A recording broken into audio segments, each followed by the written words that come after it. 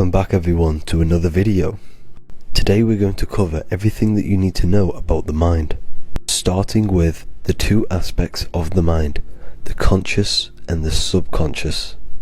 The male aspect of your mind is the conscious. This is the 10% of your mind. The conscious part of your mind is only aware of everything around you, your vision, your sight, your smell, your taste, your hearing, and your current state of emotion and thought. Every thought that you consciously think about has an emotion directly attached to it. That emotion is then impressed onto the subconscious part of the mind. The subconscious part of the mind is the female aspect of your mind. It is also a whopping 90% of your mind. Subconscious mind is controlling all of the subconscious processes which happen within your body.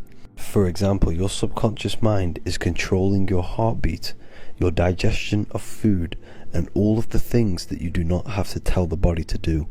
It is the hidden part of our mind which is controlling all of the hidden things. The subconscious mind is like a recording supercomputer. Everything that you have experienced in your life is all recorded and stored within the subconscious mind. One of the most important things about your subconscious mind is that it stores your mental programs. Everything in the subconscious mind manifests into behavior and actions within the body. Your daily basis routine and habits are all mental programs within your subconscious mind. These mental programs are created by mainly two ways. One, repetition, and two, emotional impact. The repetition is fairly simple to understand. The more you do something, the more it impresses onto your subconscious mind and becomes a program. That program will then manifest into your behavior. However, with the emotional programs, they work a bit different. The stronger that you feel an emotion, the stronger it is impressed onto the subconscious mind. And then that emotion becomes a program. For example, you had a very traumatic moment happen when you were a young child. The emotion that you felt was so strong in that moment that it impressed into your subconscious mind so hard that you can recall that moment like it was yesterday. That traumatic event that happened to you when you were young will still manifest into your daily basis behavior even to this day. However, it manifests subconsciously. For example, if you were in a car crash, you will be wary to enter cars with certain people. All because of that traumatic emotion that you felt and impressed onto your subconscious mind. Another example of the subconscious manifesting into our behavior is posting on Instagram. Most of the time, the reason why you post is because your subconscious mind is seeking gratification. So before you actually do something, question yourself and find out the root cause of why you are doing this. Another thing that you need to understand about the subconscious mind is that it takes everything you say and hear literally. So for example, if you go and say you are an idiot to someone, your subconscious mind will only pick up the word idiot. It only knows yourself. It doesn't know anyone else. You are casting a spell on yourself just by saying that to someone else. This is why the golden rule is to treat others like you'd like to be treated. Now, you can rewrite these programs which are already in your subconscious mind. However, it does take consistency. You have to change these programs which have been running for years. And by changing these programs, you change your behavior, because these programs manifest into your behavior.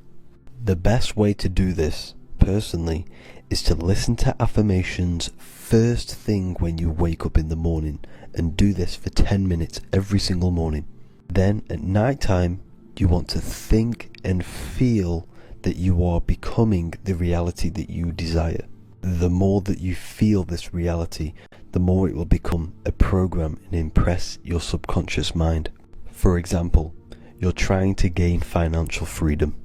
If you trick your subconscious mind into creating a program saying that you are financially free, this will manifest into your behavior. You will start doing more work. You will start looking for ways to make money. Your mind will be set on the frequency of money and financial freedom. Therefore, you will receive thoughts based around this program. If you take enough action, your life will dramatically change because of this program that you created in the mind. This is why we call it a mindset, because your mind is a frequency tuner which sets its frequency onto different thoughts, because thoughts are frequency. If you fill your mind with a specific frequency, you will gain thoughts and ideas based around that frequency. To create a stable mind, you need to master your emotions. You need to change your mindset. Everything that you experience is neutral. Based upon the mindset that you see it, you either give it a positive or negative charge. By understanding this deeply, you will then control your emotions. I hope you gained some wisdom and enjoyed this video. Please, if you can, leave a comment and a like, and subscribe to the channel if you like this content. Love and light to you all.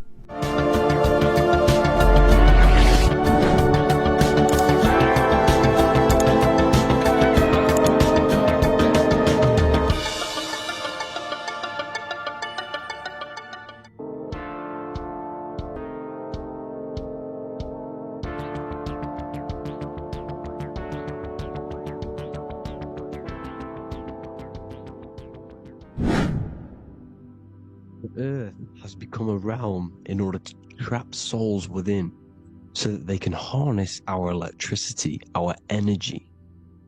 Even the Bible is talking about how this realm is controlled by the wicked one in John 5:19. We know that we are the children of God and that the whole world is under the control of the evil one. Ephesians 6:12. For our struggle is not against flesh and blood, but against the rulers, against the authorities, against the powers of this dark world, and against the spiritual forces of evil in the heavenly realms. So the Bible is telling us that this is not the only world.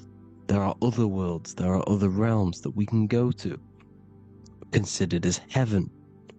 Heaven being a higher realm where there is no evil, no darkness. This is a midpoint realm where there is good and evil. Now, we're going to explain how the soul trap is how it's working, and how your soul is being harnessed for its energy, and how you are tricked to come back to this realm after death. What you need to understand is that you are the invisible intelligence behind the physical body. You are the mind and soul. The soul is the true you, the good you. It is pure love, pure bliss, eternal, never dies. The mind can be corrupted though. The mind is the intelligence of the soul. It is invisible. It has no true form. The intelligence inhabits the brain. The brain is the computer to control the electrical machine called the nervous system, which is choice, program, and action. You are the invisible intelligence behind the body, and this will prove it even more. You do not even see into the external world. You are seeing an image produced by the brain, because the light is being sucked through the retinas of the eyes. The image is produced in the visual cortex at the back of the brain.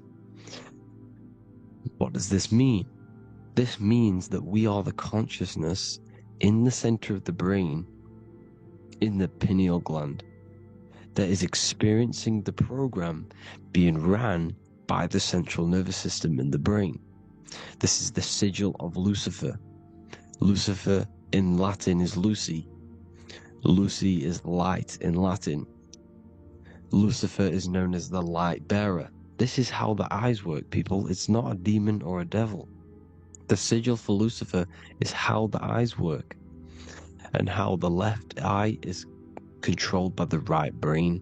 The right eye is controlled by the left brain. There is a crossover. It's the same with the body. The left side of the body is controlled by the right brain. The right side of the body is controlled by the left brain. There's a crossover with our hemispheres in the brain. Now, this empty chamber in the center of the brain is where this universal cosmic intelligence is hell, known as the most holy place in the Bible, the throne of God. Okay? This is above the 33 vertebrae on the spine. As you can see here, you are the being in the center of this point. All of the nerves are being sent back to this one particular point, which is the seat of our invisible intelligence. You can see it's an empty chamber. Our consciousness, our intelligence is not a physical thing. This intelligence is the true voice inside of your head. This is why your head is heaven, your heart is earth, your heel is hell. Your head is heaven because this is the seat, the throne of God. God is in heaven because the consciousness, this divine intelligence that's controlling the body, is sat in the center of the brain. The brain is taking commands of this invisible intelligence. When you close your eyes, you can feel your awareness, your consciousness, your intelligence is all in the brain. Your awareness is not in the feet, the heart, the legs, the arms. It's all in the center of the brain. Now, if you meditate deeply, you will find that you are beyond the mind. You are the being observing the thoughts. You are the soul observing the thoughts. Now, with this being said, you are the consciousness experiencing the program being ran by the central nervous system in the brain, because you're not seeing into the external world. It's an image, it's a simulated image produced by the brain and the central nervous system. You do not experience the external world, you do not feel the external world, you feel electrical impulses on your nervous system. Your nervous system is decoding what you are feeling. So the only thing that you truly feel is the electrical impulses on your nervous system. This is why the nervous system is the tree of knowledge of good and evil, because it gives your invisible intelligence, your mind, the knowledge of good and evil. It can detect good things, it can detect bad things. If it's hot, if it's warm, if I need to go, the nervous system is doing this. It is the tree of knowledge of good and evil. Okay? Now this universal intelligence is symbolized as the single eye. Okay? Matthew 18:9. It is better for you to enter life with one eye than to have two eyes and to be thrown into the fire of hell. What does this mean? It's symbolic, it's metaphorical, people. It is metaphoric. Your universal intelligence is the single eye, the one eye. It's the balance between the two poles, between the left and the right, the good and the evil. It knows the right thing to do all the time. This is our inner guide. The inner self is the inner guide. And when you are operating your life off duality, using your two eyes, you'll be thrown into the fire of hell, heel, lower states of consciousness. Because you're split. You need to live in oneness, even, balance. Matthew 6:22, the light of the body is the eye. The light of the whole body is the eye. You are a light being. Human. Hue means an attribute of a color. Man is the word manifested. We are light manifested into physical form. Depending on your vibration is depending on what color that you are vibrating on, which is a hue, a human. If therefore thine eye be single, thy whole body should be full of light. Again, it's talking about the single eye, oneness, completeness. When you balance the hemispheres of the brain, we'll go over that later. But anyways, the body is the earth. This is what we need to understand, people. The body is running the simulation, the program that our consciousness is experiencing. So when we leave the body during death and astral projection, we leave the earth. This is how it works. The body is the vehicle for the earth, for this realm. Everything exists within our mind. You have the soul, mind, and body.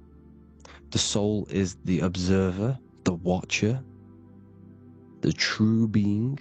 This is why she has many different heads, because the soul inhabits different bodies. This is the serpent, which means knowledge, which is the mind, wisdom. And this is the body, soul, mind, and body, Brahma, Vishnu, Shiva. The mind is the bridge between the soul and the body. So what do I mean? When you astral project, you are using your mind to project your awareness, your observing consciousness outside of the physical body. The mind is the projector, projecting consciousness. By using your mind, you can project your consciousness outside of the body, which is known as the astral realms, which is known as walking on water. Jesus was never walking on physical water, people. It's metaphorical. Believing the physical body. The water is the ether, which is the veil between the physical and the astral realm. It's a fluid substance. It's on either side. It's physical and astral. The ether is the fifth element that they hide from us.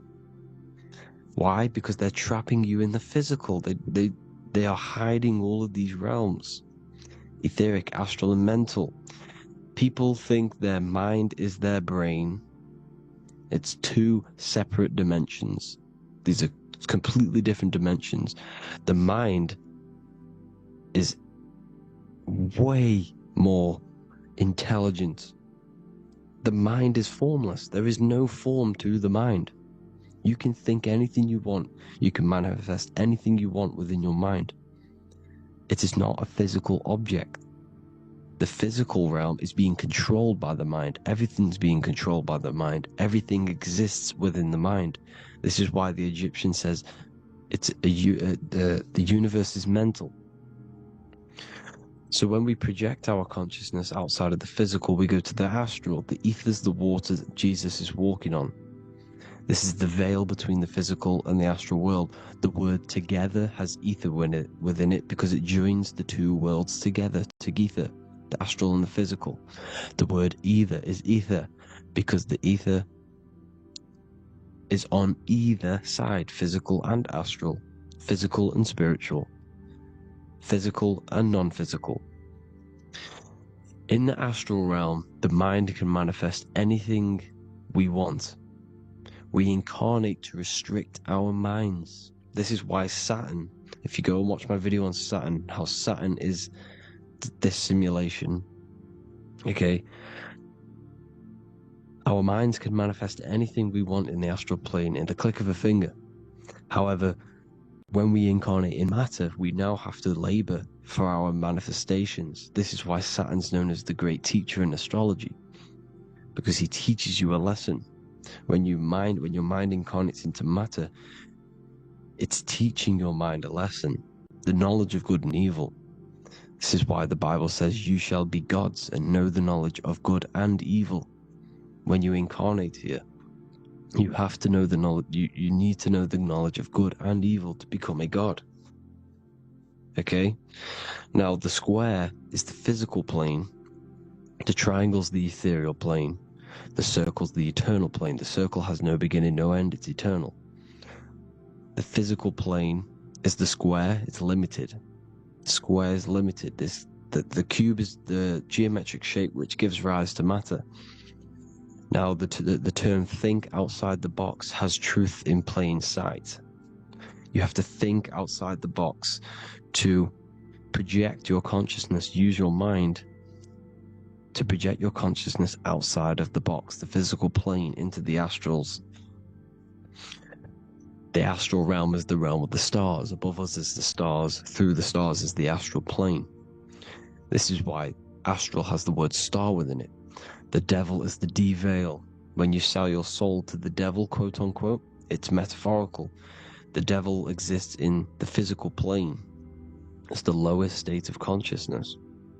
The de-veil, you de-veil yourself into the physical. when you are the devil, the devil, the ethereal plane. Now, we also know what the famous symbol of the all-seeing eye, right? The all-seeing eye with the eye in the triangle. Look at the Masonic artwork showing you the triangle above in the sky. This is symbolizing the ethereal planes. The eye in the triangle symbolizes your invisible intelligence, your mind, which has the ability to see on either side. Because the triangle's the ethereal plane, the eye is your consciousness, your intelligence, and this intelligence has the ability to see in the physical plane and to see in the ethereal planes, in the astral planes. This is why it's above the earth, it's above the ground, because it can see here, it can see in the heavenly realms. Now, the stars are, well, this is known as heaven, the realms of the astral planes. This is some quotes from the Emerald Tablets of Thoth. Out of the darkness ye must rise upwards, one with the light and one with the stars. Man is in process of changing to forms that are not of this world. Grows he in time to the formless, a plane on the cycle above. So there's other worlds. The Bible's telling you there's other worlds, there's other realms. Know ye must become formless before ye are one with the light, the astral light above, which shining through the stars. Not of the earth are ye, earthy, but a child of the infinite cosmic light. You are the invisible intelligence controlling the physical body. The body's not you. It's the vehicle that your soul lands in when your mind projects your consciousness into that realm. Free from the body, I flashed through the night. Unlocked at last for me was the star space. Wow, that's powerful. The star space, the astral planes. This is what it's talking about. We are all a star. We descended from the astrals, which is the star. We are all a star. Look at the ancient paintings of Jesus' birth. It's the star beaming his consciousness down into the physical plane. Here's another one. Here's some Freemasonic artwork showing you, again, the ether, that invisible intelligence, the eye, manifesting itself inside of here, in the physical realm, where the people are. You see? It's the same here. This is Jesus. Here's the bird symbolizes the Holy Spirit, your invisible intelligence, descending into the waters, the ether, the ethereal, everything. The ether's the base of all physical matter. Here's Truth in Plain Sight. Mr. Bean, the famous TV program in England, in the UK.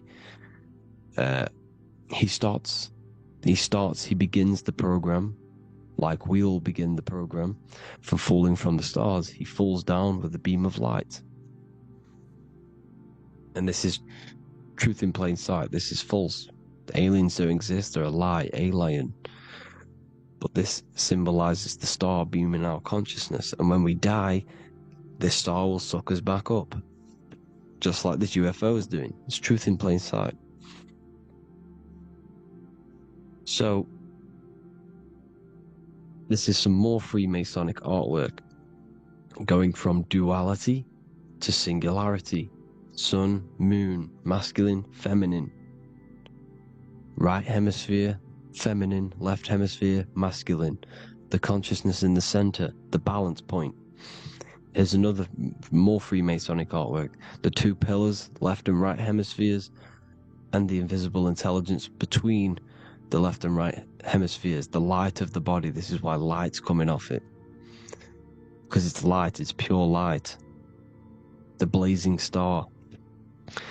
The stairs go from the checkered board, the duality, up to oneness, in between the sun and the moon, the masculine and the feminine. This is symbolizing going into oneness. What did the Emerald Tablet say? You've got to become one with the stars, one with the self. Balancing the two hemispheres. so that you can gain, because when the two hemispheres are balanced, you can gain a more deeper connection with your invisible intelligence. Same with the chakras. When the chakras, the 7 seals in the Bible, these are 7 seals because when you conquer the 7 chakras, when you balance the 7 chakras, you then gain a more deeper connection with your internal self, because your mind is not filled, it's not being ran, it's not being dominated by these 7 deadly sins, the 7 seals, the 7 chakras. These are 7 energy centers which are concealing our true form. Balance makes us have a stronger connection with our true cosmic intelligence. Heaven is even. This is why Jesus is pointing at the heart. The even point is the heart. You got to balance the chakras and live from the heart, because the heart is the earth. You're in good and evil. The body manifests the lower and the higher self. The higher self is in the higher parts of the body. Wisdom, intuition, expression. The lower self is in the lower parts of the body. Sex, food, and power. This is how they are trapping your soul, people. Like I said, the mind is the bridge between the soul and the body. So by tricking the mind, not giving it the right knowledge, and keeping the mind stuck in the lower 3 centers, thinking about power, food, and sex, this is low vibrating energy. It's going to keep your mind addicted to the physical realms. Okay? This is why you need to go even, balance, heaven. Okay? I will explain the soul trap in a second, how it fully works. But I'm telling you all the science behind it so you can understand. When you are doomed, you are domed. This is the dome, the firmament, the firmament, the mind. Ment is mind, firm is firm. A firmament is doomed under the firmament. You must have a loose mind, an open mind, to expand your consciousness beyond the stars, beyond the ethereal barrier. You have to vibrate higher than this world. Your consciousness must be expanded more than the physical plane. You need to learn how to astral project. You need to learn how to leave the body, how to operate outside of the body, so that you, when you do leave the body, you will have recognition. You'll have knowledge. You'll have practice. But this is as above, so below. The woman's belly is the earth. It's as above, so below. It's a microcosm of the macrocosm. We are the children in the womb. We are the people in the earth being ready to be born into the heavenly realms. As above, so below. It's a microcosm, macrocosm. Everything is in everything on a bigger and a smaller and a larger scale. Now, when the baby figures out that there is a world beyond its mother, what happens? The baby starts to move around and tries to get out of the mother. Because once it starts to hear the external world, starts to hear people, it's going to wonder, what's outside of why am I in here? What's outside? So the baby will force its way out of the mother. It's the same with our minds, as above, so below. When our minds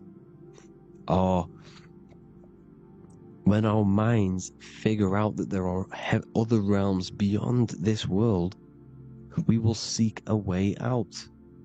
This is the womb, the mother earth, mother nature. It's the mother. We're in the womb. We can be born out of this world, which is being born again in the Bible. When you are doomed, you are domed under the dome, under the firmament, the firm mind. The firm mind will keep you under the firmament. Due to the law of polarity, there has to be other realms. There has to be. Because the law of polarity works in this world, and it will work on every scale possible. It's universal laws. These are universal laws. The law of polarity means that there are other realms polarizing this realm. There is a hell, there is a heaven. There is a midpoint, which is Midgard, which is the one we are in now. Earth, heart. Earth is the heart. Heart is the center. Good and bad. The balance between good and bad. Your reality is your level of realization. Your mind realizes other worlds. You will seek a way to them worlds. It's that simple. The soul trap is to keep you stuck in this physical body, which is the earth. This body is the earth. It's running the program, like I said at the beginning. It's running the simulation that your consciousness is experiencing. You are an electromagnetic being, and you're hidden in a cage, your rib cage, and you're stuck in cells, a prison cells. Look, you're in cells. We produce electromagnetic energy. Your soul produces this energy. And by trapping your consciousness inside of this physical realm, they harness this energy within the astral realms. They're nothing for them because they're trying to create a hive mind. This is why they want everyone to believe in one belief system, one government, one belief system, one religion, because they're creating a hive mind. This hive mind will, the plane is the matter. So all of our minds together are manifesting these demons within the okay? When your mind and soul detaches from the body, which is the earth, when you leave the earth, you're still going to have these mental addictions to the food, the sex, the materialism, the phone, the cigarettes, everything. This is why they get you addicted to everything possible. The TikTok, the YouTube, they get you addicted to as many things possible. Because when your mind is addicted to these things, and you will be manifested into the lower astral realms because you're thinking materialistic, you're thinking negative, because your level of realizing vibrating on the very low, which will put you in the lower astral realms. So guess what? You're going to come back. You're going to come back into materialism. You're going to reincarnate. Because you haven't prepared for life after death. You must detach from the external world. Okay? Moon is mind. The sun is the soul. The earth is the body. The moon is the mind. This is why we say lunatic. In your mind, you have a specific mood. Moon. Money, M-O-N, is the moon. Money exists in the mind. They get you addicted to the money. The Bible's telling you this. Do not conform to the pattern of this world, but be transformed by the renewing of your mind. It's telling you. Of this world, but be transformed by the renewing of your mind. Who knew that the Bible was this deep? Matthew 16:26, what good will it be for someone to gain the whole world yet forfeit their soul? James 4:4, don't you know that friendship with this world means enmity against God? Therefore, anyone who chooses to be a friend of this world, of the world, becomes an enemy of God. John 4:4, dear children, are from God and have overcome them, because the one who is in you is greater than the one who is in the world.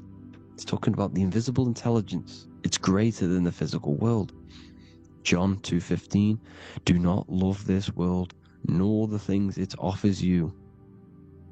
Because this world will create you to, if your mind has attachments to what this world offers, sex, money, and power, pretty much, you will reincarnate here. You will come back here. Because when you leave the body, your mind will still have these addictions. Do not love the world, nor the things it has to offer you. All of this is in my newly published book. The paperback versions are now available. Finally, for all the people who have been waiting, you can get it anywhere pretty much, any country. my new website.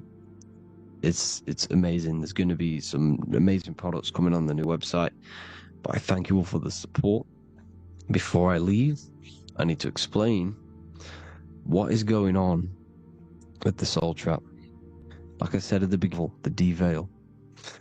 Thank you all for the support, people. If you do want to join the Academy, all the links will be posted below this video for the book, The Academy. Thank you all for the support, and have an amazing day.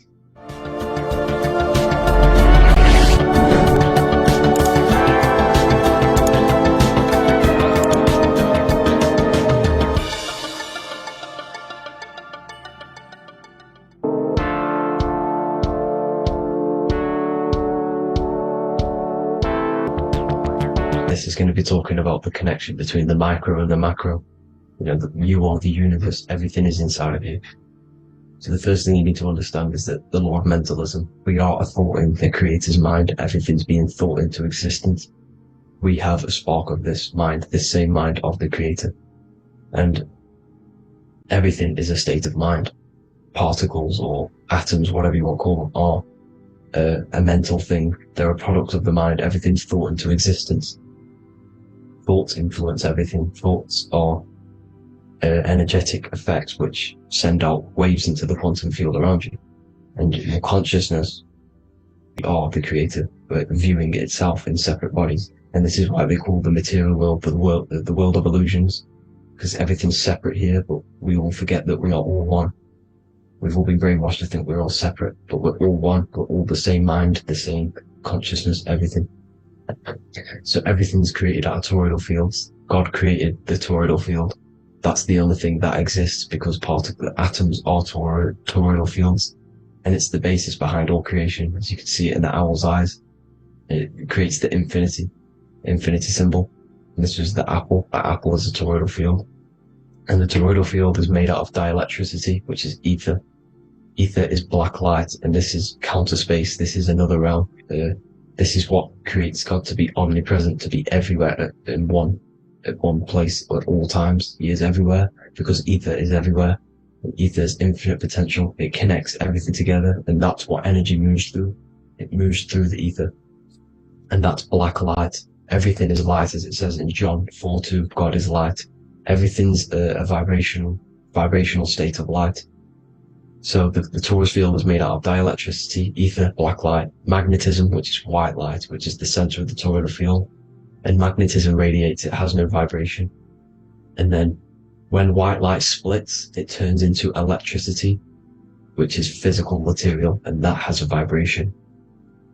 This is the Holy Trinity, the sun, the moon, and Saturn. Saturn, the god of materialism. If you've watched my videos on Saturn, you know that Saturn is crystallizing everything into physical matter. And that's why his old name was El. The ancients called him El. And this is why we get L electricity. This is where L electricity comes from. Because L electricity is only a product of the physical world, which is redshift, blueshift, Adam and Eve. And this is what creates the redshift, blueshift is a product of magnetism. When magnetism, white light splits, and this gives us vibration. And this what creates the toroidal field, which is the basis of all physical creation. The sine wave is created out of the magnetic wave and the electric wave. The electric wave is the blue wave, and the magnetic wave is the straight wave, which is radiation. This is vibration, frequency. So the magnetic wave is straight, and then you have longitude and amplitude, which is depth, which is dimension. You see how the electric wave has depth and a dimension. This is why you get the cross. This is the cross of Earth. This is the symbol of Earth, of bondage, of physical matter, because it consists of magnetic wave and depth, which is electric wave. I mean, this is where you get the sun cross or the earth cross, whatever you want to call it. It's the cross of physical matter, and the ancients knew this. This is why they used that symbol. Redshift, blueshift, which is the toroidal field, is the basis of all creation, physical creation. And this is why you have the police siren is red and blue. The Matrix movie, red pill, blue pill. You have red blood and blue blood in your body. The Democrat and Republic, the two parties, red and blue. Like your taps, on your taps, you have a red and blue tap. One's generative and one's destruction. fire, destruction, water, generative. So this is the basis of all things. And electric wave has dimension, like I've already said, depth, material, and it's measured in hertz. It's measured in hertz because it hurts you, it decays, because the electric wave has a vibration, and vibration always has to go back to a standstill point. This wave cannot go forever, but the magnetic wave will go forever. It's radiation. Magnetic is radiation. It radiates forever, it pulses, but the electric wave will at some point come back to a standstill point, and that's why it hurts, it decays. That's why our physical body decays, because we contain of electricity. This body is an electric body, and it will return back to stillness like a guitar string. If you vibrate a guitar string, you pull it, it will vibrate, make a sound, and then go back to a standstill point. It's the exact same with every single toroidal field within the body. It will decay, and this is why our bodies decay, and everything in creation decays. So we're born into sin. The sin of Eve. The sin of Eve is us biting into the tree of knowledge of good and evil, which is the, the systems in the body.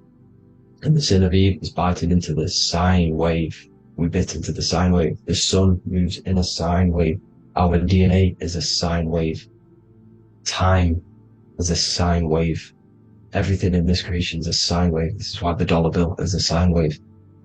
Magnetism and electricity and electric waves in one. And this is the sun doing its sine wave, which creates, when you go bowling, it kind of creates that pin that you hit over. That's the pin of the sun. The zodiac sign is a sine wave, because the zodiac sign is an expression of the toroidal field, because magnetism unfolds into 12ness. And that's why you have 12 zodiac signs, 12 systems in your body, 12 cranial nerves in your head, in your brain. So if you can imagine this, see where my pointer is. Always starts with Aries. Aries is the head. It's the first thing that's created in the womb. And this is Aries, the ram. And this is why it's called a cerebrum in your brain, which is the first thing that creates when you're in the womb. And what's the element of Aries is fire. Fire is the first element. F-I-R, first, because it's the first thing on the wheel, the first expression. This is the center of the toroidal field. It would go Aries, Virgo, Capricorn, Pisces, Scorpio, Cancer. Then we go back to Libra. Libra would be center. But you see how the toroidal field is the expression of the 12 energies. That's what the constellations are, the energy expressions of the toroidal field. Bottom half. Libra is when it goes from summer over to autumn. It's the equal. It starts to transition into the winter side. Equinox, which is Libra, and that's why Libra has the two scales. It's symbolized with the two scales. That's because of, the sun moving over. It's being judged. It's equal now, but then it's going to tip over into the winter. That's why Libra is here, the center of the sine wave. And like I said before, magnetic energy unfolds into 12ness. Magnesium is number 12 on the periodic table. It's the sacred number. And this is why the scientists are trying to, NASA is trying to bring in another constellation to destroy the holy science of astrology. So Aries rules the head, which is Mars. Taurus rules the neck, the lower head. Gemini, the two twins, which is your lungs, your two twins, your arms, two twins. Cancer, the breasts, the chest area. Leo, the heart, which is the sun, which is fire, the center of the toroidal field. Virgo, the belly, which is the intestines. Libra, the kidneys, the two scales, the kidneys, balancing out everything. Scorpio, the sex organs. Sagittarius, hips and thighs. Capricorn, I've missed that out, which is the kneecaps. Capricorn, kneecap. Aries, which is the ram, which is the cerebrum in your brain. And then Aquarius, the calves and the ankles. And the Pisces, the two fish, the 2 feet. So everything corresponds, as you can see here. This is an ancient way of depicting it, of the folded human. And this is everything. Each constellation rules that part of the body, gives energy to that part of the body, makes you do certain things.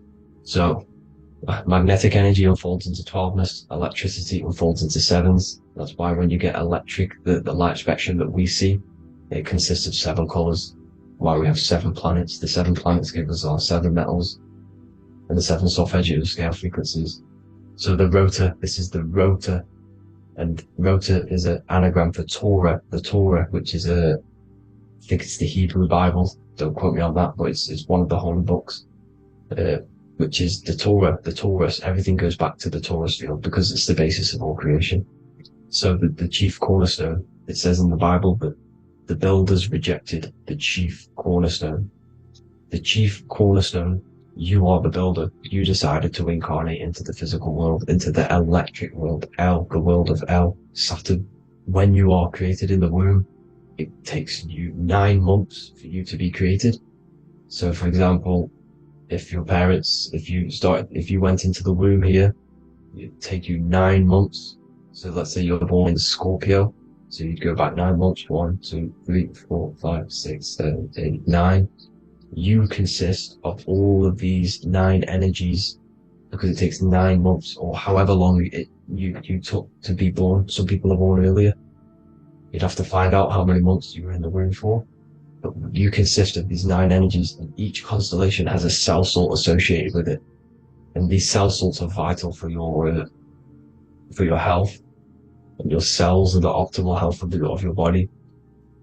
So the chief cornerstone that you rejected is these 3 cell salts, these 3 constellations. So you're mineral deficient in these 3 constellations. For example,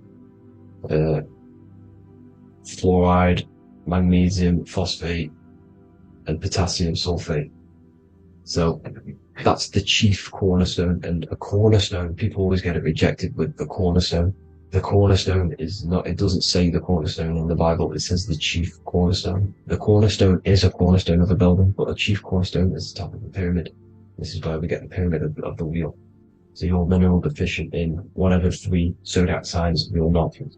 You were not in the womb for. This is the chief cornerstone you rejected. So the human body is the micro. It is the universe in a physical form. It consists of everything in the universe. Just like your consciousness is the universe watching itself, experiencing itself. Your body is the whole universe. 12 systems in the body, 12 zodiac signs, 7 chakras are the 7 planets. The Holy Trinity of you is your Temple of Solomon, the soul and the mind, the sun and the moon. You know, everything is in you. You consist of everything, all the energies, everything. Heaven and hell. Heaven and hell is a mind state. It's a state of the mind. Head, H-E-A, which is heaven, and the heel, the bottom of your foot, is hell. And the bottom of your foot is the soul. So they're basically saying, well, it's wordplay. They're saying that your soul is in hell because, you know, with the elites being in control. So they call the bottom of your foot the soul, trying to say that you're in hell. The Christ is in you. And this Christ is Greek for what? Christos. And Christos is Greek for the oil. And this oil is produced in the cerebrum, the Aries, the ram, the cerebrum, it goes down the pineal, the pineal and the pituitary are underneath the cerebrum, goes down the pingala and the ida, the pingala being the positive charge connected to the pineal gland, pin, and the ida connected to the pituitary. And this is the 2 serpents going down the spinal column. And this is why Jesus goes from Nazareth to Bethlehem, and then Joseph and Mary are waiting for Jesus in Nazareth. Joseph and Mary are the pineal and the pituitary gland waiting for Jesus to come back up the River Jordan, your spinal column. So this is the oil. This is the story of Santa as well. Santa comes from the North Pole. Why?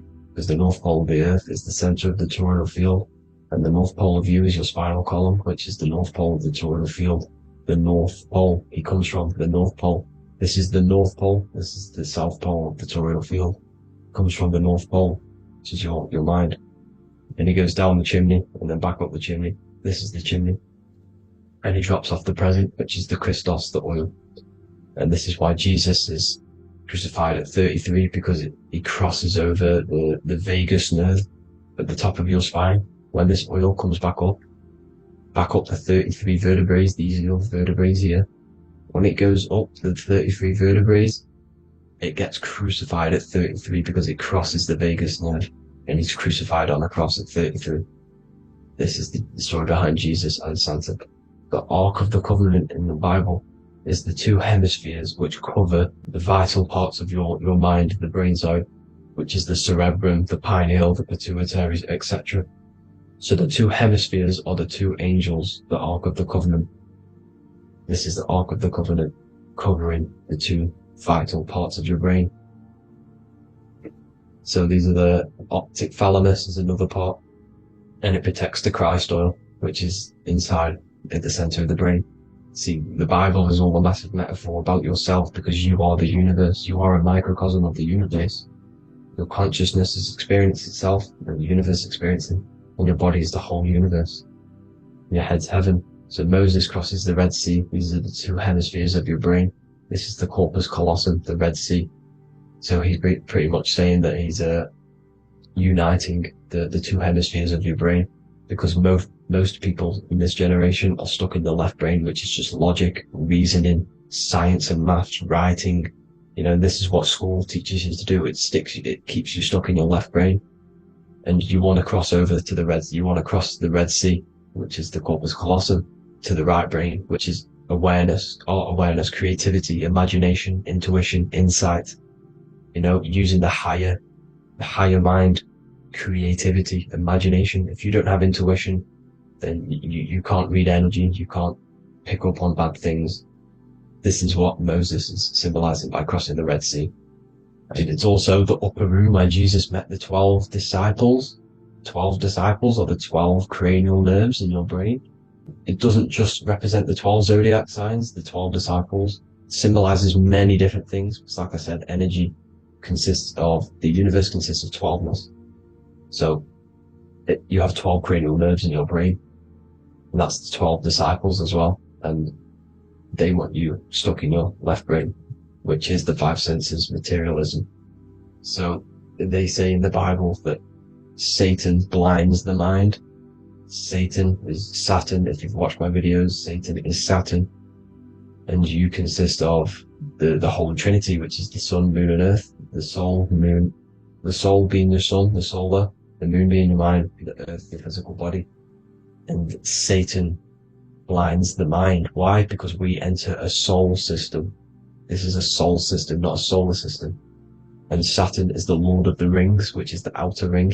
When your soul enters the soul system, your soul starts to materialize. It hits Saturn. Why? Because Saturn starts to materialize you. You take on the 7 virtues, which are the 7 planets, which are your 7 chakras.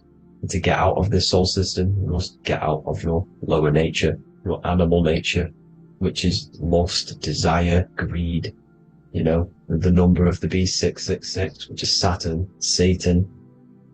So you enter the soul system, you take on the 7 energies, which you turn into physical matter. And this is your descension from heaven to, well, to say hell. And then you must raise back up from matter to spirit.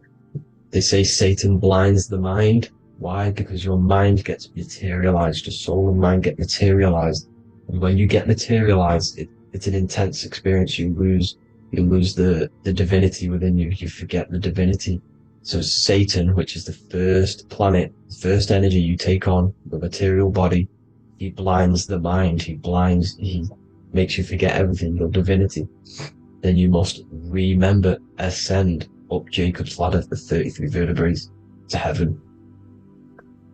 And this is a microcosm of the macro, because you will ascend back up to heaven if you do this, when you leave your physical body, when your body decays.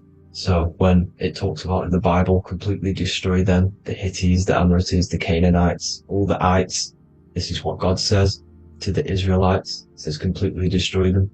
It's basically symbolizing saying destroy your lower nature. The Canaanites, cannibals. We're under a Canaanite system now, which is cannibalism. And this is flesh eating, lust, greed, all the demonic stuff, all the lower vibrational stuff, the lower nature, eating, sex and survival, the lower 3 chakras. You must get out of these lower 3 chakras and return back to spirit, which is heaven, which is spirit, love, being holy, being truthful, being passionate. Going back to Satan blinding the mind, all of the planets are made out of these 3 symbols. Satan blinds the mind, and that's why Satan's symbol, this is the symbol for Saturn, Satan, this symbol for Saturn is the cross, which is physical matter, the earth, over the moon is your mind. So the Saturn symbol saying matter over mind. He blinds the mind. Satan blinds the mind once you enter the soul system. And you must remember, in the Bible, it talks about the Genesis, which is Eve, the sin of Eve, which is biting of the tree of knowledge, with the serpent, which wraps around the tree. It says the serpent placed himself on the tree. Well, the serpent is the spinal column. It's the serpent telling you eat from the tree of knowledge of good and evil, which is your nervous system. And eating from the tree of knowledge of good and evil is doing bad things. For example, over-sexualized, overeating, eating the wrong food. That's eating from your nervous system. It's decaying you, and it's preventing you from achieving the God self, the God consciousness. This is the symbolism of, the tree on the serpent, telling you to eat from the left brain, with the left brain being the sinister. Sinister is Latin for left. That's sin. Sin is left. And left is lefty Lucy, Lucifer, right, righteousness, right, God, godly. The tree of knowledge of good and evil, which is your nervous system, because it determines good or bad. And, that's the only thing you experience in this world is your nervous system. And then the tree of life is the cardiovascular system, and the Garden of Eden is your body. So that's it for this video, people. Hope you've got a greater understanding of how you are the universe and everything is inside of you. Just keep in mind you are the universe experience in itself, and your body is a reflection of everything. The 12 constellations, the 7 planets, everything's inside of you. This world is an expression from the inside outwards. You can't affect the outside world to manipulate reality. Everything's inside of you. I hope you got a greater understanding of this. God bless.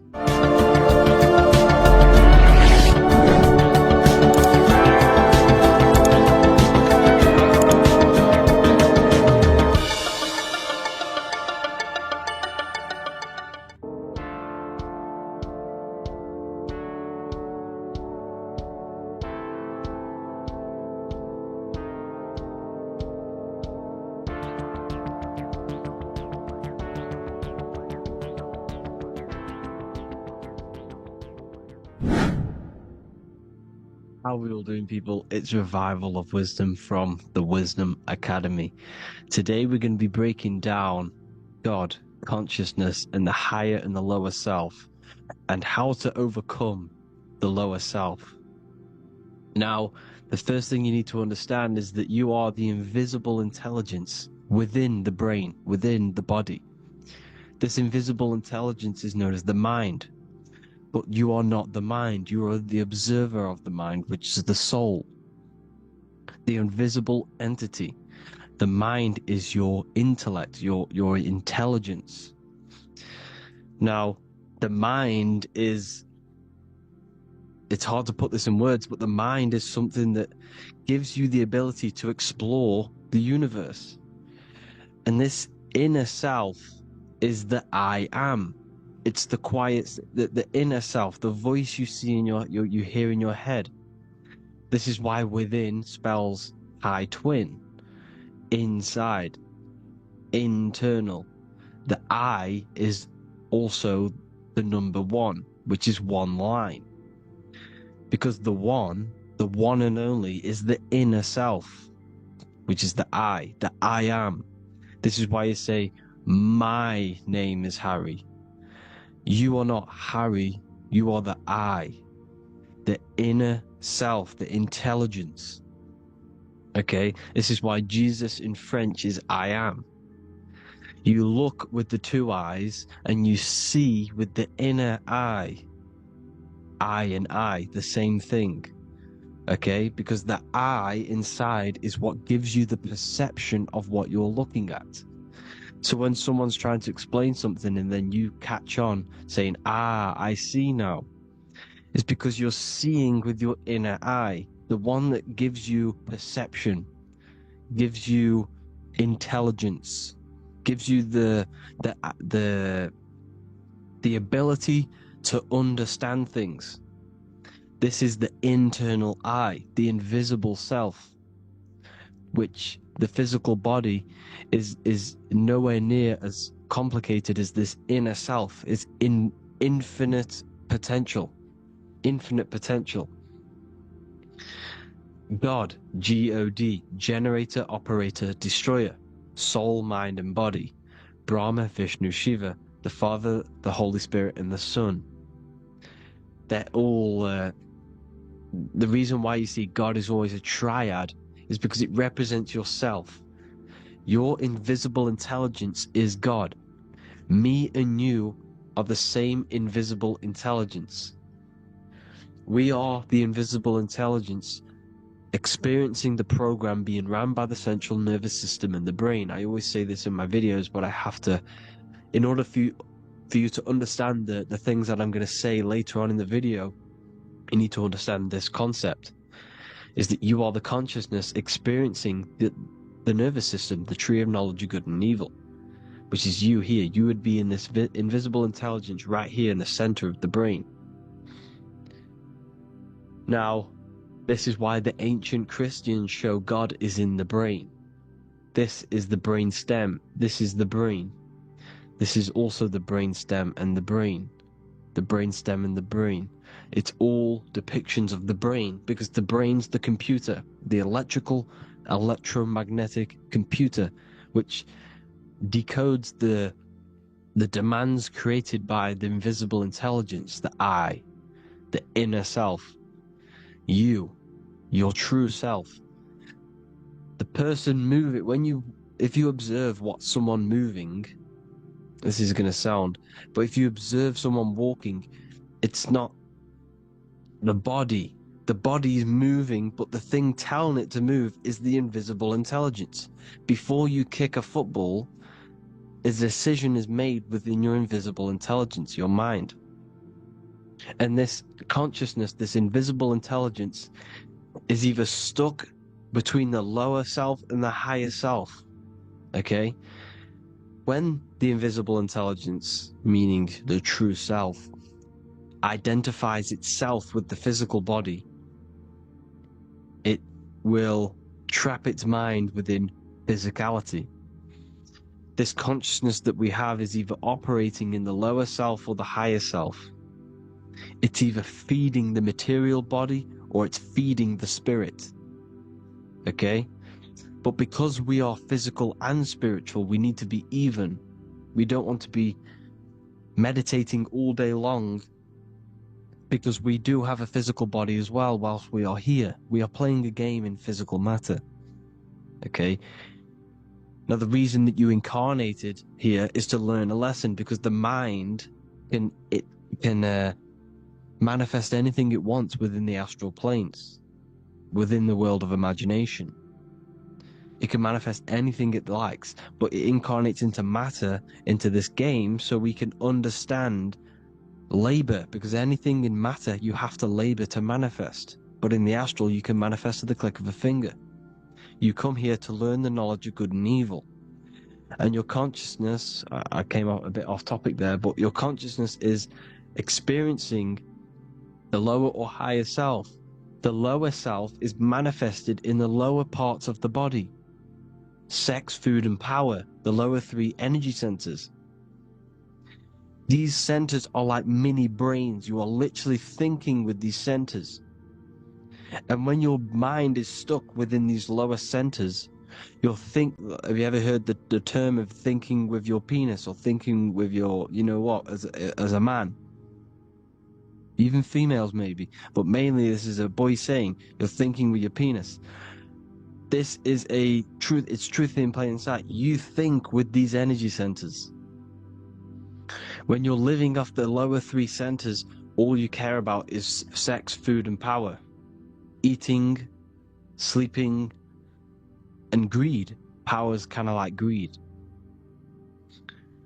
Now, when we move up to the higher parts of the body, when we live our life within the higher parts of the body, this is considered heaven.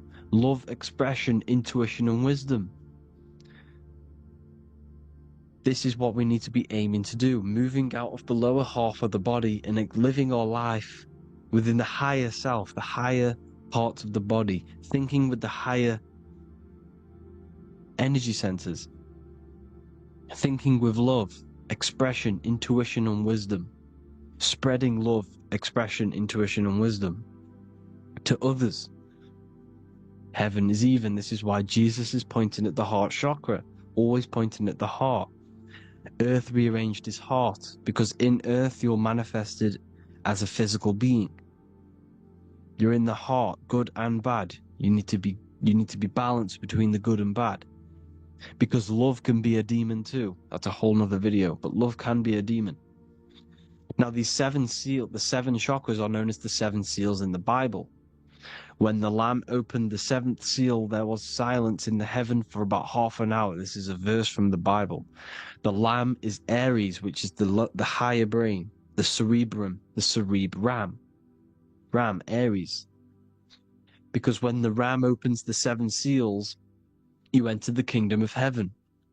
Because these chakras seal your invisible intelligence. They seal your true self. You are behind these seven seals, your true invisible self, your true consciousness. Because behind these seven seals, you do not think about anything materialistic. Your intelligence is not material. It's not physical. It's not from the physical world. It does not desire the physical world.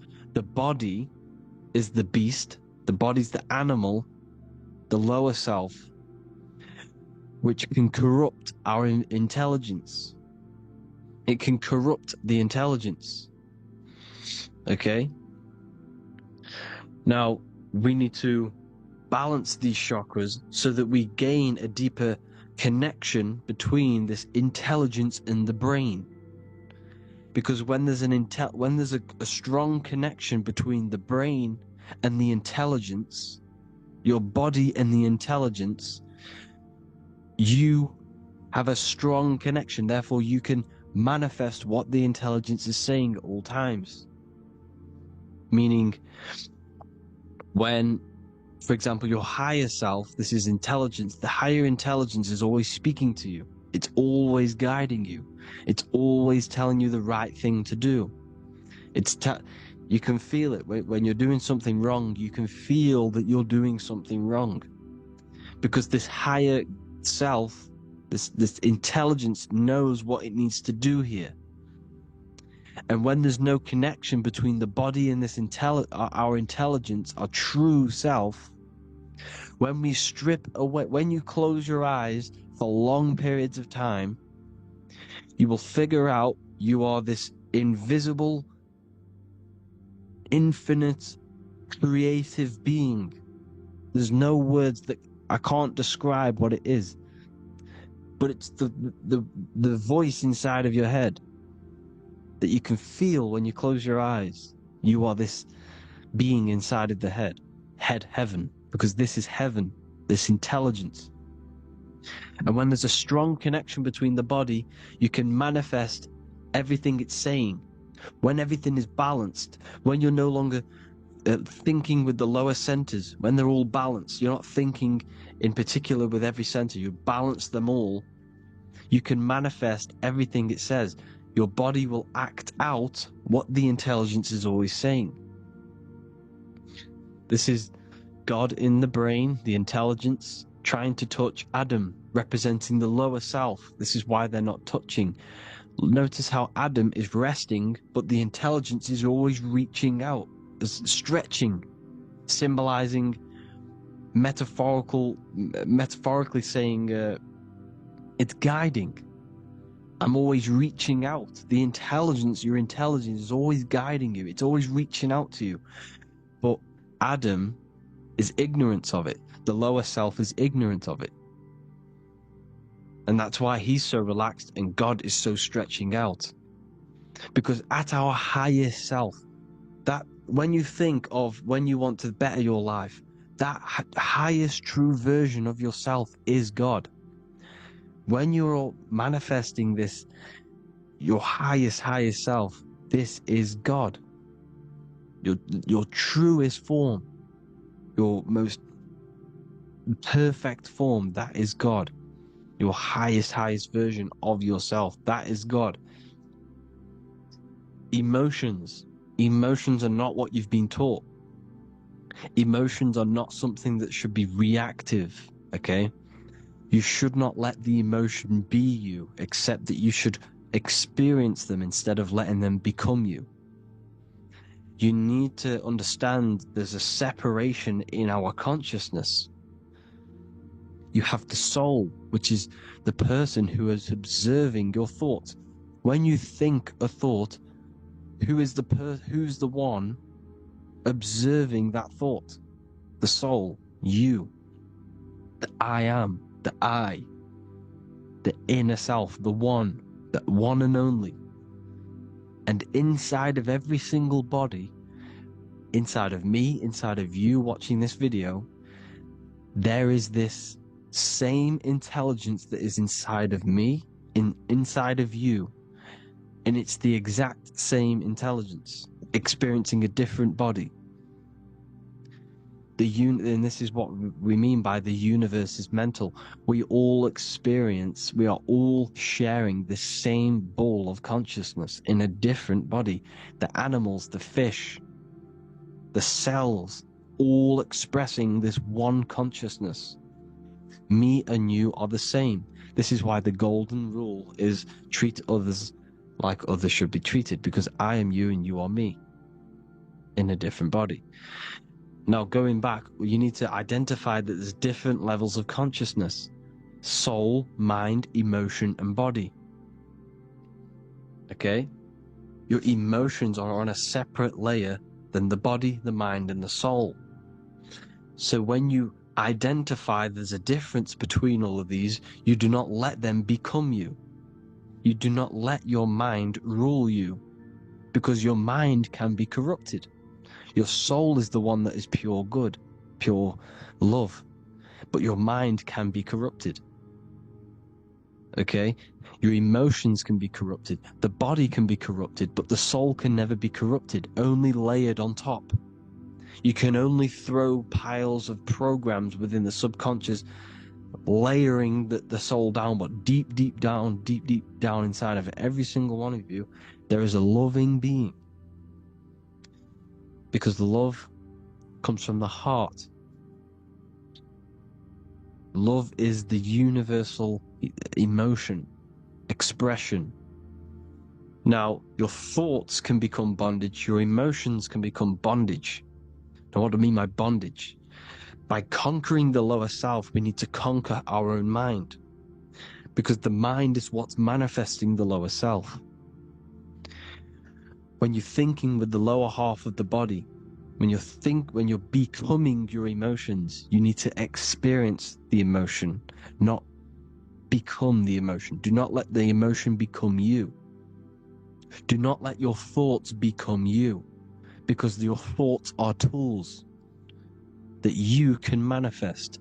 Your thoughts are the idea. Your emotion is the energy that you can use to manifest that thought. Your emotion is energy in motion, emotion. You use emotion to manifest, to feel as if you already have the thought. Therefore, you become that vibration. Therefore, your emotions are actually a creational force that is given to you to manifest things, because you're a human, a manifester. You're here to manifest things. You're a creator. You are a god. Your inner self, your intelligence, your I am, the one and only inside of you, the inner self, the quiet one, the one that's deep down, the invisible intelligence, is it's creating things all the time. All the time.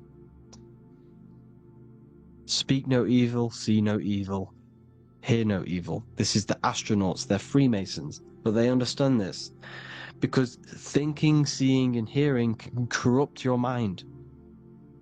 And when you have a corrupted mind, you'll have a corrupted subconscious. The subconscious will manifest into the body, because 90% of your behavior comes from the subconscious mind. So you got to speak, see, and hear no evil. But sin, what is a sin? To overcome our lower self, to overcome our lower self, the 7 deadly sins are not something that goes against an external God, A sin is something that goes against your inner guide, your inner conscience, the inner self that's always speaking to you. It's always telling you the right thing to do. A sin is something that goes against this inner guide. And this is why you can feel something where you can feel you're doing something wrong. Because the inner guide is speaking constantly. And when you commit these 7 deadly sins, which are 7 internal states which keep your invisible intelligence bound to your physical body. Because evil, right? Evil love bondage. This is why they stay in this realm and they control this realm, because they love the bondage of the body. They like matter. They want to stay in matter for eternal life. They don't want to ascend back into the heavenly realms where you do not have a physical body. You can explore the universe within the astral planes. They stay bounded to the body, bounded to the 3D construct of the physical world. They have greed, lust, envy, gluttony, wrath, sloth, pride. They want all of this.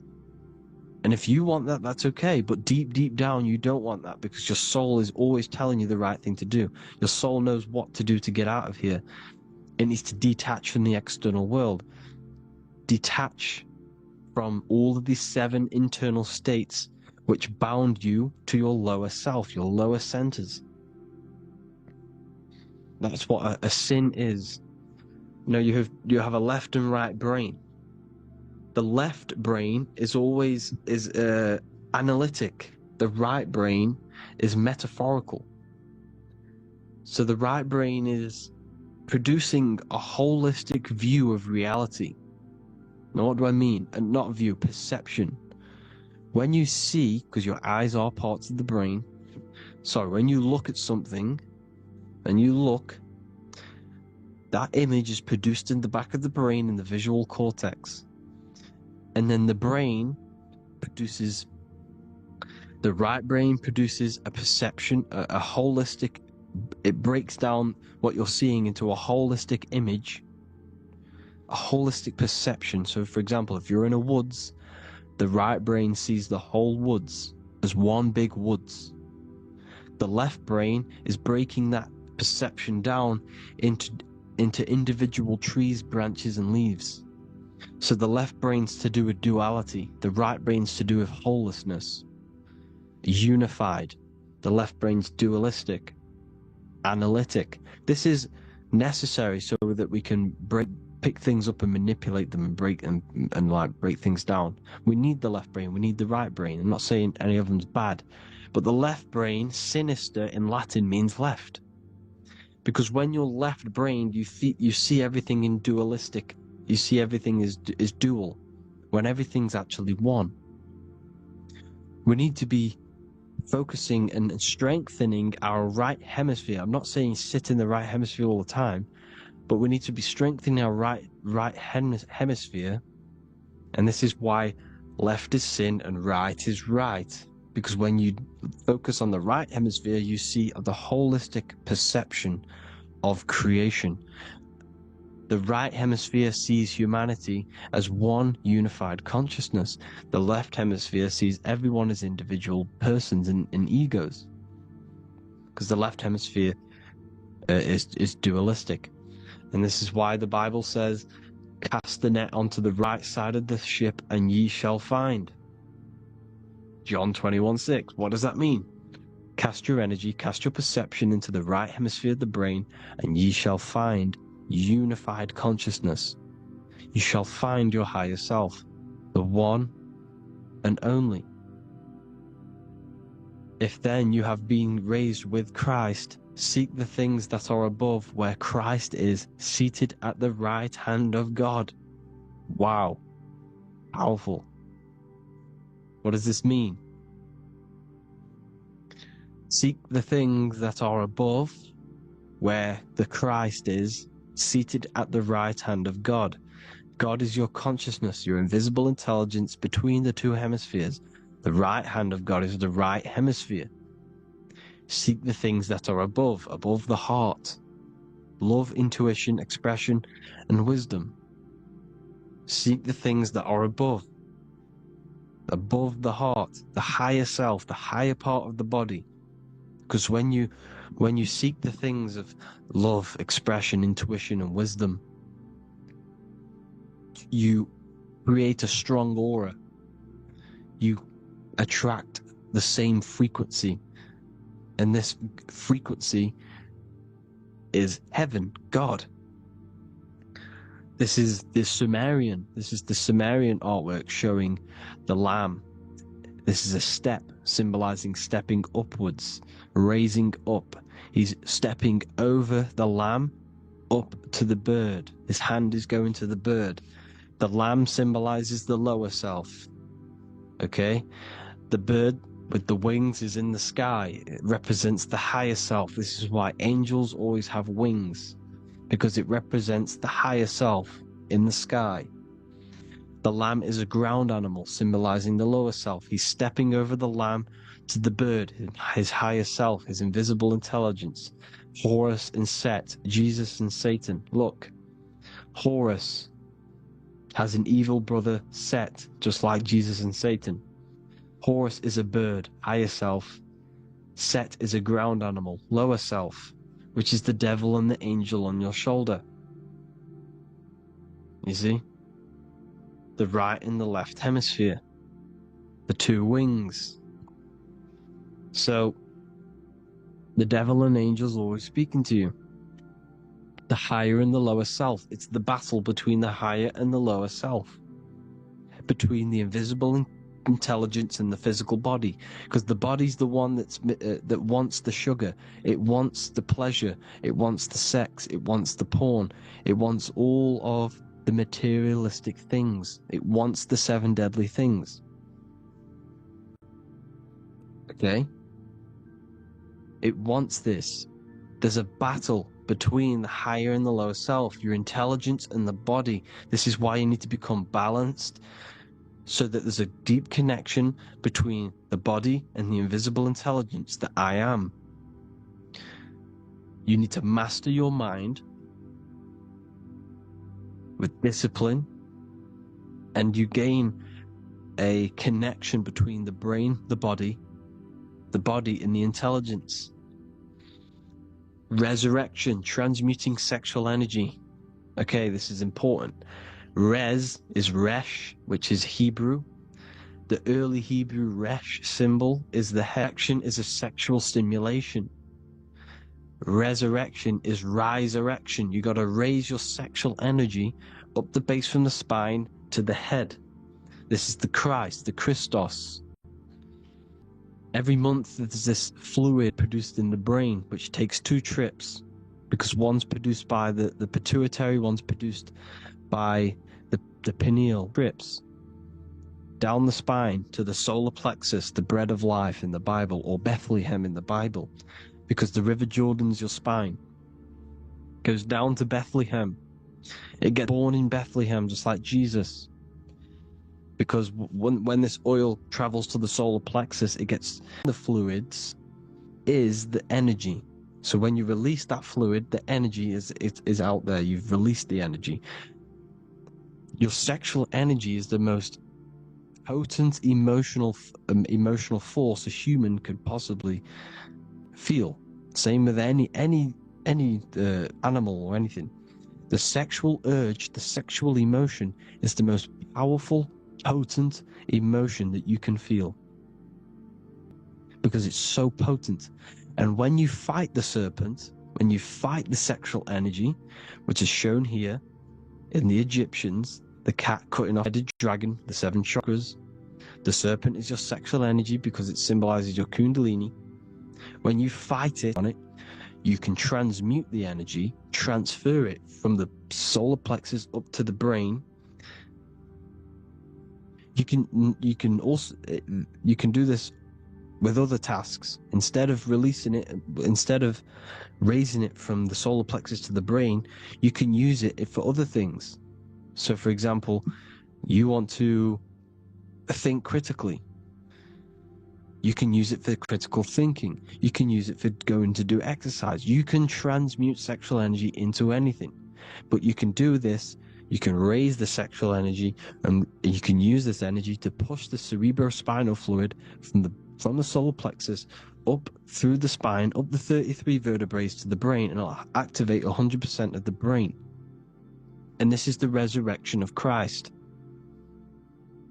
Jesus was never dead. Jesus was never rose from the dead. It symbolizes the Christ, Jesus Christ. Christ is Christos, which means oil in Greek.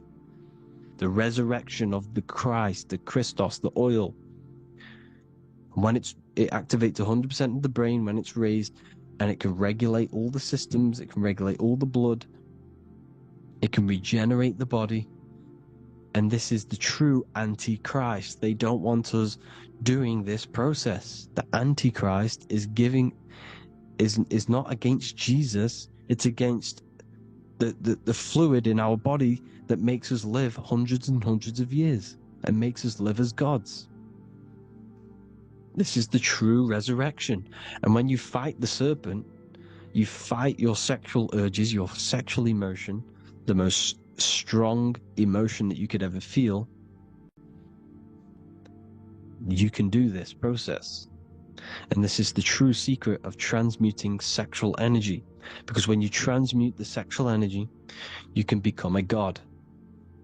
And this is why Hercules is fighting the serpent.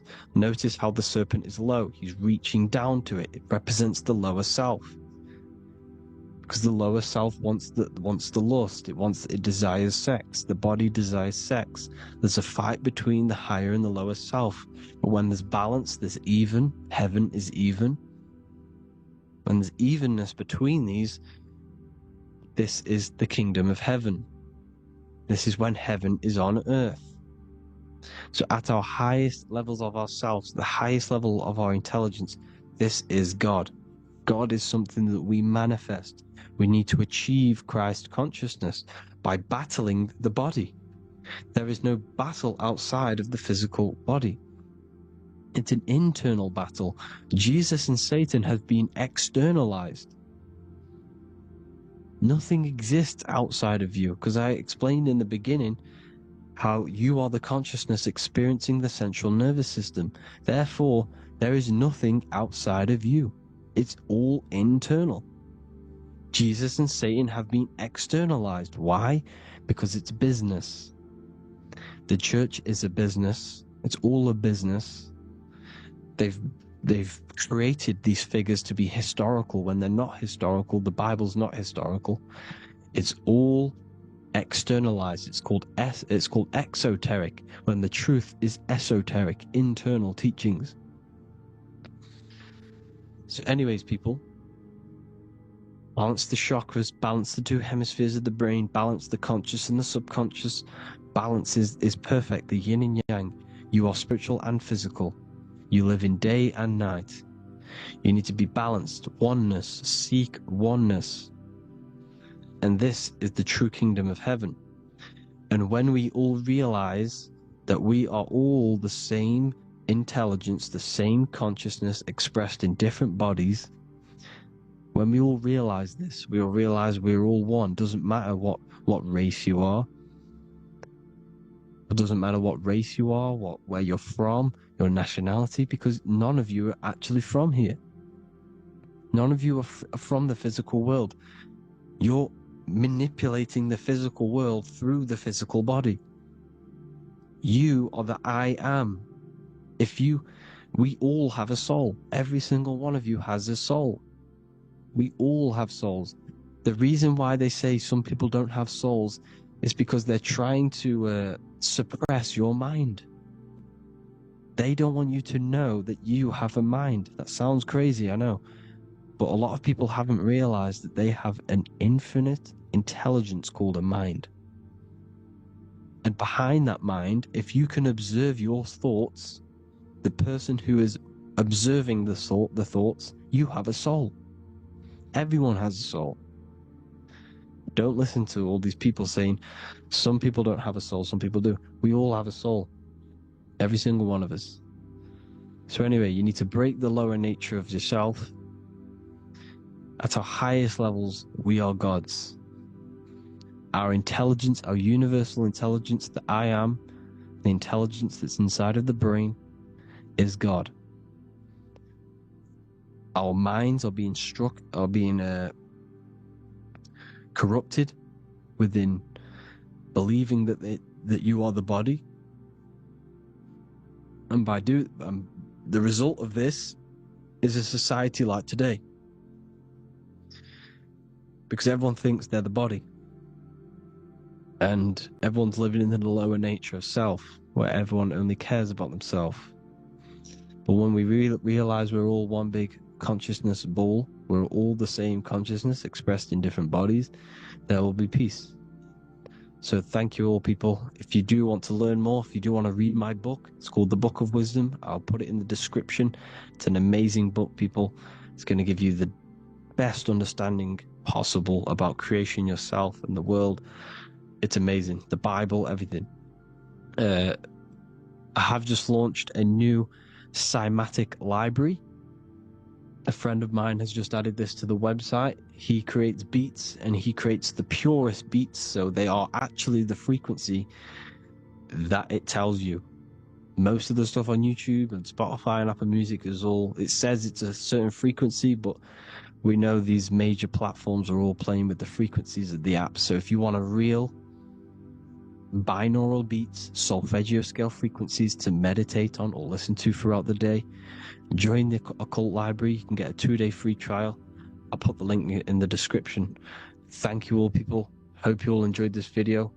God bless you all.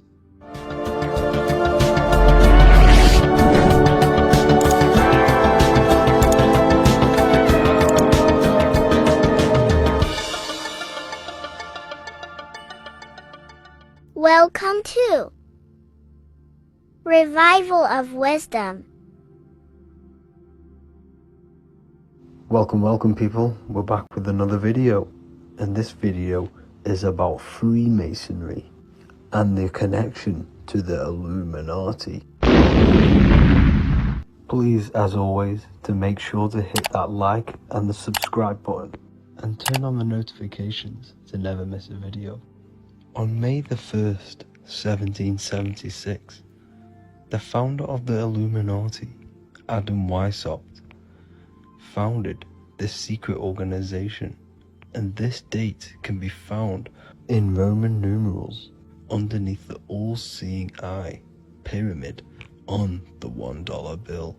This $1 bill also says Anno Coptus Novus Ordo Secularum. This is Latin for announcing the birth of the New World Order. This New World Order will be headed by Lucifer, the all-seeing eye, and followed by the 13 layers of bricks for the 13 elite bloodlines. So your Orsini's, Rockefellers, Rothschilds, Soroses, and the other 9 elite families. So when Adam Weishaupt created the Illuminati, he made it consisting of high-level degree Masons, French and Latin philosophers, and many more powerful people to all become one society. So this is why you see Masons using this same symbol of the all-seeing eye inside the pyramid. But not all Freemasons are part of this Illuminati secret society. As the 33rd degree Freemason Manly P. Hall said in his book The Secret Teachings of All Ages, Freemasonry is a fraternity within a fraternity, an outer organization concealing an inner brotherhood of the elect. So what he's saying here is that Freemasons have to go up the degrees of Freemasonry, and once they hit the top, they either get elected or not into these secret societies like the Illuminati, Skull and Bones, and Knights Templar.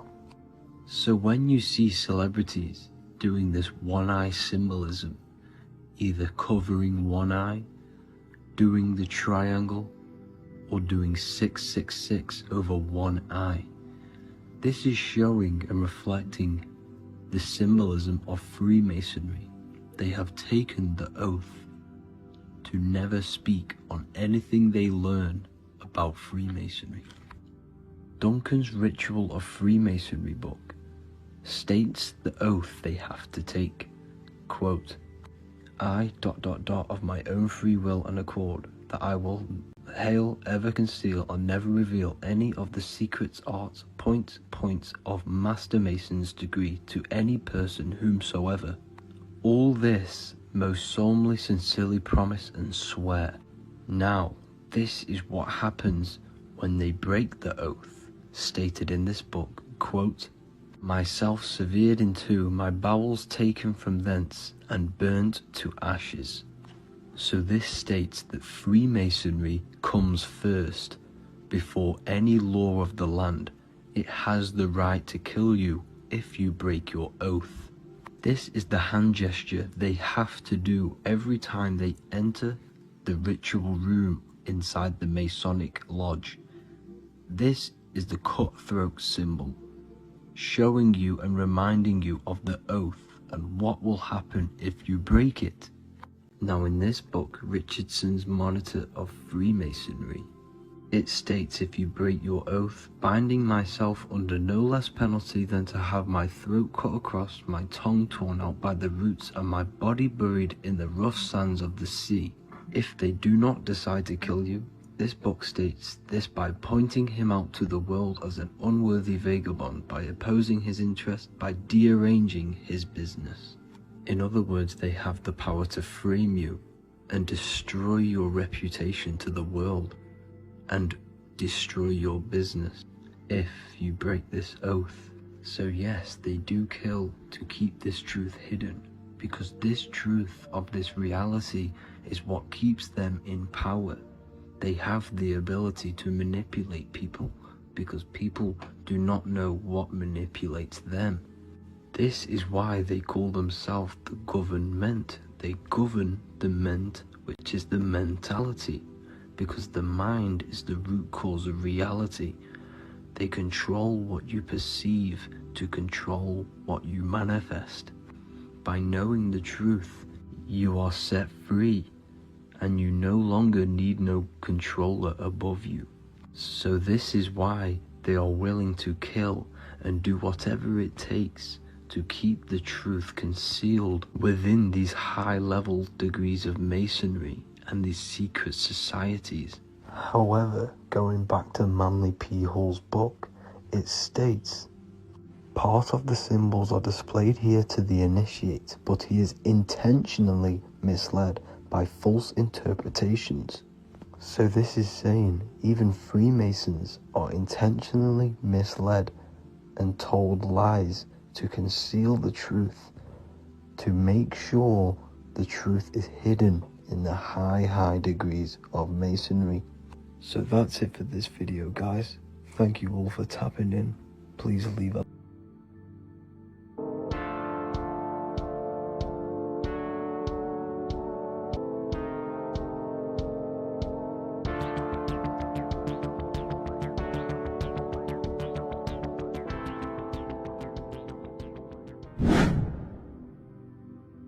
What is good, people? It's Revival of Wisdom. Today we're going to be talking about Saturn. I've done this video in the past, however, this video is going to contain a lot more in-depth explanation of Saturn. So the 33rd degree Mason, Manly P. Hall, said, Saturn is the key to crystallization, physical matter. Light is matter, matter is light. They are interchangeable. Low vibrating light turns into matter, high vibrating matter turns into light. He crystallizes light into matter. This is symbolized as the Masonic checkered board, matter and spirit, matter and light, light and matter. He's also the god of time, destruction, justice. He creates and destroys, because all things in time die. He creates and destroys you. So, because we live in this physical world, which is the electric world, this is why we say electricity, because it comes from the root word of El, Saturn. They used to call Saturn El, E-L. This is why we used to say Elohim is God. The real God of this world is Saturn, but it's being hid.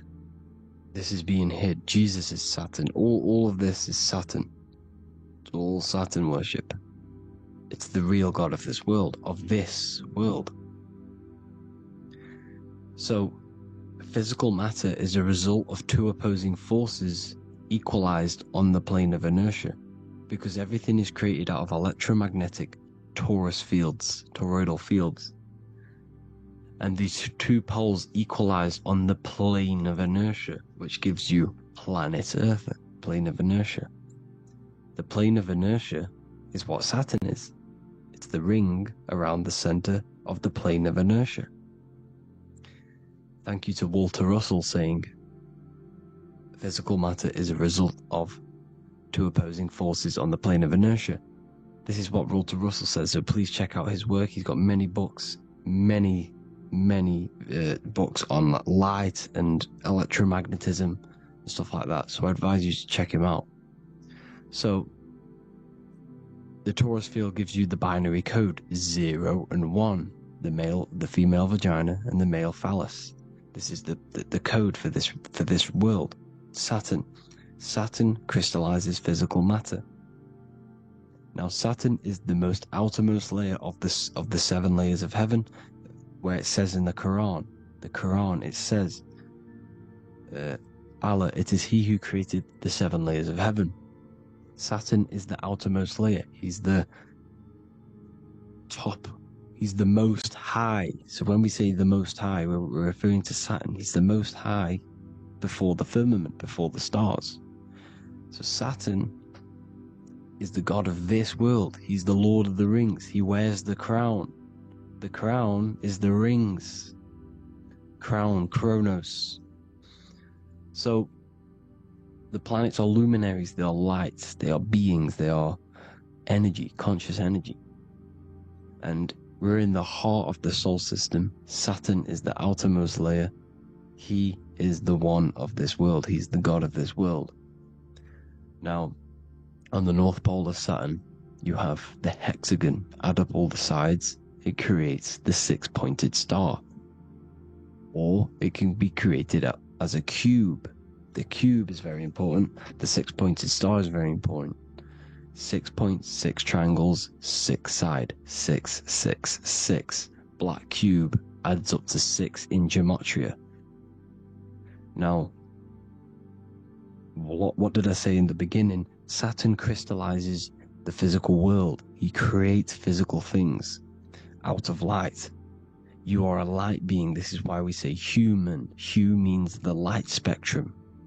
Hue, man, we are light manifested into physical forms. Human.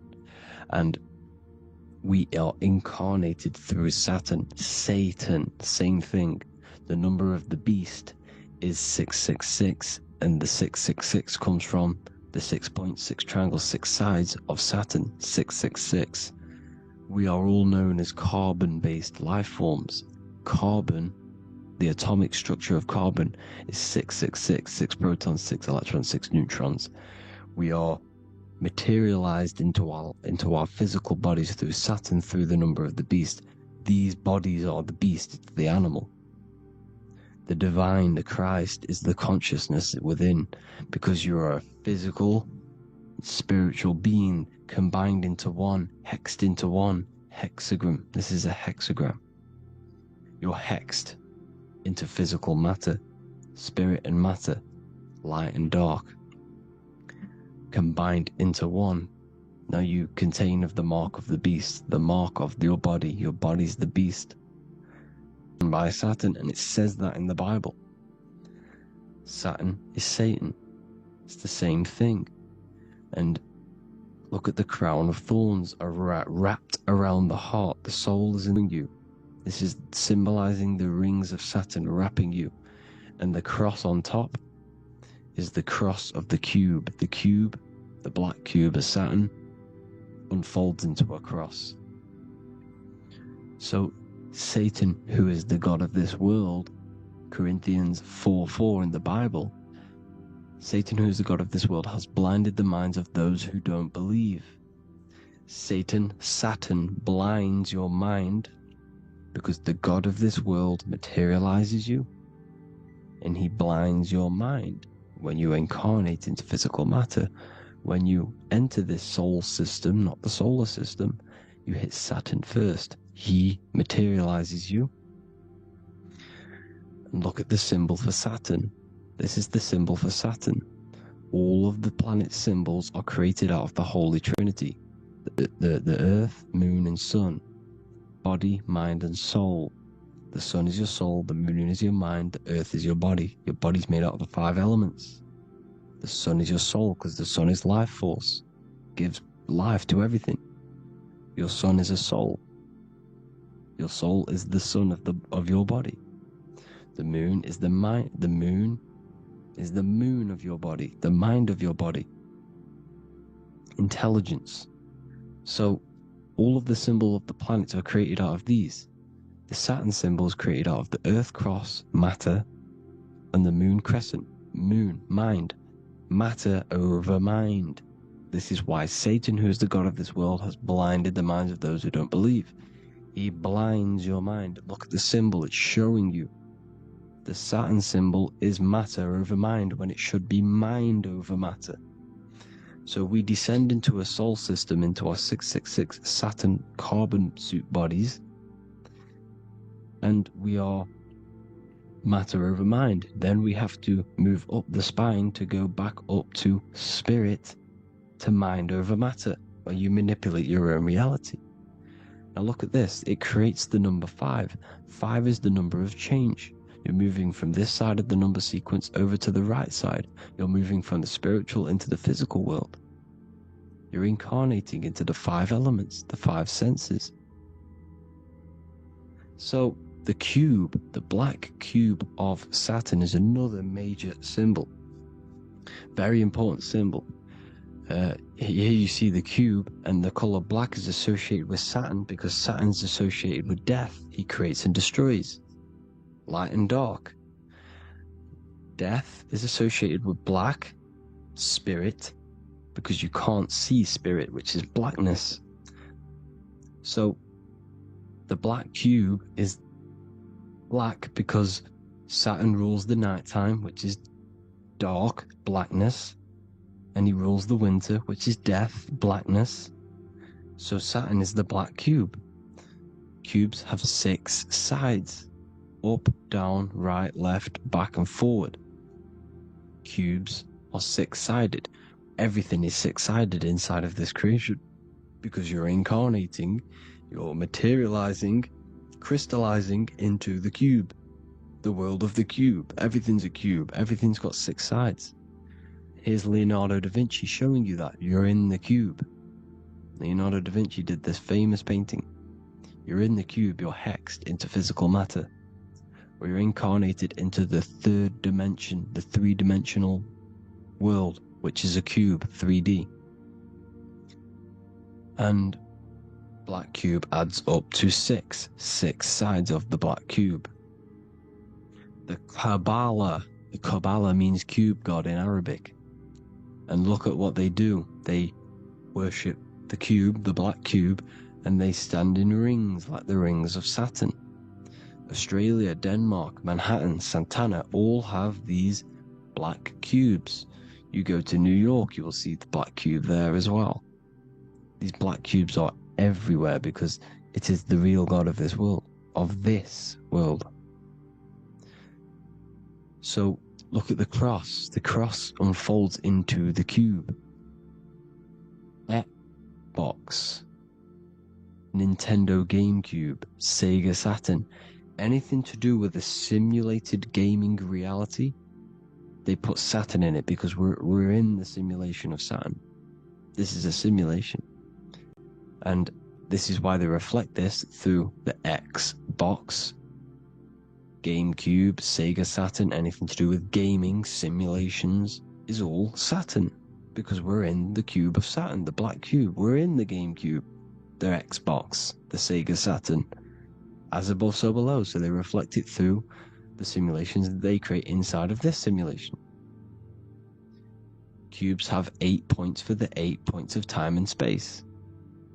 8 is the number of time. Everything's cycling, infinity. So, look at the cube. The cube is symbolized as in Judaism. The Judees have the black cube. They wrap themselves in a black band and they cover their eyes into blackness. The black cube, for the black cube of Saturn, they use the star as Saturn, and they worship their god on Saturn Day, because it's all Saturn worship. And look how the Saturn god is wrapped around with these thorns or leaves, just like Jesus is wrapped around his heart. And Jesus on the cross is us on the cross. We are in the cross. We are in the cube. The cross is the cube. And the cross is even in the Saturn symbol. This is another symbol for Saturn. There's two symbols. You got this one, the one I've just broke down. And there's this one. This is the cross of Saturn, the cube god, the simulation, the game cube. Now, Chronos is another word for Saturn. Chronos means time. When you clock into work, you go to the Chronos machine. Well, I did anyway. And I tap my card on the Chronos, because Chronos is time. Anything to do with time is Saturn. He creates and destroys. Look at the artwork of Saturn with the sand, the time. Look at this, how he's cutting off the baby's wings. He's crystallizing the spirit into matter. He's cutting off your wings. Satan, in the Bible, he falls from heaven into earth, and he loses his wings. He becomes a serpent. See, it's all symbolic for us. We are the fallen angels, fallen angles of light. We're fallen angles of light. We are light beings. Now we're fallen into physical matter. Saturn's chopped off our wings. He's chopped off our spirit wings, because when you astral project, you can fly. You will fly around. He's got the Reaper staff here, always depicted with the Reaper staff. Now look at the clock. Saturn Day is the 6th day, the number of the beast, 666. Look at the clock. 6 take away 12. 12 take away 6 equals 6. 7 take away 1 equals 6. 8 take away 2 equals 6. 60 seconds in a minute, 60 minutes in an hour, 24 hours in a day, 2 plus 4 equals 6. That's 666. Everything's 666 because it's time. Saturn. All goes to Saturn. He's the god of time. We're in time now. We're in time. We're in the time, which is God. The god of this world. The god of time. Now look at this. The Reaper is also depicted as the Reaper. With the staff, the black cloak. Black symbolizing death, spirit. Judges wear black because Saturn is the law. He's the god of this world. He's the law. This is why they wear black cloaks. When you graduate from university, you wear a black cloak and a black cube on your head. You've been hexed. Funerals, you wear black because it's all to do with Saturn, Father Time, Father Crystallization. Now Saturn, here's another one of him cutting off the wings of a child. Because he cuts off the wings. He creates and destroys your body. We're in the electrical world. Everything that is electrical vibrates. All vibrations have to come back to a standstill point, which is death. This is why your body dies. Your atoms stop vibrating. Corona. Look at the crown. The crown is the corona. Corona means crown. And look at this is an alcohol brand for beer. You can see the staff of Saturn in the symbol with the moon crescent. Corona, which is the crown, Saturn, the crown on Saturn, the rings. And then you've got the staff. It's all Saturn worship.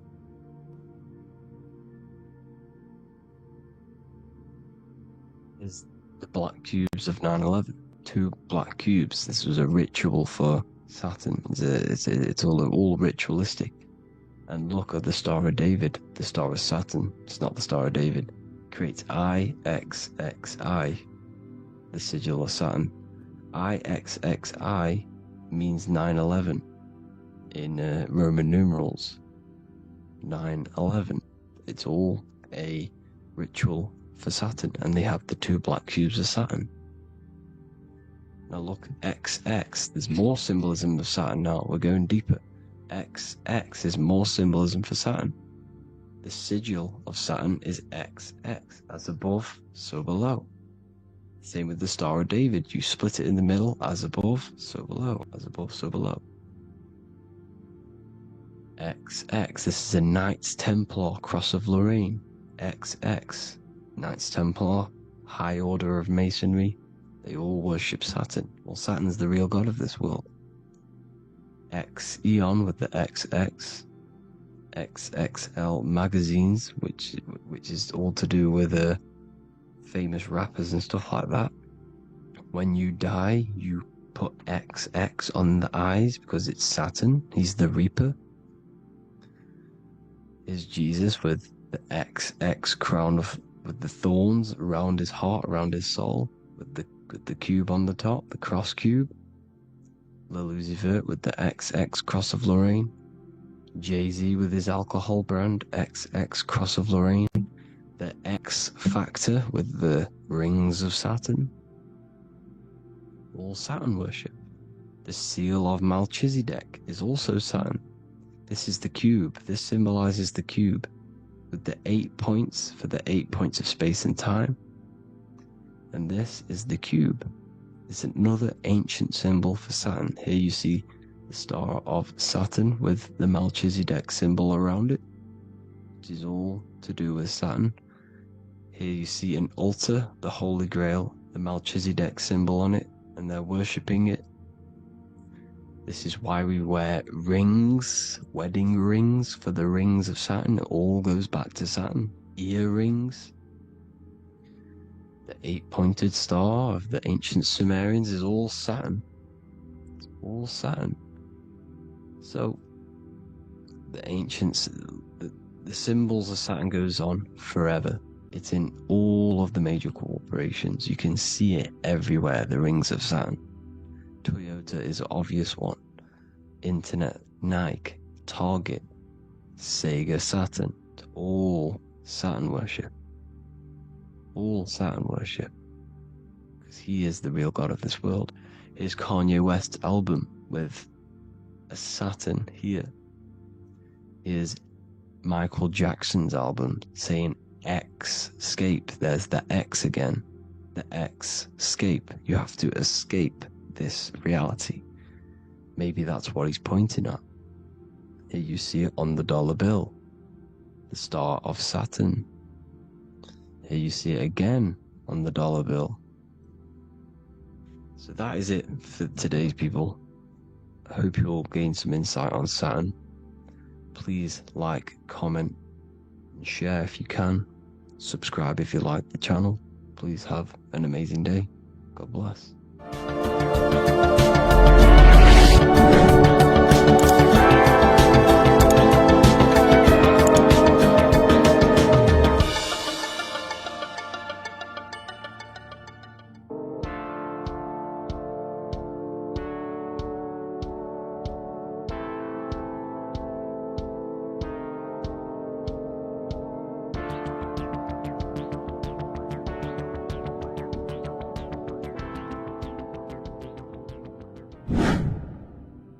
Welcome back, people, to another occult lecture by Revival of Wisdom. Today we're going to be talking about magic and how it's being used on us for the New World Order. Magic has the word mag within it, which is magnetism. Magnetism is the force. Magic is influencing forces, natural or supernatural forces, and using it for a certain agenda to gain something out of it. Now, magic is not what everyone's being thought. It's not some sort of fantasy thing. It's actually very common, and we all do it, whether you believe it or not. Magic is all to do with the mind. As I said, always say in my lectures, your mind is what creates matter. Your mind is what creates your external world. So it's all about manipulating and planting seeds within the mind, because your mind is a garden, and thoughts and words are seeds which are being planted in that garden. Your life, your physical life, the people you have in your life, your friends, your car you own, the job you have, is all a reflection of the thoughts that you've been thinking in the past. You are where you are in life because of the thoughts that you've been thinking. Therefore, your life is a direct reflection and manifestation of your mind. The Garden of Eden. Okay? The mind is what they are targeting. What you see, say, and hear has a direct effect on your mind. Me talking to you is influencing you. The words I'm saying is planting seeds within your mind. Now it's up to you to consciously act on these thoughts or these words, or to maintain these words. As above, so below. As within, so without. What's inside of me is outside of me. What comes into the storehouse comes out of the storehouse. You have the left, you have the right, you have the up and you have the down. As above, so below. Whatever is in your mind will be expressed in some sort of way, consciously or subconsciously, spiritually or physically. The mind is what manifests everything. And this is what we need to understand. We need to understand is that the mind is not physical. All things spiritual manifest physical. All things seen come from the unseen. The words you're thinking, everything you have is coming from the unseen. The actions that you do come from the unseen mind. Another expression for as above, so below is you are the universe itself. You are a universe, a mini universe. But just because you are mini does not mean you are the whole thing. If I take a little piece of infinite, let's say there's an infinite light source. Let's say I take a little chunk of that infinite light source. That little chunk I took is still infinite because it's been taken from infinite. You are the universe. Your awareness, your mind is the universe. It's information. You are the universe experiencing itself. This is why we say we are all God. As above, so below. What is in me is outside of me. The sun, the physical manifestation of the sun, is your soul. The 12 constellations are manifested in the physical body. The 5 elements are manifested in the physical body. They're manifested in the 5 fingers you have. As above, so below. This is manifested, this is a symbolized in Freemasonry and secret societies as the 2 pillars. The mirroring reflection, the reflection of reality, the mirror. This is Aleister Crowley. This is all symbolism. This is the 2 pillars with the all-seeing eye and the triangle at the top.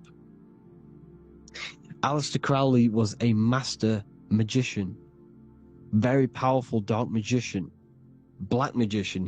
There's 2 types of magic. You have white and black.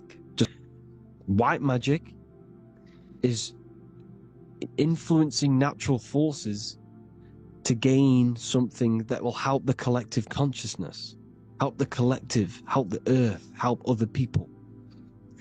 Black magic is something you manipulate something so you can get something personal out of it. Doesn't matter if it's good or bad.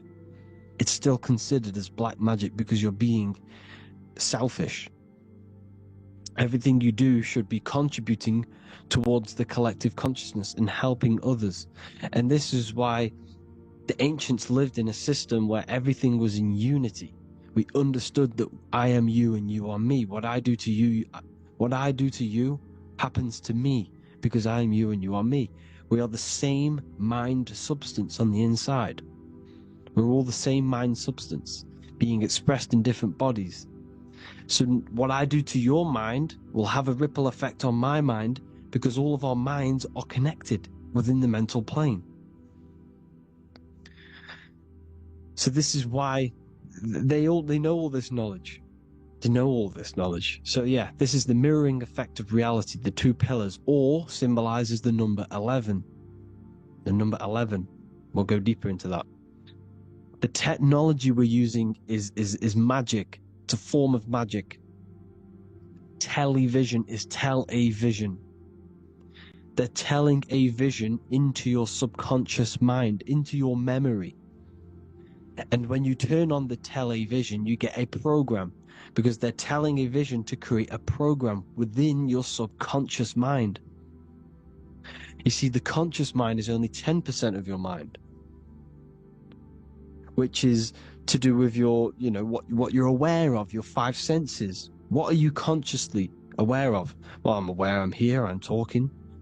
I'm aware of what I'm wearing, the five senses, what I can hear, taste, smell, hear. What I'm wearing, I'm aware of what I think of. But the subconscious mind is the 90% of your mind. It's the hidden part of the mind, which is telling your heart to beat, telling your body to breathe. It's storing all of your emotions. It's storing everything you see, storing all the belief systems that you have. It has everything. It stores all of the habits you have, the values. It stores everyone's name that you know. All the words that I'm speaking right now is all coming out of the subconscious. Everything is subconscious. And it literally manipulates 90% of your daily basis behavior. Most people don't know this. What you did yesterday is what you will do today because of these beliefs and mental programs within the subconscious, stored within the subconscious. So the subconscious is what they're aiming at. They're trying to create programs within the subconscious because the subconscious manifests 90% of your thought patterns, 90% of your actions and words. They know all this stuff. So the subconscious mind is the most powerful part of the mind. Another way the subconscious manifests and influences your life is, let's say you were in a car crash years and years ago, 10 years ago. Let's say you're in this car crash, right? And you really hurt yourself. The emotion you felt in that time when you were injured in that car crash had a great impression on your subconscious mind. You see, the stronger you feel something emotionally, the stronger impact it has on the subconscious. You can remember and recall that moment, and very vividly, because of the impact it had on the subconscious. For example, you become that terrified of cars that it manifests into your life today, that you are wary to go in certain cars. You don't want to go into cars at all, maybe, because of that moment that's stored within the subconscious. And it will manifest into anxiety. It will manifest into not going into cars. It will manifest into depression, maybe. These things, these emotional, very emotional, traumatic events have a great impression on our subconscious, and they control your life. This is why you need to meditate and let go go deep within yourself and let go of these internal, deep emotions that you may have repressed and keep pressing down and ignoring. But you need to address it and let go of these subconscious impressions you have, which are controlling your life, like anxiety, depression. All of these things are stemming from things that are stored within your subconscious years and years ago, more than likely. Broadcasting. They're casting spells to a broad audience. To news, north, east, west, and south. They're casting spells. No, if you watch the news, everything's red. Breaking news in red writing or the red background. Everything's red. Why? Because red's the root chakra, which is all to do with survival. They want to stimulate this root chakra because they want you down there in survival mode. They want you in survival mode because you're easier to control. They control out of fear. And not only they're casting these spells as if, because most of the things they cast in the news hasn't already happened. They're constantly bombarding you with, there might be a war breaking out, war this, war that, kill here, kill there, murders. It's impressing, it's casting spells on your subconscious mind. So when the event does turn up in real reality, in physical reality, you're less emotional, you're less surprised. You're not as surprised because you've already heard it before. Your subconscious has already heard it all before. If you never heard of a war and then a war broke out, you'd be going crazy. So they subtly program your subconscious mind through the words, because the words they say is impressing your mind. It has an effect on your mind, which will have an effect on your behavior, your words, your conversations you have with people. They're casting spells to north, east, west, and south on the tell a vision. They're telling a vision by broadcasting, by saying spells. This is why we call it spelling.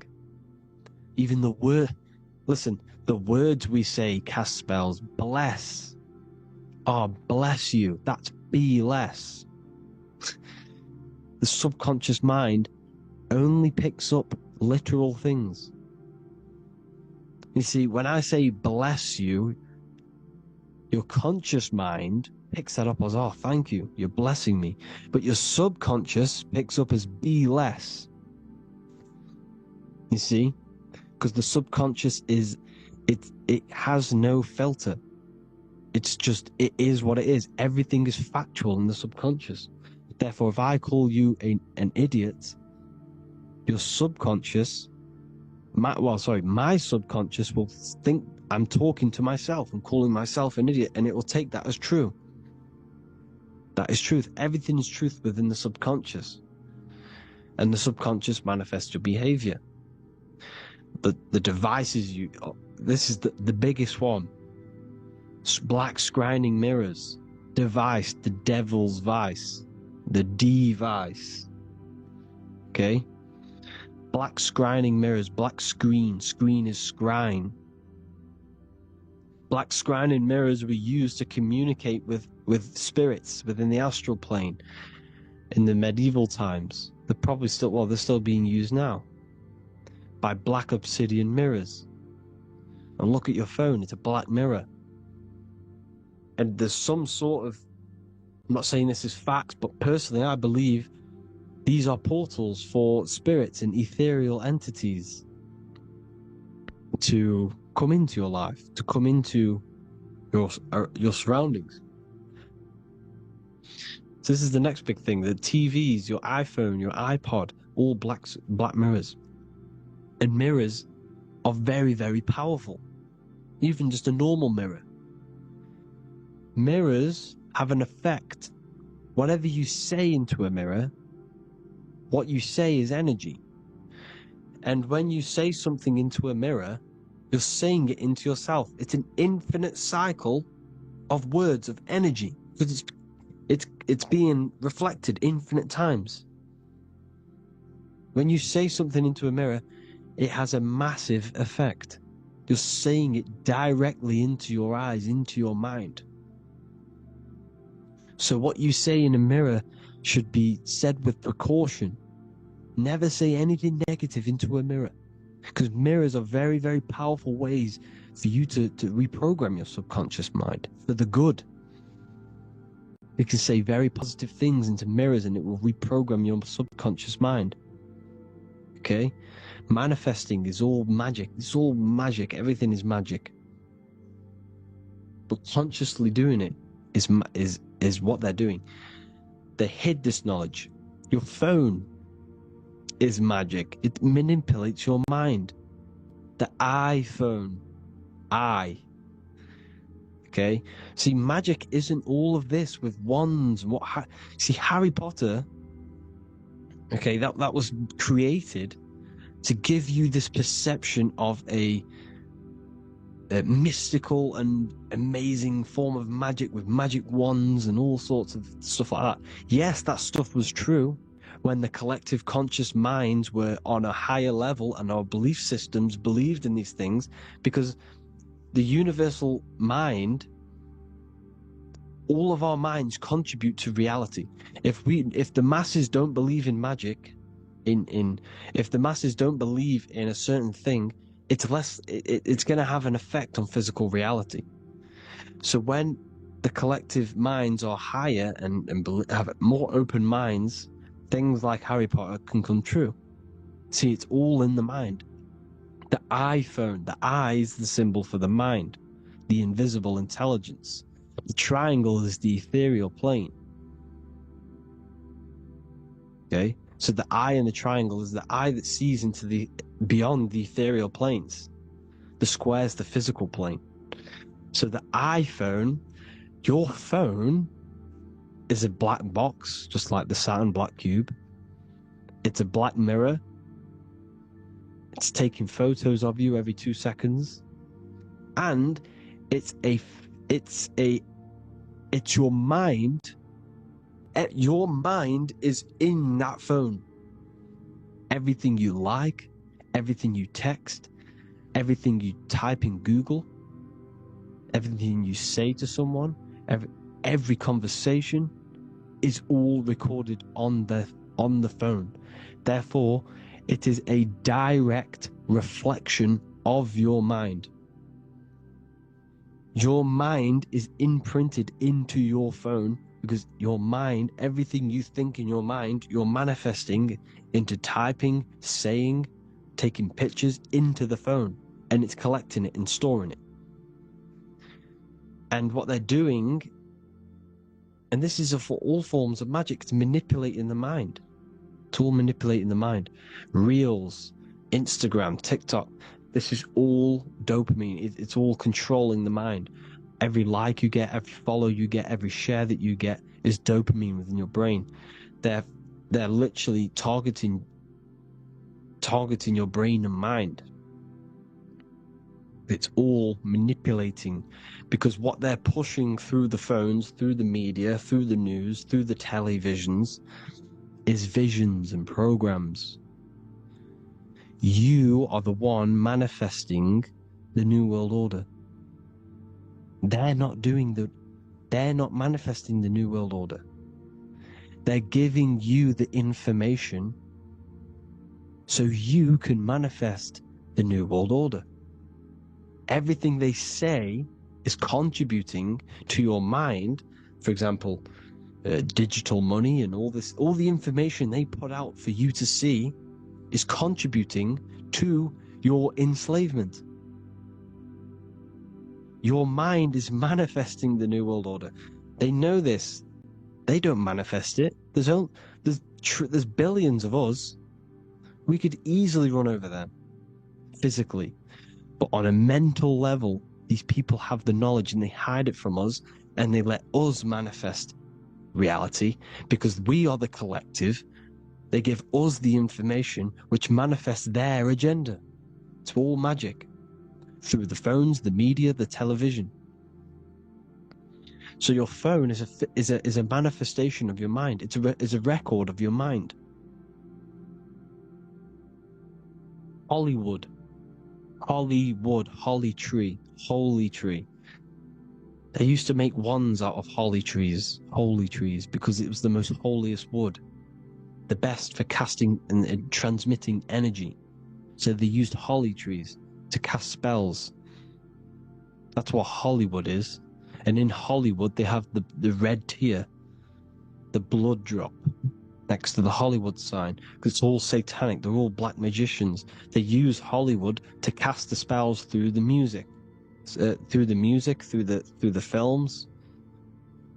See, music is a form of magic. All of this is magic. Everything they do is a form of magic, because they want an agenda behind it.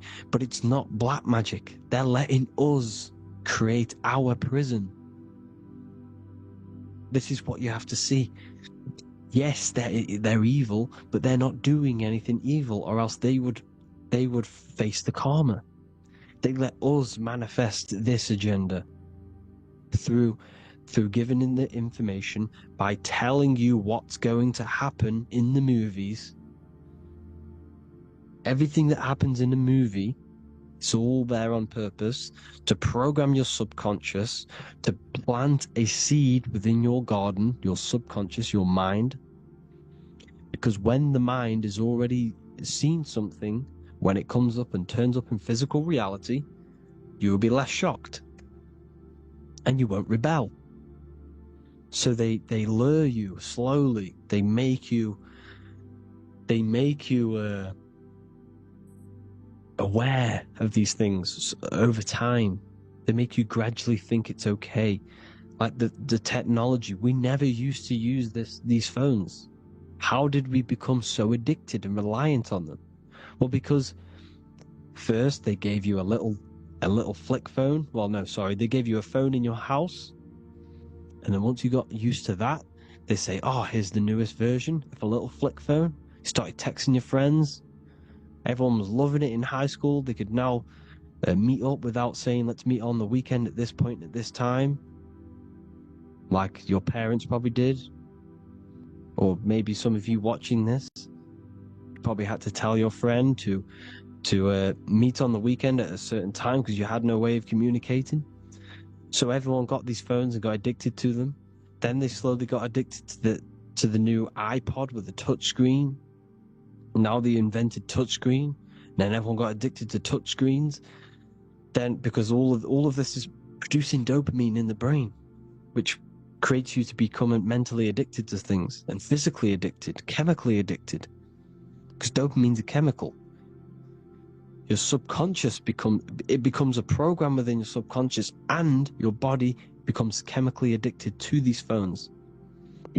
And these phones are the enslavement of humanity, technology. Without this, we wouldn't be in this mess, without technology. Because they're creating a hive mind. We're creating a hive mind. So back on track anyways, they program you. Look at the films, 9/11, all produced by Hollywood. Here's the 11, like I said at the beginning, the two pillars which reflect reality. What happens in the mind happens in the physical. What happens in the astral happens in the physical. Okay, what happens in the physical happens in the mind. It's the two pillars, the mirrors. 9/11. 9 + 1 + 1 is 11. Flight 11 was hijacked. New York is the 11th state. New York adds up to 111.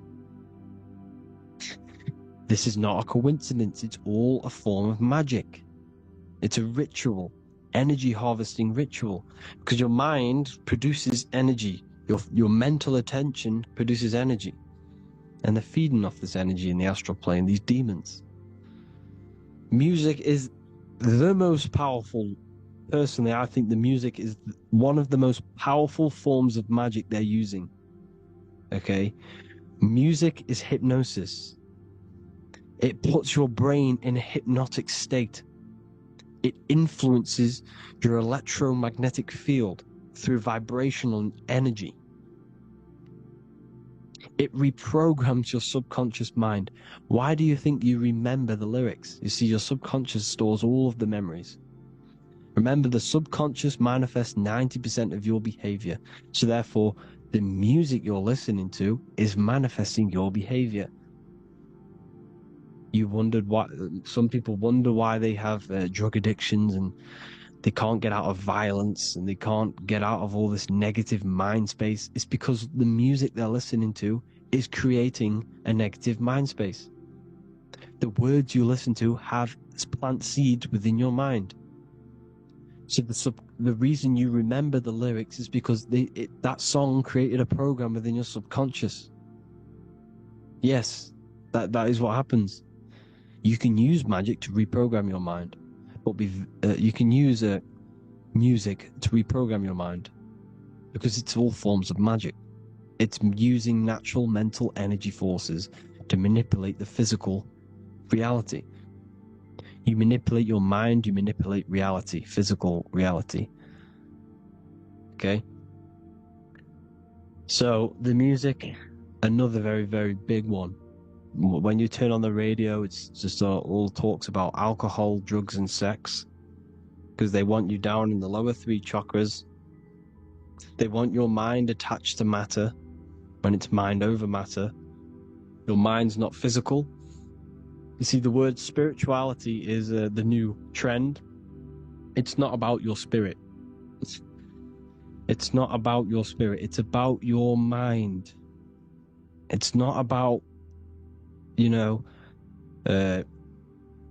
spirituality and looking after your spirit. And they've got you focused on your spirit. Why? Because they hide your mind from you. You see, a lot of people think their mind is their brain, but the mind is everything. There is no physical reality without mind. You can have a brain. Imagine if you had no mind but a brain.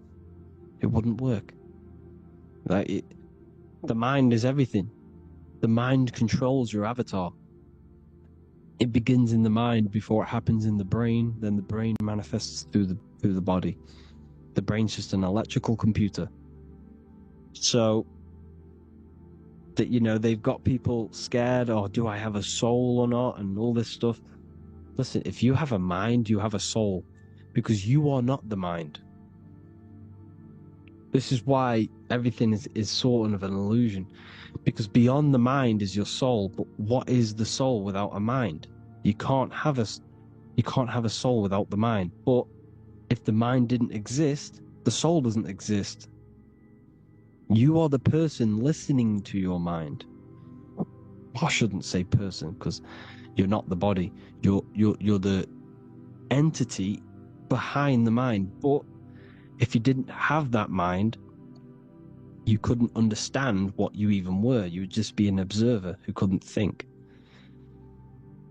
So yes, we all have a soul. If you have a mind, you have a soul.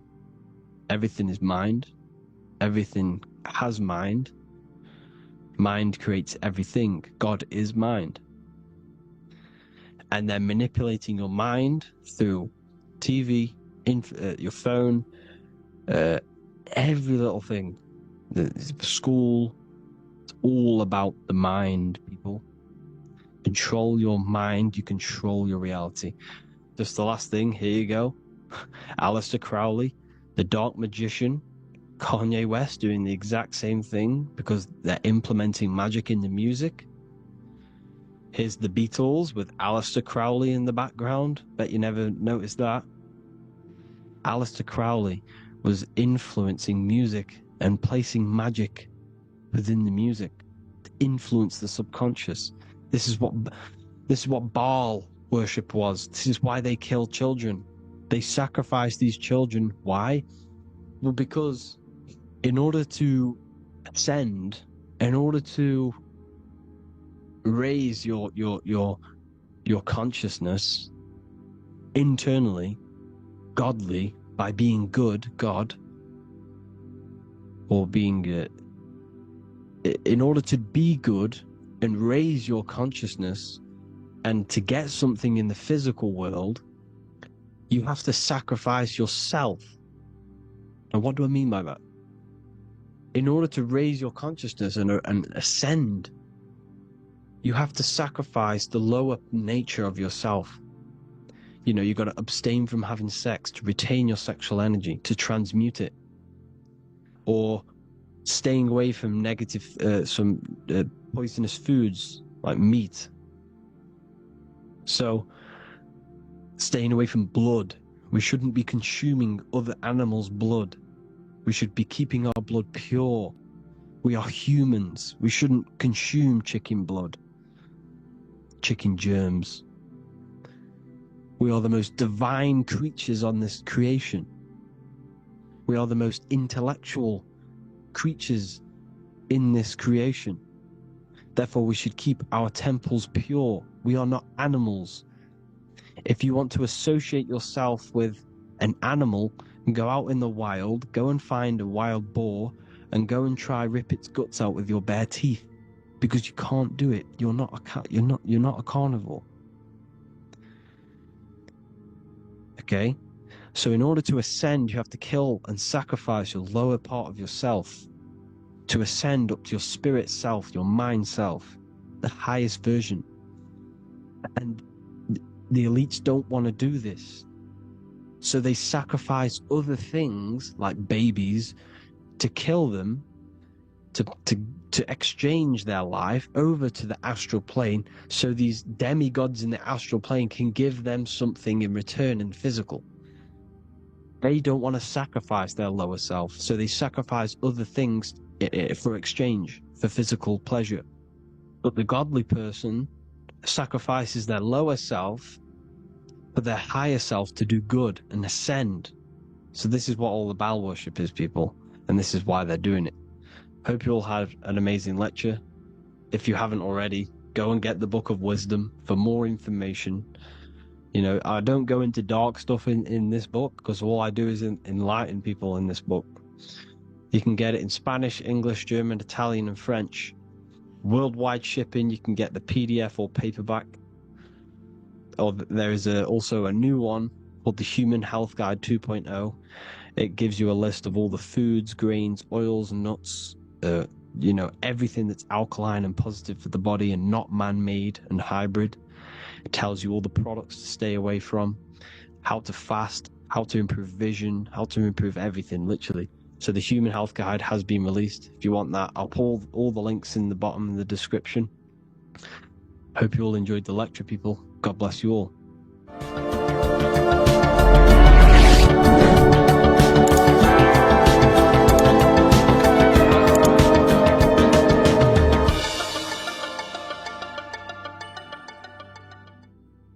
You are not breathing correctly. 98% of people only use a third of their lungs capacity, which is shallow breathing, which ages you, lowers your brain capacity, and also lowers your state of consciousness. So it's essential that you breathe consciously on a day-to-day basis, because this is what truly elevates your consciousness. I am going to give you the key for you to raise your consciousness just through breathing alone. Such a simple thing, but yet the most effective way for raising your state of consciousness and becoming more spiritually and mentally advanced. So tune in for this video, and I'm going to show you exactly how to do it and the symbolism behind breathing. Air is more than just air. It carries electromagnetic energy. So now I'm going to give you the science behind this spiritual truth. This invisible force is what sustains all physical life, providing the life force energy essential for existence. Electromagnetism. Everything is fed off electromagnetism. Your body is an electromagnetic battery. Now, we can prove that air carries electromagnetism just by doing a simple test, a simple scientific experiment, by getting liquid oxygen and pouring it between a north and south magnetic pole, two polar opposite magnets. We see that the liquid does not fall straight through it. It is sucked, it is magnetically attracted to these two opposing forces, opposing magnets. This is proof that air, liquid oxygen carries electromagnetism. When you are breathing electromagnetism, the essential life force behind all living beings. This is known as energy or prana, chi, ether or spirit. This is all the same thing. Air is not just empty space, it is energy, it is prana, it is life force, it is spirit, it is ether, chi, prana. You are an electromagnetic being. Your consciousness is in direct correlation with your electromagnetic aura or biofield around your body. Your state of consciousness is mirrored within this field around your body. Now, your breath, when you breathe in, you're breathing electromagnetism or life force. Breath is the vital link between the physical and the spiritual, bridging the body with the soul. Through breath, we connect with both tangible world and deeper, the unseen realms of energy and consciousness. Breathing deeply and properly elevates our consciousness, enhancing the brain's functions, heightening the sensitivity of our five senses. It also brings a profound calmness to the mind, creating a state of clarity and inner peace. Like I said earlier, breathing properly is the fastest way to elevate your consciousness. It is the fastest way, because breathing, when you stop breathing, what happens? You lose physical consciousness. Your body will shut down if you do not breathe in this vital electromagnetic energy in the oxygen. If your body does not get this for 5 minutes or however you can last without breathing, this makes you lose physical consciousness. Your body will not survive without this essential life force energy. Therefore, air is one of the most overlooked things. This is why we see the symbolism of Buddha having a big belly. Why does he have a big belly? Because it's symbolizing breath work. Proper spiritual breath work. The certain teachings of breath work. Of when you breathe in through the nose, you have to breathe in through the nose. You don't want to breathe in through the mouth, because the nose acts as a filter which catches dust particles and filters out the air before it enters the lungs. The mouth does not do that. The nose is for breathing inward. We breathe in through the nose, and when we breathe in, we breathe into our belly, not our lungs. When we breathe into our belly and our belly expands outwards, we are then moving this energy down from the nose down the spinal column. And when we breathe back out, the belly goes in, which is raising the energy up the spinal column, back out through the mouth. This is the true way of breathing, because when we breathe, we are moving energy. We are moving electromagnetic energy. When we breathe in through the nose, the energy travels down the spinal column, and when we breathe out, we are raising this energy back up the spine, some of it going out the mouth, and some of it reaching the brain, activating dormant brain cells in the brain. But when we breathe, we need to make sure we are using 100% of our lungs' capacity, because the lungs is what transforms this special energy into consciousness, physical consciousness. So this is why Buddha has a big belly. It's not because he was fat. It's not because he was overweight. It's symbolism. It's symbolism of breath work. So try this. Do this for 2 minutes while you watch this video.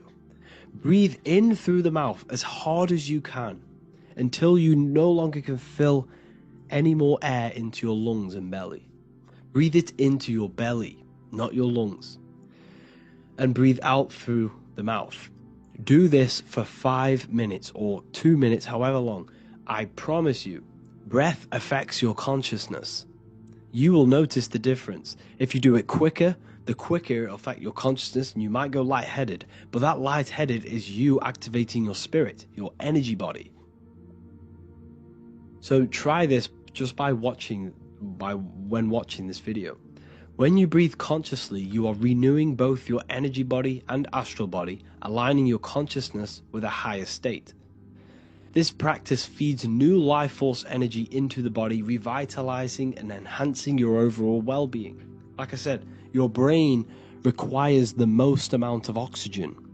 When we have shallow breathing, this is reducing the brain's capacity. Because when we are not breathing properly, which 98% of people are only using a third of their lungs capacity, we are essentially only using a third of our consciousness, because your breath is directly correlated to your consciousness, your state of consciousness. When you breathe in through the mouth, out through the mouth, out in through the nose, out through the mouth, consciously and deeply for 5 minutes, you will notice that your senses are more powerful and sensitive. Your brain is quicker.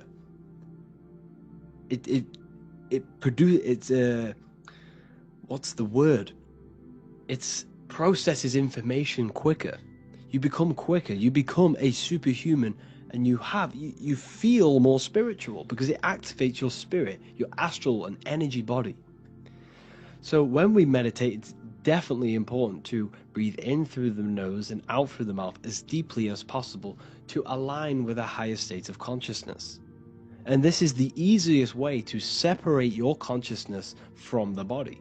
When you breathe in deeply for long periods of time, while meditating, while taking no thought, when no thought is present and you gain a rhythm of deep breathing, this is the gateway to opening your consciousness. Because when you stop thinking, other aspects of your consciousness can open up. All of our lives we've been thinking, which is blocked off the higher states of consciousness.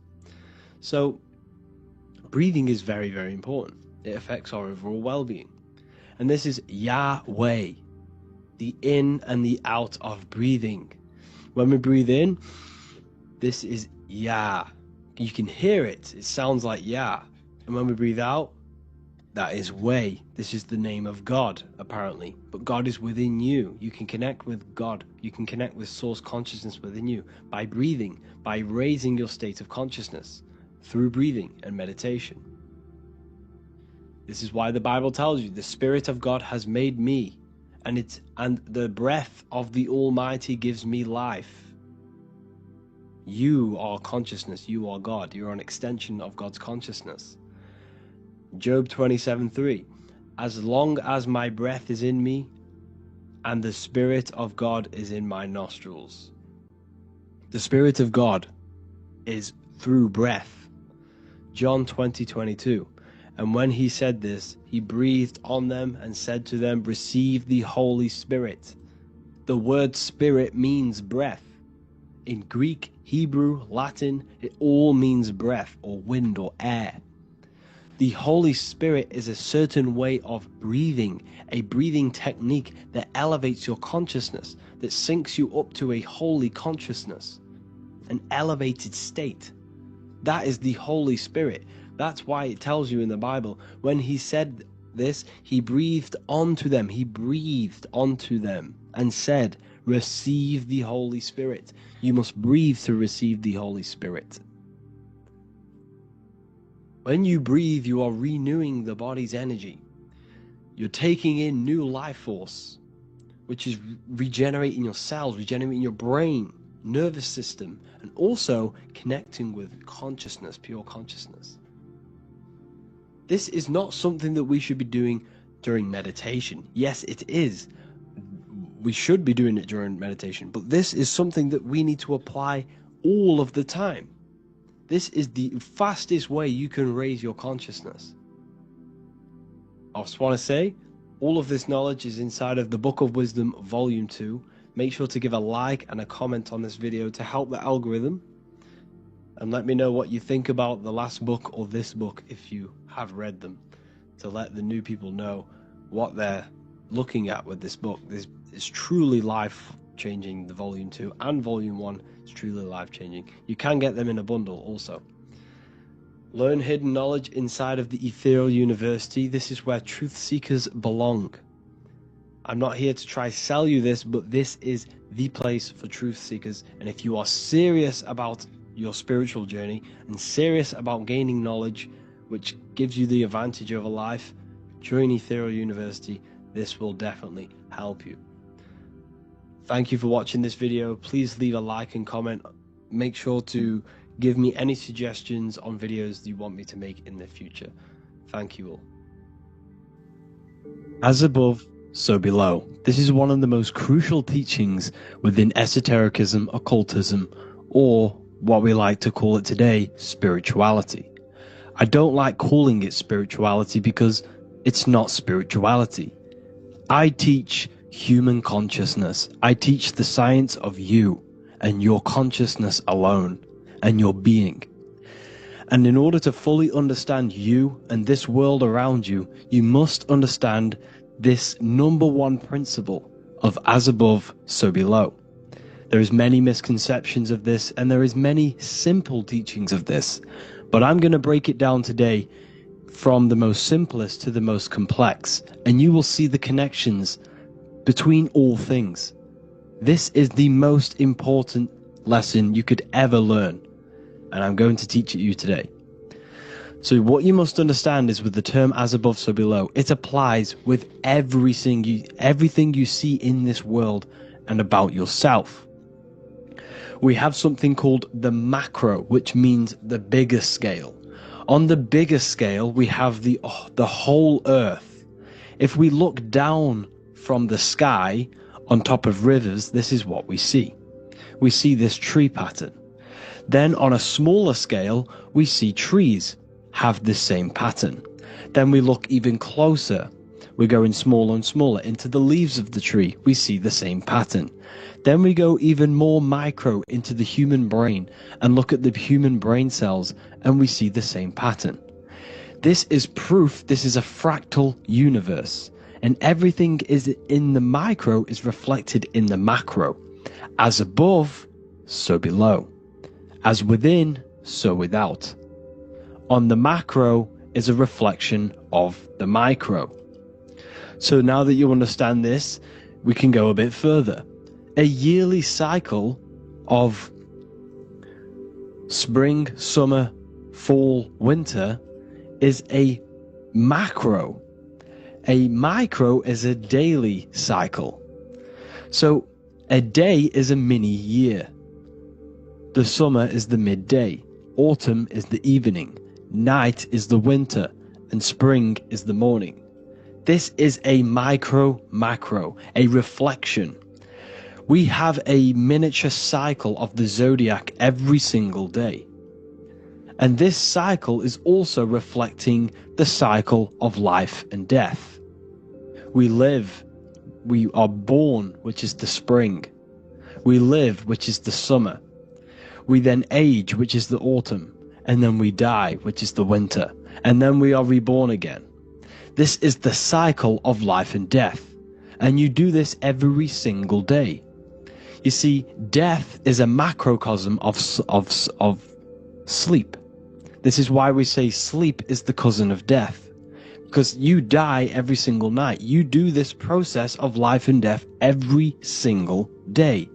As above, so below. What's in the micro is in the macro. So when you go to sleep, you are essentially dying, and then in the morning when you wake up, you are then born again. This is a fractal cycle that we live in. Everything in this whole world is fractal. Everything applies to as above, so below. We have the sun, we have the moon, we have the day, we have the night. We have the life, we have the death. We have the conscious, we have sleep. As above, so below. We have the conscious mind, because now we're diving into as within, so without. As above, so below more refers to the external world. As within, so without is referring to your inner world and the outer world. What you must understand is about yourself. You exist in two realms. You're an individual. The dual nature of you. You exist in two realms at once. You have an inner world of your thought, emotion. This is the inner world that no one else can see but yourself. And you have an outer world, with a physical body which everyone can see. So you exist in two worlds. You have the inner voice, you have the outer physical voice, which I'm speaking to you with now. But I also have an inner voice, which no one can hear, only but me. So you exist in the light and you exist in the darkness. The sun represents your external self, your physical, conscious mind. The moon represents your shadow self, the inner self, the psyche self, the spirit self. There is an as above, so below. The sun is within you. The moon is within you.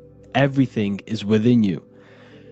Now that you understand as above, so below, what is your body? Your body is a miniature earth. Let me repeat, your body is an earth. Your body is the earth. Okay? Because like I say many times in all of my videos, you are not in the world. The world is you. You are the universe. Your brain is a computer creating this reality. What you see with your eyes is produced in the back of the brain called the visual cortex. You don't look into the world, the brain produces the world. The body produces the world. When you touch something, you're not actually touching something. This is the electrical nervous system. When you touch something, what you feel is actually electrical signals on your nervous system reporting back to your brain. Therefore, when this body dies, you leave the earth because this body is the earth. Okay? As above, so below. You have the mental plane, the astral plane, the etheric plane, and the physical plane. This is essential for understanding reality and the teaching of as above, so below. Everything in this material plane began in the thinking mind. For example, the microphone I'm speaking into, the phone you're watching this video off, or the laptop or iPad. Where did this begin? It didn't begin in the factory. The first ever place this item begun was in the mind of an individual. The invisible realms of mind is where all physical things and physical items begun. Essentially, this physical plane is the effect of the thinking mind. This world is the world of effect. It's the world of outcomes. When you see something, it is already manifest. It is already being manifested. It is an effect. And in the effect of the cause, which is the thinking mind. Therefore, the mind creates thoughts, which is the mental plane. Then after thoughts creates imagination, which is the astral plane. These two are spiritual. They are non-physical. So spirit kind of means non-physical. Then you have the physical planes, the etheric and the physical plane. As above, so below. What happens in the mind is manifest on the physical plane. Like I said, the phone that you are holding, it was a thought, and then it brought down into a physical reality. As above, so below. You change the mind, you change your reality. Your environment, the word environment has ment in it because your environment is mental. So now that you understand this, so what is the world around you? The world around you was created by the mind of God. It was manifested through God's thought. So you are living in the mind of God. You are a thought in the mind of God. God thought you into existence. But like I said, we are all fractals. Everything is fractal. If God exists, this means that you are God, as above, so below. God created you through the thinking mind, and he gave you a thinking mind. So God created the macrocosm. God created the macro, the whole world. He designed the whole world, the sun, the stars, the moving. He designed this. But then he gave you the thinking mind to design your own life and create your own life in his world. You are a microcosm of God's macrocosm. Just like God thought you into existence and the whole world into existence, you are a microcosm thinking your world, your reality into existence. You see this now? Everything is a reflection, everything is a mirror, everything is fractal. So in order for you to change your reality, you must change these higher planes. Your thought and imagination are the two key aspects of creating physical reality. Every object you see around you was begun in these higher planes of the non-physical, and they were brought out of spirit into physical matter through the thinking mind and physical action. So now we're going to get a bit deeper. The brain is not the mind. Now that you understand, we have spirit and matter. As above, so below. You have a non-physical side of reality and a physical side of reality. The mind is the spiritual brain. The brain is a physical manifestation, a physical effect of the mind. The mind uses the brain to operate in the physical world, and it's the same with the heart. The soul manifests itself physically through the heart. The heart is a physical manifestation of the soul, of the emotion, thought and emotion, the mind and the soul, the brain and the heart, heaven and earth. So you have the inner world and the outer world, the spiritual, non-physical, and the physical. So essentially, we are all on this process of awakening, an expansion of our minds into new fields of thought, into new fields of awakening ourselves. Because essentially, we are born into this world. But you are born many, many times. You can be born physically and you can be born spiritually. Like I said, everything is fractal. So just like when the baby finds out that there is a world outside of its mother, what does the baby do? The baby seeks a way out of its mother, and then the baby is now born into a new world, a world outside of its mother's womb. It's the same with you and your spiritual process. As your mind becomes aware that there are other realities beyond your physical body, it then seeks a way out. And this is why you are probably watching my YouTube, because you are now on the path. Something within you has guided you to this path of knowledge, truth, enlightenment, and expanding your consciousness. And it is your soul who brought you here. Your soul speaks through emotion, like guidance. Emotion is the language of the soul. When you feel very bad, this is your soul telling you you're not in the right place. You're doing the wrong things. Because the soul is always unfolding its purpose, which is expansion and learning. That is it. The mastery of the self and the learning of the mind is the only thing that counts in the end after this life. So you are on a journey of expansion, of learning, creating, and spiritual rebirth. As above, so below. What does this body tell you? When I see someone overweight, I don't see the overweight. I don't see the body. I see the mind. I see an undisciplined mind. I see a mind that lacks self-control. I see a mind that seeks external validation. That's what I see when I see an overweight person. I don't see his body. I see the result of his mind. Because what does the Bible tell you? You shall know them by their fruits. It's the same saying as above, so below. You shall know them by their fruit. The fruit is their manifestation. Your body is a direct correlation and manifestation of your mind. Your inner world projects your outer world. As within, so without. As above, so below. Now, what do you see when you see this man's body? I see discipline. I see strength. Mental strength, not physical strength. I see mental resilience of pain. Because all of this man's mental energy has been manifested physically within his muscle. This body is a direct manifestation of this man's mind's pain and suffering, and it shows discipline. This is why people instantly respect you if you are in shape. You walk into a room and you are in shape, people will instantly give you respect because they know that you are mentally disciplined. The body is a reflection of your inner world, and it's the same with your friends, your family, your connections with people.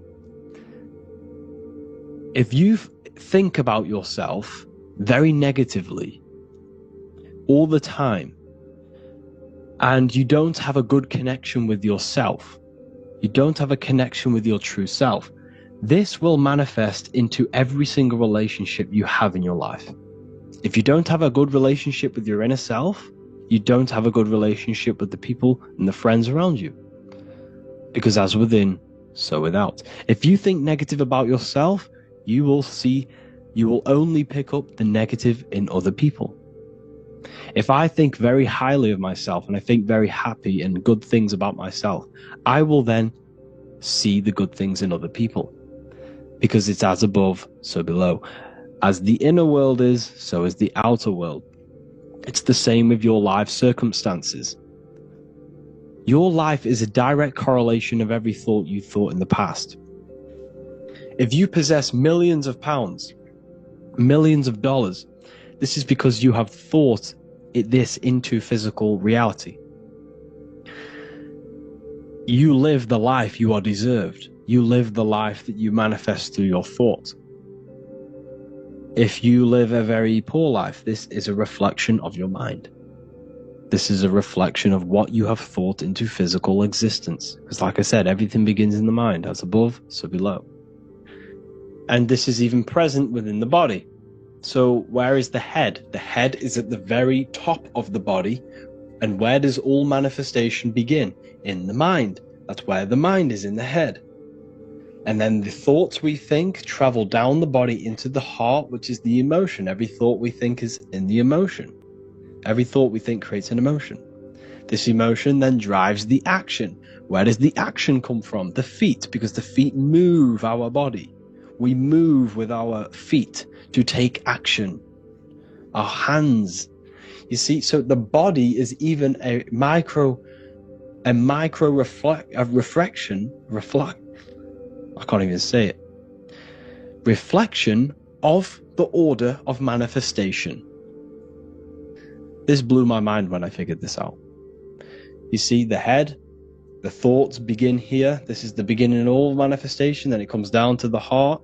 This is the emotion. Then you take the action. The thought and emotion then sparks the action, which is taken with the hands and the feet.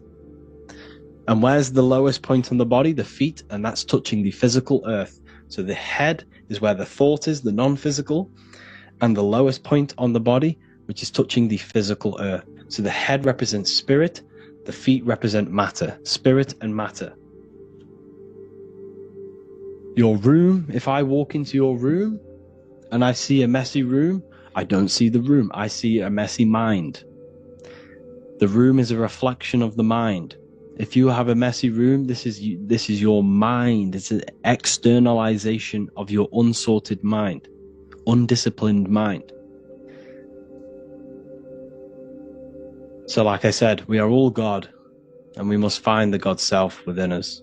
And I teach all of this inside the Book of Wisdom, Volume 2. This is not just a book, this is a revolution. This is the beginning of a new age with this book. If you have read it, I congratulate you. You should feel very proud of yourself if you have an open mind. You should feel proud of yourself for watching these videos, because not many people have an open mind. Remember this, people. You are special if you're watching these videos. You have the mind. You have the ability to see through the illusion. And I take my hat off to you. You want to take this to the next step? Read the book. Or if you want to take it to the serious levels, Join the university. The university, you gain access to every piece of my material that I've ever done, all of my books, all of my lectures that are hidden from YouTube, that are hidden from everywhere else, the lectures that give you real power. And if you feel alone on this journey, we have a conscious community where you can connect with like-minded individuals, because I've been there. I've been there when you feel lonely, because you feel like no one else is thinking the way you are feeling. You can't talk to people about these things because people just think you're crazy.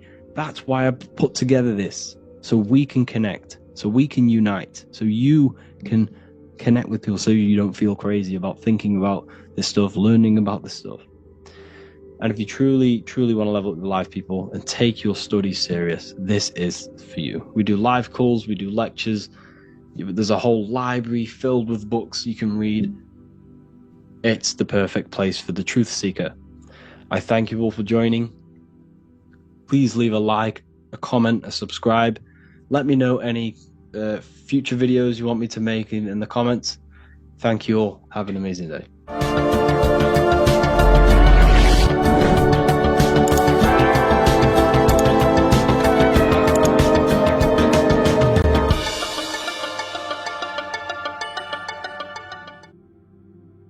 You don't just have a physical body. You have a physical, mental, spiritual, and emotional body. Each one of these aspects are a body of its own. Body does not just refer to a physical substance. You have a mental body for thinking, an emotional body for your emotions, a spiritual body for your energy in your astral form, and a physical body to encapsulate all of these. Each four of these aspects are essential for the human experience and essential to balance.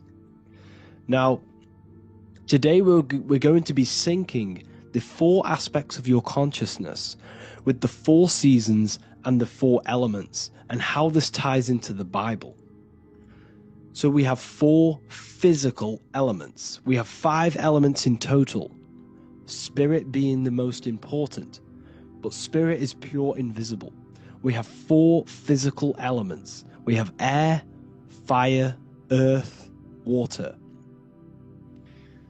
Earth and water are feminine. Air and fire are masculine.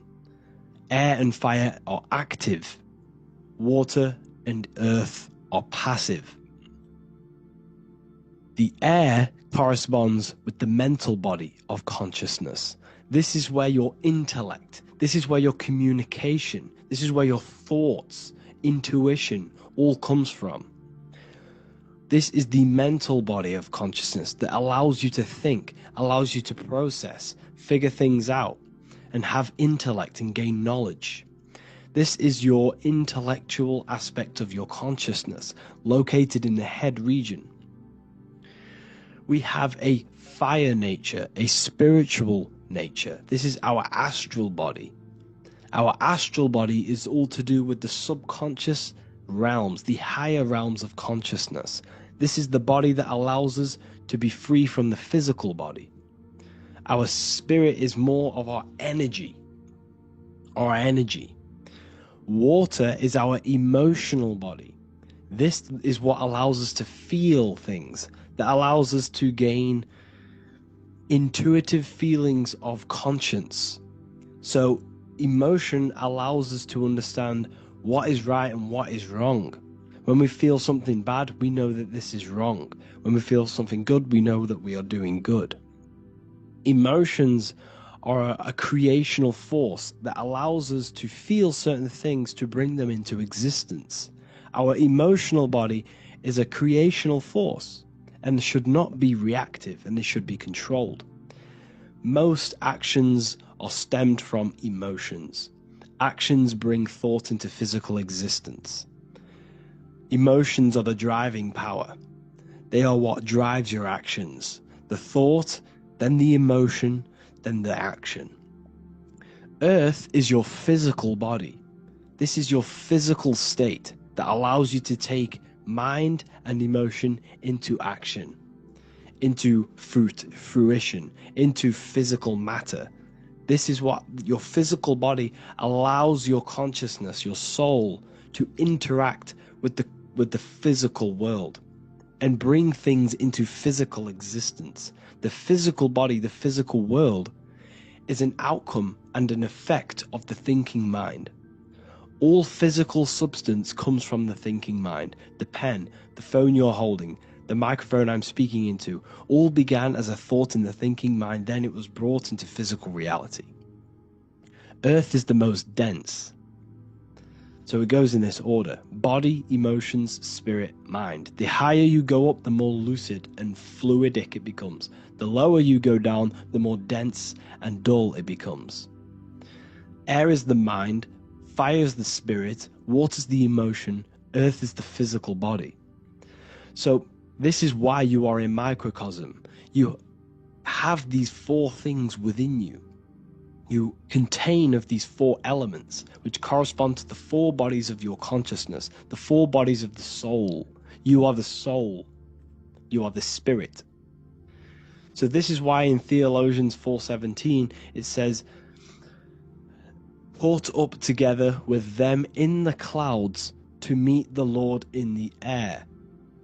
You don't meet God or the Lord in the physical air, in the clouds.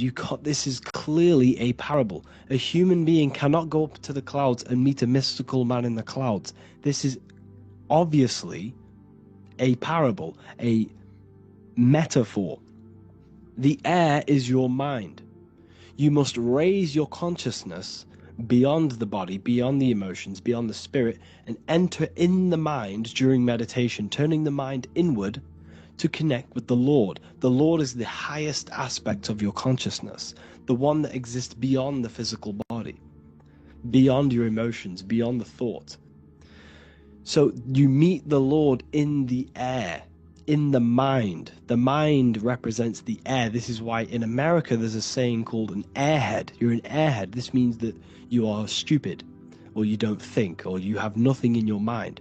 You have nothing in your head. When someone's very stupid, you call them an airhead, because air represents the mind. The air is elevated. The air is invisible. The mind is totally invisible to the human eyes. It is a metaphysical substance. In fact, it's not a substance at all. It's so fluidic. It's everywhere. The mind can be everywhere at all times. It can be anything. Nothing is impossible within the mind. Now, this is synced with the four seasons. The four seasons represent the four aspects of human consciousness, the four bodies of your consciousness, the four bodies of your soul.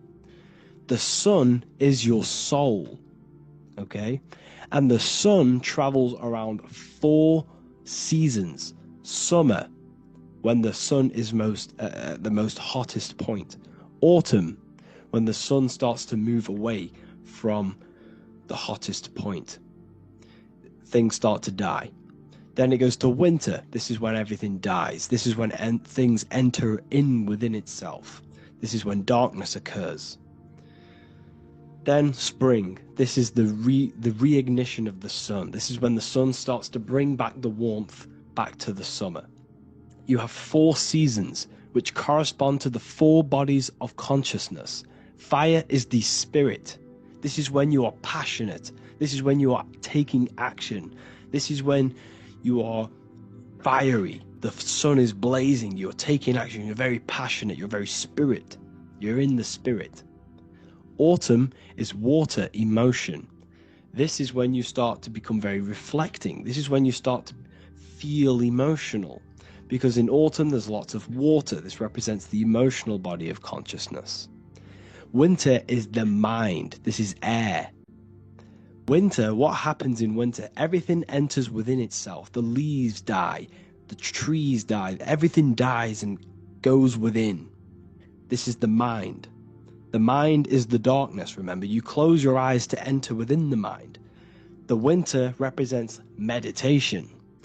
In the winter, what do people do? They stay inside of their house. They research more. They read more books. They become more intellectual. They think more in the winter because we are so we're stuck inside. So we're more reflective. We're thinking more. We're more communicative. We're more intellectual. In the spring, this represents the earth, the body. This is when we start to come out of the mind and we awaken to the body, and things start to grow again. The plants start to grow. The earth is growing again and reborn again. This is the body. This is when you become more active in the spring. And then the summer, back to the summer, we then take action on these thoughts and these thoughts that we gained over the winter. Essentially, this is just a massive cycle. And this is a daily cycle also. The nighttime is the winter.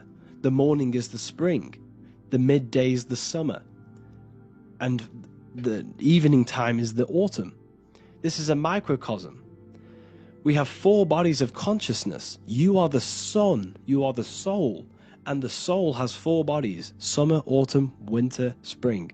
Emotion, air, body, spirit. Sorry, emotion, mind, body, spirit. So you are the soul. You are the pure essence of consciousness. The sun is your soul in the heart.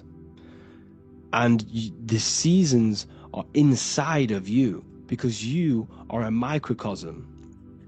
Okay? You are a microcosm. The word sun is son. The Latin word for sun is sol, which is soul or solo, because the sun is solo. It's on its own. You are the soul, and the soul has the 4 different bodies of consciousness. So, before we move on any further, if I've blown your mind, please, if you can, leave a like, a comment, a share, and a subscribe. Let me know what videos you want me to make in the future. Please drop a like, it definitely will help me. You are a microcosm of the macrocosm. Man is a miniature universe that goes through its own cycles. The seasons of the summer, winter, spring, and autumn do not occur merely outside of him, but within him as well. The summer is within you. You feel different in the summer. You feel different in the winter. You feel, depending on the body of consciousness, it's your soul's interacting with. So the sun in the sky is your soul inside, and the sun goes through these cycles, which is affecting your bodies of consciousness, because the cycles represent your bodies of consciousness. Now this ties in with the Bible. This is why we have 4 Gospels. This is why Matthew, Mark, Luke, and John are always seen with the 4 different zodiac sign animals or symbols. So you always see each one of the Gospels. If you just type in on Google Matthew, Mark, Luke, and John, type in ancient paintings or pictures of them, and you will find these 4 zodiac signs are always standing with each one. Taurus, the bull; Leo, the lion; Scorpio, the eagle. An old symbol for Scorpio was the eagle, and a man for Aquarius. Here you see very, very ancient paintings and artwork. Here we see Matthew, the man, Aquarius. Here we see John, the Scorpio. The same here. We also see it on the tarot cards, on the world card. We see the 4 fixed zodiac signs. Here we see it as well. These are called the 4 fixed zodiac signs. Now, when we look at the zodiac, we're no longer looking at the sky, because what you must understand is as above, so below. What is above you is inside of you. What is above is what is below. What is outside of you is within you. The zodiac is inside of you. The zodiac revolves around the sun. The sun is your soul. These are different energies of your soul. Like I said earlier, the 4 seasons are the 4 bodies of your consciousness. And in each body of consciousness, you have these different energetic energies that you can work with. Okay, so this is the true astrology. This is the true astrology, the internal esoteric astrology. You can't find much information on this at all. Very hard to find. So what we're looking at are the 4 bodies of consciousness. Obviously, when you look in the middle of each, when we look in the middle of each season, spring, the middle of spring is Taurus. The middle of winter is Aquarius. The middle of autumn is Scorpio. The middle of summer is Leo. These 4 signs are known as the 4 fixed signs. Okay? Scorpio is fixed. It's the middle of autumn. Scorpio is a water sign, emotion. Aquarius is the air sign, the mind. Taurus is an earth sign, the body. Leo is a fire sign, the spirit. This is why we see Matthew, Mark, Luke, and John with the 4 fixed signs of the zodiac, which represent the 4 bodies of consciousness. Leo, the spirit, fire. Luke, Taurus, earth, body. Matthew, Aquarius, air, mind. John, Scorpio, water, emotion. Each gospel is depicting Jesus and showing Jesus in each gospel. Each one of these gospels is showing and depicting Jesus according to the different body of consciousness. In John, this is when Jesus starts to turn water into wine. Water is emotion, wine is transmuted emotion. This is when he does miracles with his emotions, water into wine. Aquarius, which is Matthew, air, the mind. Inside of the Gospel of Matthew, this depicts Jesus as an intellectual person, a person who's communicating and using his mind, his mental body a lot inside of the Gospel of Matthew. Go and read it, and you will see this. Luke, Taurus, earth, the body. Luke shows and depicts Jesus according to the body of consciousness, the physical body. He shows Jesus as a human, being a human being, helping people physically and helping people's physical needs, like giving away food and doing all sorts of good things for other people. Leo, Mark, inside of the Gospel of Mark, this shows Jesus as a spiritual teacher, a passionate person who is taking action. Each gospel is showing Jesus according to the different body of consciousness, and Jesus represents you, the Son. That's why it's called the Son of God, the light of the world. Jesus represents your soul, and your soul has these 4 gospels, the 4 bodies of consciousness, the 4 fixed signs, the four elements and the 4 seasons. These things all correspond to your consciousness. So this is Leonardo da Vinci showing you the exact same thing. Jesus is the I am, the Son, the soul, in the middle, on his own. Luke, spring, earth, body. There are 3 people in each group. There are 4 groups, and there are 3 people in each group. 1, 2, 3. 1, 2, 3, 1, 2, 3, 1, 2, 3. Fall, winter, summer, spring. These are according to the 4 bodies of consciousness. Here we see Aries, which rules the head region. He's on the head of the table. Gemini, he's holding up the 2 hands because Gemini rules the 2 hands, the 2 arms. Gemini is the 2 twins, which is the 2 arms and 2 hands, and the 2 lungs. Here we see the beginning of summer, which is Cancer. You see the big knife here?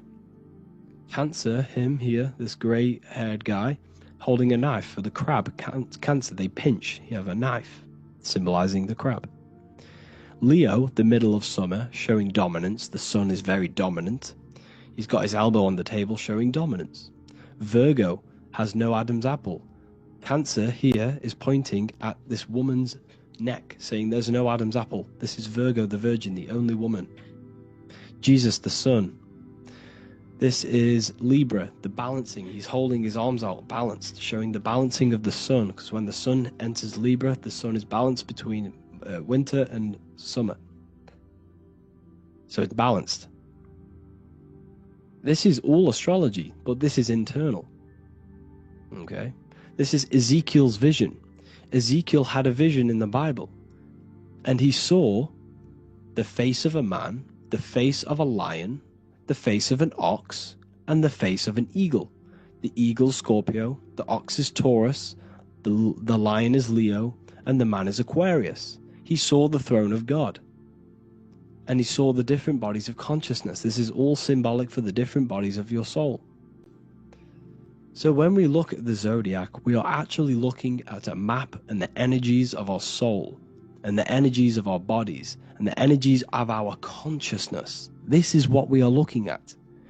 Each zodiac is an aspect of our consciousness and an energy that we can work with and that we must purify. Balance and purification is essential. Imagine playing a brand new video game. Let's say a brand new video game came out and you had to play it. What happens when you play that game? You don't know the controls. You cause chaos in that game. You can't really run properly. You can't do anything properly. You're getting destroyed by other people who are playing that game. It's the same with your physical body. When you are born, you must learn how to play the game. You must learn how to balance the mind, learn how to balance the spirit, the emotions, and the physical body. We must balance and purify each body of our consciousness. We must look after our physical body with our physical health by eating physical, electrical food like fruits and veg.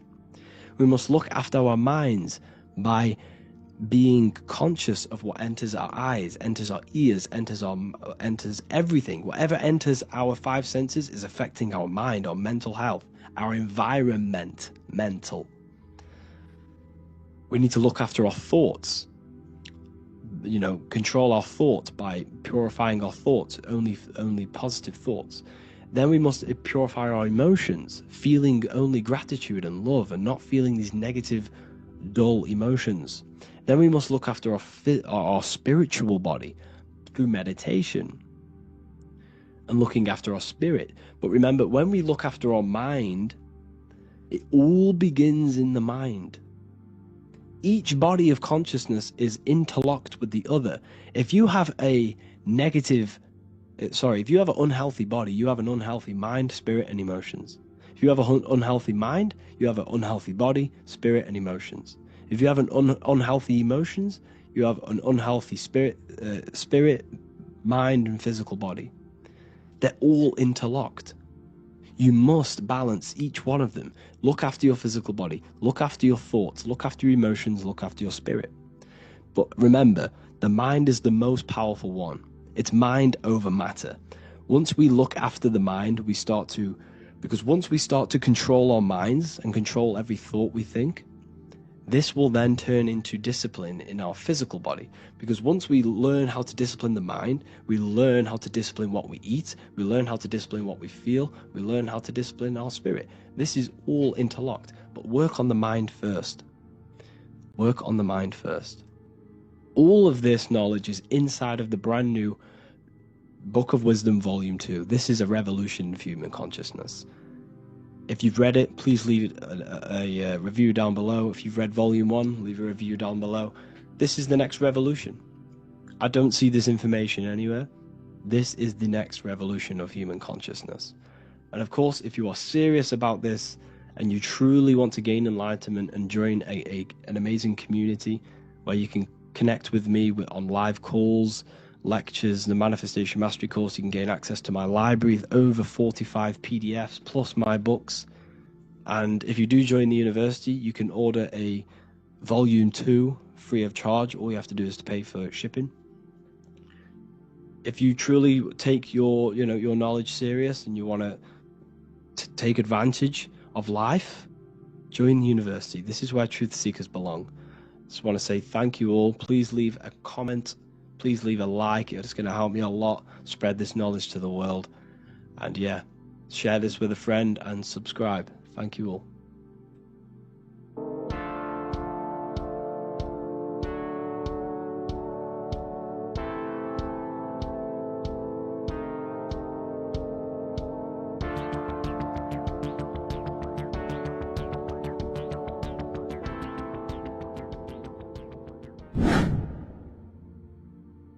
People, how are you all doing? It's Revival of Wisdom, and today we're going to be talking about your birth certificates and how we are slaves to a system and how they have trapped us into this system. Okay, so the first thing you need to understand about this system is there are two types of laws.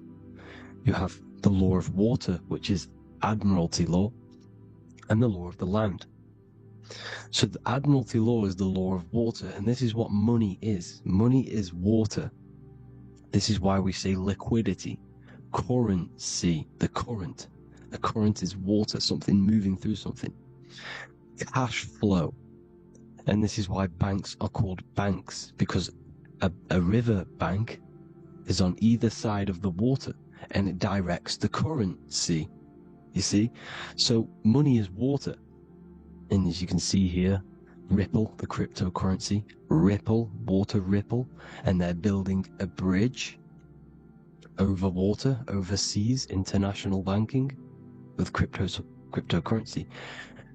So money is water, and this has specific laws about water, but water is the same everywhere, you see.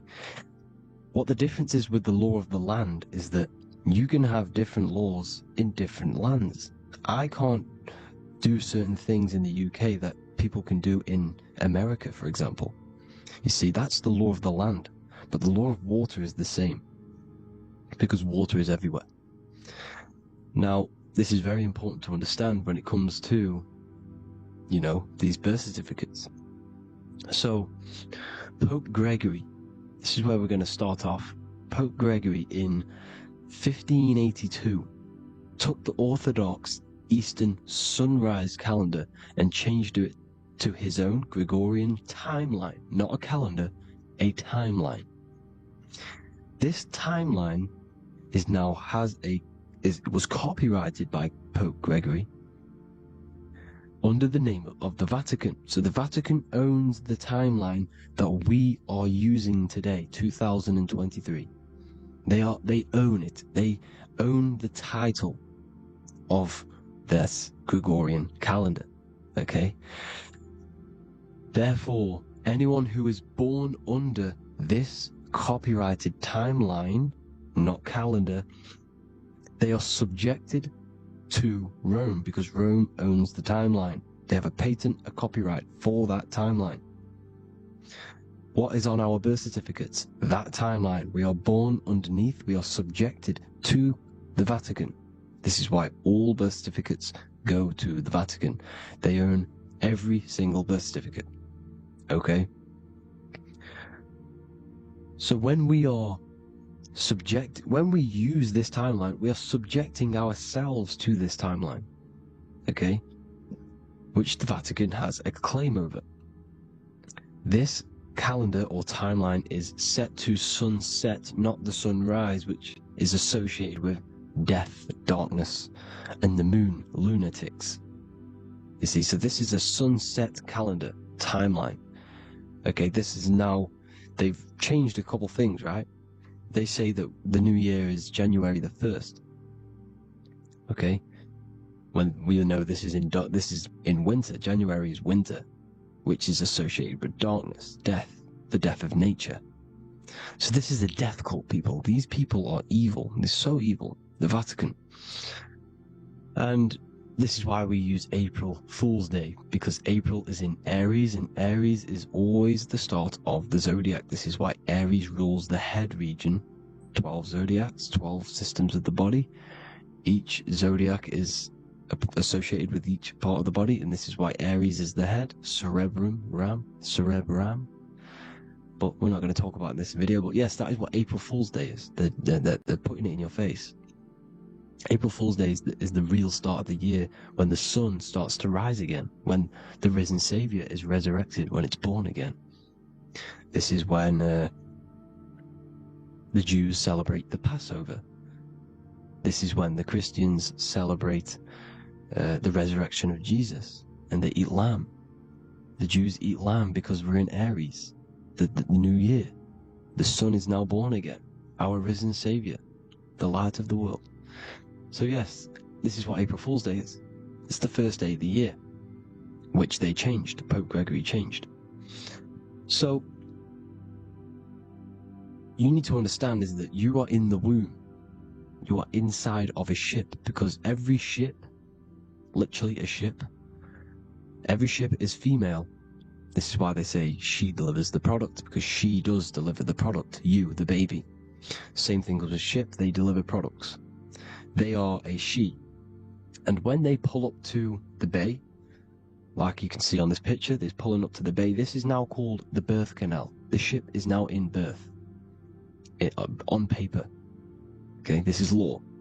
And when they pull up, they tie up to the bay, and now they get a certificate of manifest certifying all of the products which are on the ship and what they are bringing into that nation. Okay, so you're bringing in this many of that, everything's on the certificate of manifest. And this certificate of manifest is also your birth certificate, because you are traveling through water when you are in the birth canal of your mother, because you are in water when you are in the womb. And you travel through the birth canal, and when you arrive, you get a certificate of manifest with the name, how many, the quantity, that's your birth certificate. Okay? And this is what it is. We are a we're not a corporation, but we represent a corporation, which is your name in full capital letters. That is your corporation. You cannot physically tax a body, but you can tax a corporation. This is why we get charged. This is why we get taxed, because it all goes down to the corporation which our name represents, which we are subjecting ourselves to. We are my name, I am subjecting myself to this name, and that name has a corporation which I represent, which I subject myself to. You see, this is how we are attached to this straw man, this character that they have built on paper. So it's a character which is on paper. This is what we represent. So when the woman gives birth, she delivers the baby, and then she has another substance. Now I'm going to break down how they attach this name to us, how they do it. Okay, our mother is carrying us the product in the womb, the water, and it goes from the United Kingdom into a state-owned, corporate, federal-owned hospital, which is government-owned. She does not declare the package when she enters the building. Aha, so keep that in mind. When she delivers the package in the federal territory, she does not declare the package either when she leaves. Therefore, there is no evidence that we exist when we arrive. On paper. On paper, there is no evidence that we came into the building or left the building. We have not been declared. So we do not exist on paper at this point. When the woman gives birth, she delivers the baby, and then she has another substance, which is called the afterbirth material. Okay? This afterbirth material has the same DNA as our physical body, with the body, mind, and spirit. Okay? This is how they get this corporation. Hold on. The afterbirth material does not get claimed by the mother nor anyone. Therefore, they salvage that substance, because we are under the Vatican. Every state is all Catholic. Your birth certificate is Catholic. No matter what religion you think you are, every single birth certificate is Catholic, because we are subjected to Rome. All roads lead to Rome. Rome runs all of this. Okay? We're still under the Roman Empire. Okay, so Rome are Catholic, and they believe in salvation. This is how religion comes into this. This is how they use religion to get this. So they salvage the afterbirth material, and they claim it, and they salvage it and give it and charge it to Rome, and they give it a name. Here's the legal term: born alive. Here's what it says. Each product of such birth is considered live, born, and fully recognized as a human person. So each product of such birth, so that could be anything. The afterbirth, the person who actually comes out, the baby. So your afterbirth, which we do not take with us, we take the baby with us. They keep that in the hospital. They collect the afterbirth, and they salvage it, and they give it the name, which it is us. We are a representative to that afterbirth material which they put the name on, they claimed, which is subject to Rome. So we are walking around our whole lives as a representative to that claimed salvaged afterbirth material, which the federal state have. Okay? We are under the Catholic Church, Vatican, therefore the afterbirth material is a child of God. See? On paper, therefore they believe in salvation and salvage the afterbirth material. This material has no mother or father. The state pick it up, it becomes a war to the courts and gets charged to the state. So we are a representative to that character they salvaged because it is the exact same DNA as you. Subject is the name or the title, and the matter is the physical aspect left behind in the hospital, which represents us. You see? So now we're moving on to Unum Sanctum. Unum Sanctum was in 1302, a very, very important year. Very important year. Unum Sanctum says this is basically how they claim everyone in the world. So the Vatican had all this power, all this gold, all these people under them. They need to get a claim for them so then they can rule over them and make them slaves. So what they did, they created Unum Sanctum. Pope Boniface VIII did this. And it says, the spiritual man judges of all things, and he himself is judged by no man. The spiritual man, keep that in mind, unless he invent like Manichaeus two beginnings, which is false and judged by heretical, since according to the testimony of Moses, it is not in the beginnings, but in the beginning that God created heaven and earth. Furthermore, we declare, we proclaim, we define that it is absolutely necessary for salvation that every human creature to be subjected to the Roman pontiff. So they are claiming us in Unum Sanctum, and it's in the vaults in the Vatican. They will put a spell on it because they are sorcerers, they are magicians. They put a spell on it, they lock it up, and whatever goes on that piece of paper goes. And this Unum Sanctum is claiming all of us. So what does it say in the beginning? The spiritual man judges of all things, and he himself is judged by no man. The spiritual man, the man with the body, mind, and soul, the first baby that comes out the birth canal. That's you, your body, you, body, mind, and soul. You have the Christ, which is I am, which is grace. Grace means here, now, in the present. You have the Christ, which means I am, therefore you have a soul. If you can say I am, you have the Christ, you have a soul. But a creature can be anything with no soul. You see? So no man can judge the man with the soul. However, as it says in the second part,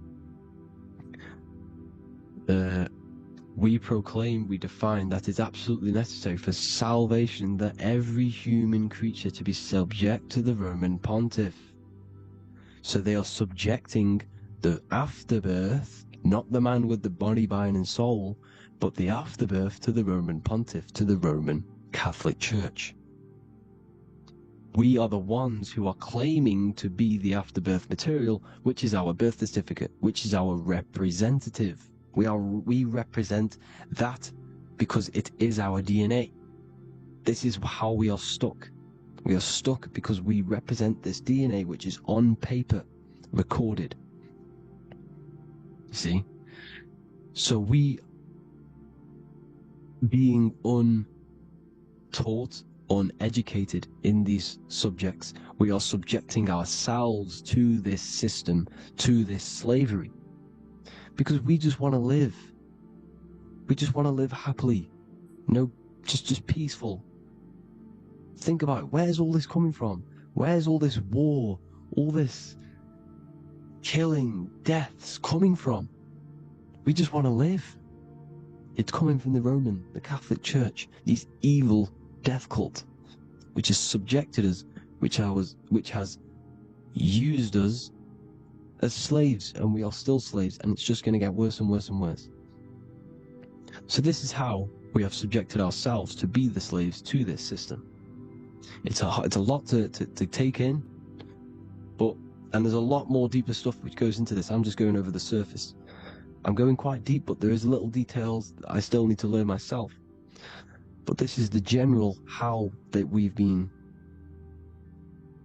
stuck to this slave system. So we are batteries, okay? This is why we get charged.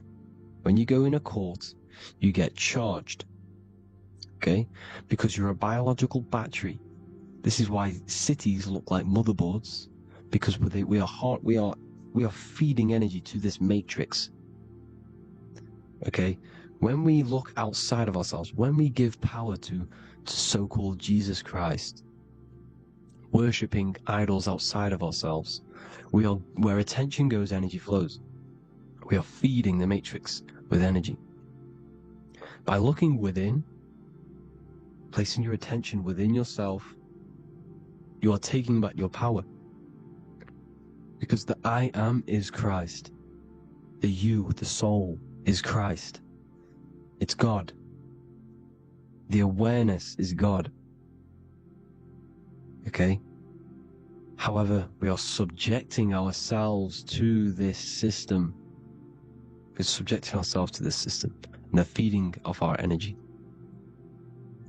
So what we need to look for the future is that, think about it, with the end goal is to change our DNA, is to literally make us robots, transhumanism, slaves.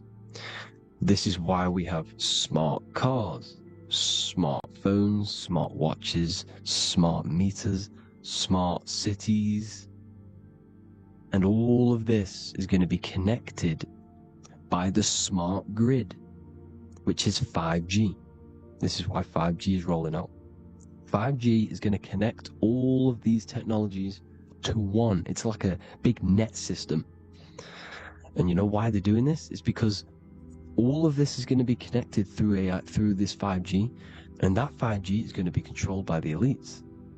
So you say anything wrong, you do something wrong, you say the wrong thing online, they'll turn off your car, they'll turn off your phone, they'll turn off your smartwatch, they'll turn off your TV, because it's all going to be connected and controlled by the smart grid. And this is what the Great Reset is, people.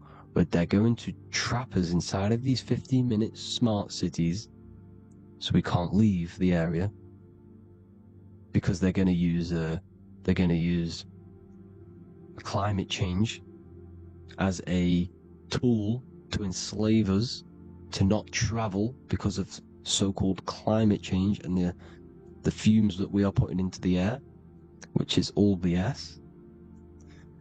They're doing this to push these new cities, to push all of it. But listen, they're trying to get inside of your body. The only way they can do that is to get you addicted and using this technology. First, they got on the body with the smartphone. Well, first of all, we use the technology. We get used to it with it in our hand.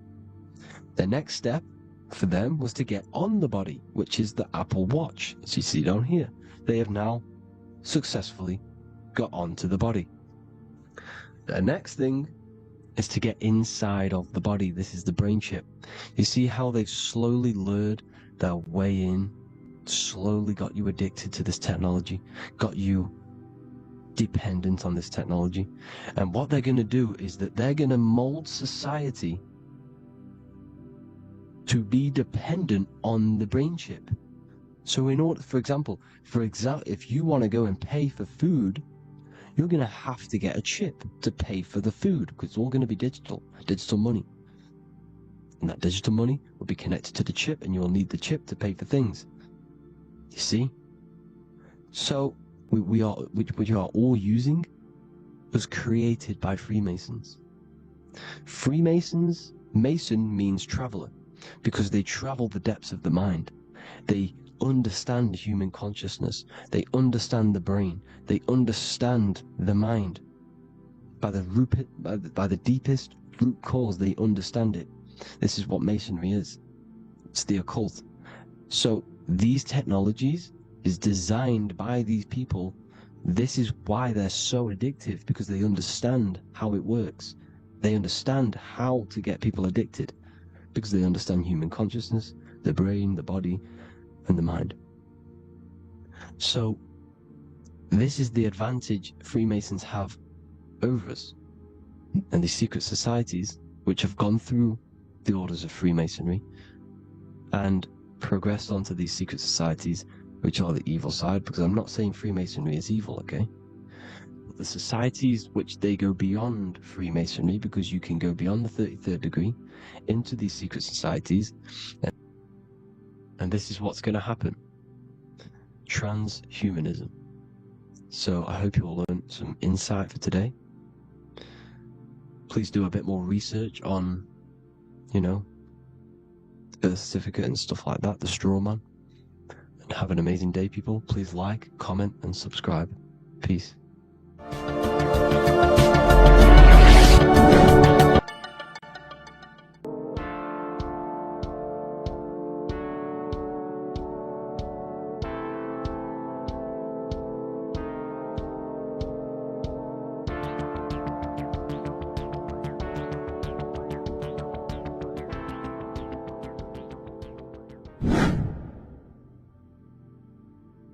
How are we all doing today, people? It's Revival of Wisdom, and today we're going to get real deep. This video is going to get real deep. A lot of people are not going to be ready for this sort of knowledge. Okay, you really have to do is to really deprogram the mind, because everything we've been taught is a complete lie, is to keep us trapped. Okay, this is really advanced knowledge. Now, let's get straight into this. All of the ancients depicted other worlds, and they called this place Midgard. Midgard is the mid-garden, the middle garden. This is why the Masonic symbolism on the floor is always a black and white checkered board, symbolizing the polarity here, the good and bad, because we're in the middle garden, the heart. Earth rearranged spells heart, because we're in the heart of this system, of whatever it is, a super quantum computer, whatever you want to call it, simulation. Now, in the Quran, it talks about the 7 layers of heaven. All of these ancient artworks are depicting these different layers of reality. Okay, and look at the Egyptians here with the boat outside of the firmament. Boats travel on water, and this is exactly what the Masons are doing. So they're still using the same symbols. Why? Because it's the same knowledge, just hidden. The Egyptians have the same knowledge as the Freemasons. It's just hidden. Now, this cosmology that they're showing here, which is probably made maybe 100 years ago, this painting or artwork, is the exact same as the one we see here, with the arch, the boat. It's similar, because the boat is symbolizing traveling these other worlds, because the ether is also symbolized as water, because if you look up at the stars through a telescope, it looks like it's water. It's shining through water, because this ether, whatever this substance is outside of this world, was symbolized as water. Okay, and look at all these ancient depictions showing these different layers of reality. Now, we are being trapped within this 3D dimensional world, which is the cube, the Saturn cube, because there are 6 sides to everything in this world: front, back, left, right, up and down. 6, which is the cube, because we're in the Saturn's world. Okay, now, always been depicted as a tree of life, the tree of the universe has always been depicted as this tree. Because let's get a bit deeper. Now, the cosmology of this reality is the sun, the moon, and Polaris, always in the Masonic art. The sun, the moon, and Polaris, the all-seeing eye. If you go inside of the temples, of the Masonic temples, they always have this star in the middle, shining light beams. Okay? Look here. The light beams coming from the big star in the middle, which is Polaris. This eye is God. It's God's light shining down from his abundance. Now, when you astral travel, you will see this big ball of light above you, and this big ball of light is God. But you cannot travel towards it until you are pure. It doesn't work like that. You have to become formless. You have to become pure before you can become one with the light. In all these Masonic artworks, it's all depicting the star in the center. This star is Polaris, because Polaris is the way out of this place. And this is why you see the stairway to heaven all the way up to the light beam, the light source. What does it say in the Bible? God is light, because everything is made out of one substance, and that substance is light. And it symbolizes the eye, because God is an eye.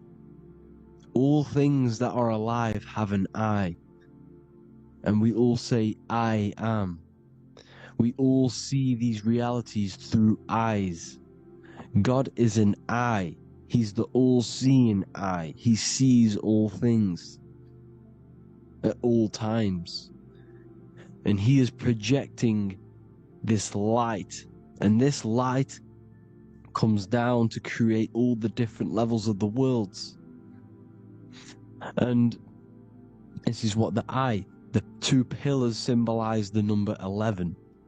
11, the number 1, is just a vertical line. It's the 1. It's a 1 point. 11 symbolizes the mirror nature of reality. Everything's mirrored. As above, so below. Now, the 11 also symbolizes openings, doorways. And as you can see here, an opening to the all-seeing eye. And you see here again, an opening to the stairway all the way up to the light. This light is the light of God in the astral worlds, beyond this world. Now, Polaris has also been symbolized as the UFO. They put the truth in plain sight. So you know in the films how the UFOs suck people up. That's what Polaris is doing. If you ascend beyond this world, if you do not ascend beyond this world, you will be reincarnated in this world. The whole thing is to outgrow this consciousness to the plane above. And I'm not just making this up. I'm going to be bringing in scriptures after this. But you can see with the Christmas tree, we always put a high, big star at the center, at the top, which is the star of Polaris, which is exactly what the Masons are doing here. The star at the top. And it's on top of our Christmas trees. And all of these symbolize the other stars, because Polaris is the most high star. And all the other stars are wrapped around the firmament lower than Polaris. And that's exactly what the Christmas tree is. And it's a triangle. It's a triangle, just like light beams travel from one point in the triangle, just like the all-seeing eye. It's a triangle. The light is coming from one point and sending its rays downward. You see, it's kind of like you see here with the water. And the lower you go, the darker it gets, the more evil it becomes. And this is what the ancients would call hell. Now, this all-seeing eye is Polaris. And below Polaris is Mount Meru, the North Pole, the magnetic North Pole. The Tower of Babel, which is in the Bible. The etymology of the word Babel Ba, meaning spirit, which gives the ability to move the soul through the worlds, which is that's the ancient Egyptian description of the word Ba, meaning of the word Ba. You have the Ka, the Ba, the Ak, but the Ba is the one that gives the ability for the soul to move through the worlds. Your soul can't speak into a world without incarnating into it. Now, the Tower of Babel symbolizes Mount Meru because it's the word Ba is the spirit which gives the ability for the soul to move through the worlds. The Tower of Babel is the magnetic North Pole, Mount Meru, which gives the ability to move through these different worlds. And you can see the ancient Tibetans always showing this depiction of these different worlds coming from the center. Because we have to ascend our consciousness. It's not about how good you are to reach heaven. It's about how you expand your consciousness, you expand your mind. So they teach now that you have to be good in order to reach to heaven. It's about expanding the mind, expanding your consciousness to these different planes, these different realms. So that's what it's about. And Jesus was known as the fisher of man. Now, Jesus is a massive part of this. He was known as the fisher of man because he was fishing. He could have been fishing. He could have been one of these deities that had come down from these different higher realities and pull people up. So so they called Jesus the fisher of man. And he says unto them, follow me and I will make you fishers of men. So these deities that we see in the past, like Buddha, Krishna, Hermes, Thoth, Jesus, could all be these entities who were coming down to pick up the minds that were worthy enough to see the higher planes of reality.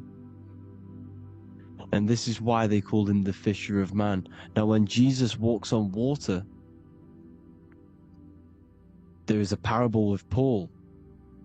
And he says, but Jesus immediately said unto them, take courage, it is I, don't be afraid. He's talking about astral travel here. He's talking about leaving you can't be afraid because fear is a bondage, which is what the Emerald Tablets talks about. Lord, if it's you, Peter replied, tell me to come to you on the water. The water. Come, he said. And Peter got down from the boat, walked on the water, and came towards Jesus. But when he saw the wind, he was afraid and began to sink. When you become afraid in astral travel, you sink back into your body. Lord, save me. So this is talking about Jesus pulling people up into different realities. And you can see the fish is the symbol of Jesus. Is another symbol of Jesus, a fish. Because fish symbolize deep occult knowledge. Because fish travel the depths of the ocean. And they symbolize us because we are fish underneath the ethers. And Jesus was pulling people up. You see, so the Bible is a people today believe the Bible is a book telling you how to reach to heaven, how to become godly and reach heaven. But you've got to become the Jesus Christ to see these alternative realities. Now look at the Emerald Tablets is a massive part, and it speaks so much about these different realities. Look what it says here. This is in Emerald Tablet 3. Then in my heart grew a great longing to conquer the pathway that led to the stars, which is exactly what the Masons depict in all of their art. Look, the ladder to the stars. And then he goes on to say, years after years I sought after wisdom, seeking new knowledge, following the way, until at last my soul in great travail broke from its bondage and bounded away, broke from the bondage of the body. Free was I from the bondage of earth men. Free from the body, I flashed through the night. The stars. The stars are a massive part in the astral world. Each star is a different reality. And the true astrology is the star that you came from. You came through a star to reach this, to reach here. There is a reason why you are here. There's a reason why you have the personality traits, because your soul came from a specific star. This is why we call them stargates, because they are gates in and out of this reality. And Polaris is the way out to the higher worlds. Now look, far into space, my soul traveled freely into the infinite circles of light. Beyond knowledge were some planets and great gigantic beyond dreams of men. Then he goes to say, lift up your flame from out of the darkness, fly from the night and ye shall be free. Lift up your flame. Your flame is your soul, because it has to be lifted up out of the darkness. This is the darkness, this world, this body's the darkness.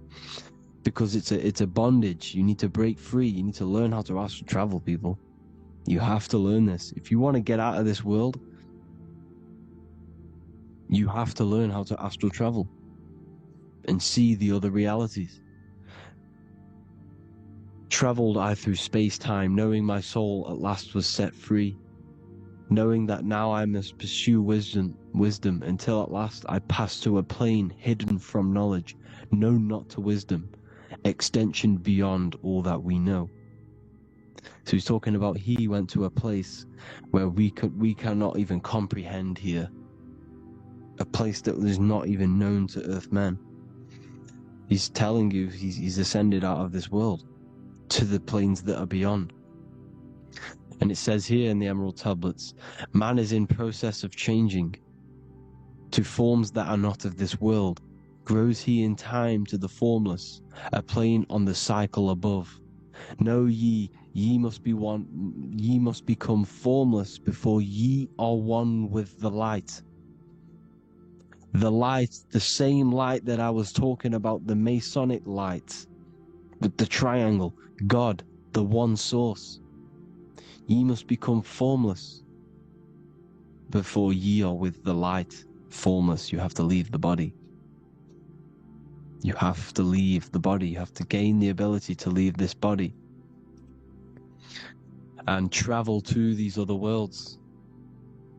Now, it says here, not as man am I, for free have I become of dimensions and planes. In each I take on a new body. In each I change my form.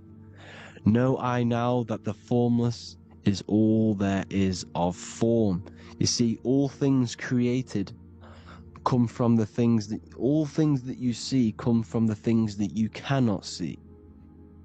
All of us have the same spark of consciousness, the same I am. Every dog, every animal, every human has this same I, this same thing which sees through the eye. It's formless. It takes, this formless entity is the same entity of us. We are all the same entity in different bodies. And this entity it was represented as the flame, the cosmic flame, which is inside of all of us.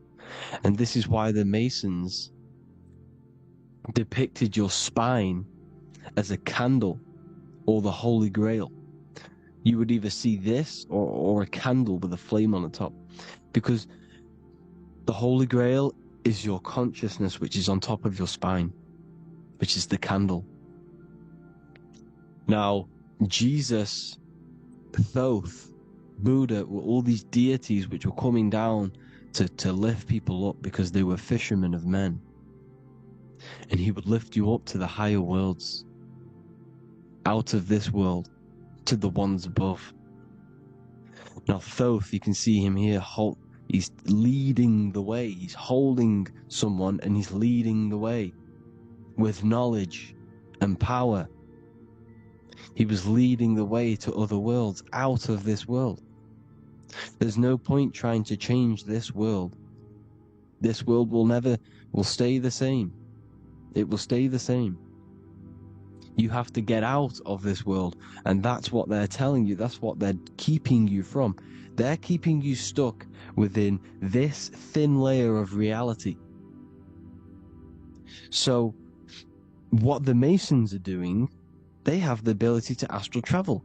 They're living not stuck and bound to one reality, but living within the different layers of reality. And this is what Morpheus was doing in the Matrix.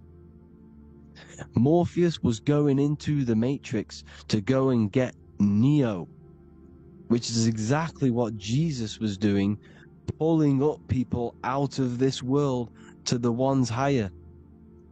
And that's exactly what Morpheus is doing in the Matrix. If you haven't watched the Matrix, go and watch it. It will blow your mind. Everything I'm saying in this video, you will see it. Except that you don't need to use a machine to enter the Matrix. You just use your body. Well, you use your consciousness to leave this body. You see, Neo was also uploading himself into the simulation to pull people out of the simulation. And this is exactly what all of these gods were doing. The Fisher of Man. Look, he was pulling people up out of this reality with the knowledge. Now Jesus was always depicted with the mushrooms. Look at all this mushroom art. Mushrooms were literally the origin of Christianity. You can see it everywhere. There's mushrooms in all of the ancient art. Every single one of these paintings you see here, there's mushrooms on them. Mushrooms have the ability to see alternative states of consciousness. Now, if you go and do them, and you go to sleep, if you pop mushrooms, you go to sleep, and you will wake up in another reality. You will wake up in another reality. Don't try it if you don't want to do it. But if you've got the heart to do it, do it. Eat them, and go to sleep. You'll wake up in another reality. And Jesus was handing out mushrooms to the bright minds, to the minds that he wanted to fish out and pull up to the higher realities. He was giving them mushrooms to see themselves in an alternative state, in an alternative reality. This is why there was so much mushroom art, and it's not just ancient Christians. It's Sumerians, it's the Mayans, the Celtics, the Egyptians. All used mushrooms. All of them. Look at all this art. It's on stones. It's everywhere, because mushrooms. See, everything in nature is a macro. Look at the form of a mushroom. It's literally your spine and brain, because they alter your consciousness. Your body is just a radio receiver. Everything that you're experiencing is a program being ran by the central nervous system, and your consciousness is experiencing this program. These electrical impulses of the nervous system, because it's all feeding back to one point, which is the pineal gland. And this is the candle with the light on it. Type in Masonic candle and you'll see it. It's your spine with your spark of consciousness on top of the spine. And it's a mushroom, because this sends you to alternative states of consciousness, alternative realities. Now, they were all doing this, the Egyptians, the Mayans. Now, there's more symbolism which goes into this. Look at the Christmas trees we use. The Christmas tree with the presents underneath them. Magic mushrooms grow under trees. And these are the presents under the trees that we symbolize today with Christmas. Santa's red and yellow for the red and yellow mushrooms. The same mushrooms Mario has to collect. And when he gets enough mushrooms, he levels up. And then what does he do when he go past the world? When you win that world in Mario, you go to another reality. You go inside of another world. It's truth in plain sight, and it's using mushrooms. It's using mushrooms. Everything, all of the characters in Mario, well, a lot of them are mushrooms. Look at this one. The presents, black, yellow, and red and white. Red and white mushrooms. And the bow on the top is the mushroom head. That's a bit of a reach, but, you know, the symbolism never lies. That's what you need to understand. And it's as above, so below. Now look at the Sumerians. The Sumerians were also multi-dimensional beings. Okay? Look at how they have the double faces. They had 1 foot in this reality and 1 foot in another reality. And look at this one, a double-headed god inside of like a portal. You see? Because and look at these with the wings, the astral travel. Birds, ancient birds symbolize the soul. Because the soul is a bird, it flies to different worlds. It flies around the cosmos. And mushrooms gave you the ability to see these alternative states of consciousness, these alternate realities. Because you exist in infinite realities. You exist in infinite realities. Now look at the 33rd degree Ordo Abkeo badge. You get this badge when you become a 33rd degree Freemason. And it's a double-headed eagle. A double-headed eagle. And you can see this in Sumeria first. Sumeria have the same symbol. A double-headed, bird. You can see it here. Here as well. And the Masons are still using this symbol today. And when you become a 33rd degree, 33 vertebrae on the back of your spine, above the vertebrae is your consciousness, and it's a double-headed eagle. One reality in one, you become a multi-dimensional being in the 33rd degree. And I've heard many interviews of Masons say it becomes Luciferian. You see, they speak in code. These Masons can't tell you about what they learn about, but they will speak in code. They said it becomes Luciferian. The word Luciferian is lucid. The root word of Luciferian is lucid, and lucid is lucid dreaming, alternative realities, dream worlds. You become a god. Luciferian means you're becoming your own god, pretty much.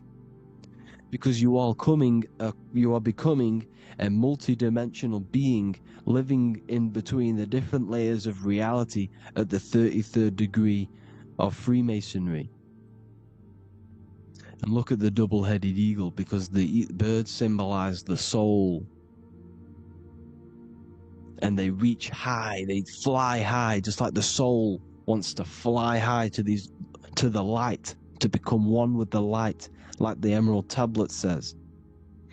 Now look at Janus. Janus was another god, and he's known as the god of doorways. Janus always depicted with a double head. Janus is why we say janitor or January. And January is entering a new year. Janus is known as the god of doorways with keys, always got a key. Because keys open doors. That's why the janitor holds all the keys. And Janus always has double heads, because he had 1 foot in this reality, 1 foot in another. He was a multi-dimensional being. A Luciferian. living between the different layers of reality, except from instead of being stuck in one like we are. Well, a lot of people. And that's the whole point. You see, all of this stuff is about like changing the world and stuff like that. This world will probably never ever change. It's probably been like this forever. Well, forever, for a long time.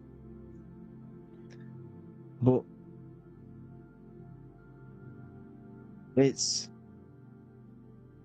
about moving out of this reality to the higher states.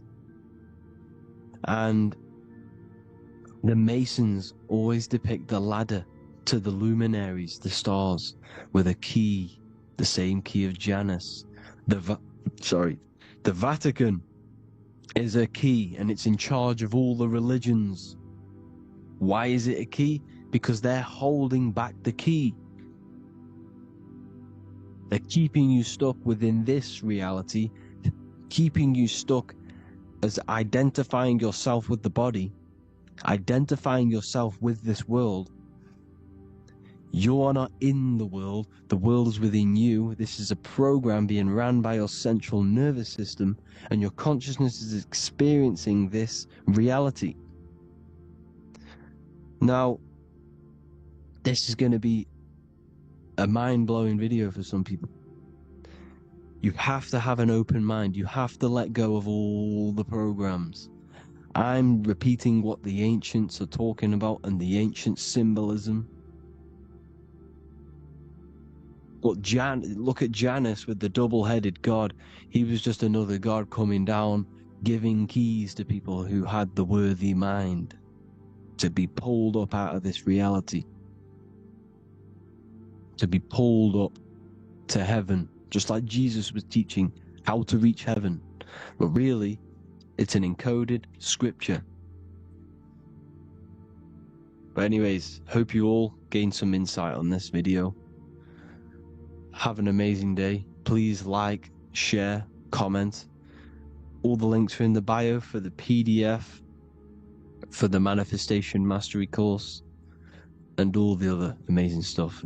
And if you want to support the channel, I'd greatly appreciate it if you became a Patreon member.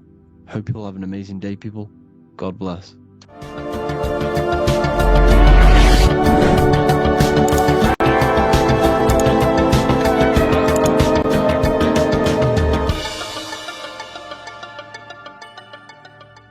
Welcome to Revival of Wisdom.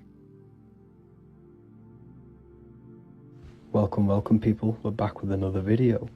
In this video we're talking about how Jesus Christ and Christianity is all sun worship.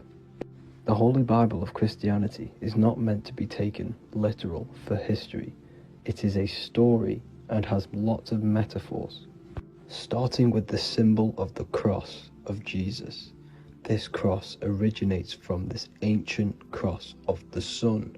This symbol has been used for thousands of years, way before Jesus was a thing, in Europe, America, Asia, and all around the world. In fact, this symbol is still being used by Christians today, not knowing it represents the sun. This is a 4,500-year-old artifact, a golden plate with an equal-armed cross found in England.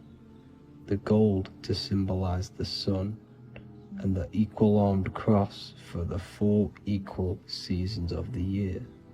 So this is why in the Bible you have Matthew, Mark, Luke, and John, symbolizing the yearly cycle of the sun and the 4 equal seasons. Also in the Bible, Jesus is referred to as the light of the world. So yes, Jesus represents the sun. He is a metaphor for the sun. Hence why in all of these pictures and images and paintings of Jesus, there's always a sun behind his head, and some even with the sun cross behind his head. Jesus also has 12 disciples, which represent the 12 zodiac signs and the 12 months of the year. This is the Last Supper by Leonardo da Vinci. As you can see, The sun, being Jesus, is in the center, because the sun is in the center of the zodiac signs. There are 4 groups which symbolize the 4 equal seasons. Each group contains 3 people symbolizing the 3 months and the 3 zodiac signs in that season. There is only 1 female in the painting, which is Virgin Mary, who symbolizes Virgo, the astrological sign. So yes, Jesus symbolizes the sun with his 12 zodiac signs and 4 gospels for the 4 seasons of the year. However, there is another phenomenon. The 25th of December is known as the birth of Jesus Christ, which is known as Christmas today. Jesus symbolizing the sun and is born on December 25th. This is the day the sun moves 1 degree northward, bringing back the warmth, the growth of crops, the life and light back to the northern hemisphere. Everything is springing back to life, as we call it, spring. So it is said that the sun is born again on the 25th of December, and Jesus is known as the risen Saviour, because the sun is our risen Saviour, because it gives life to the whole of this realm, the warmth, the crops, and without the sun rising in the morning, we'd all die in about 2 weeks. And we all know how Jesus died on a cross.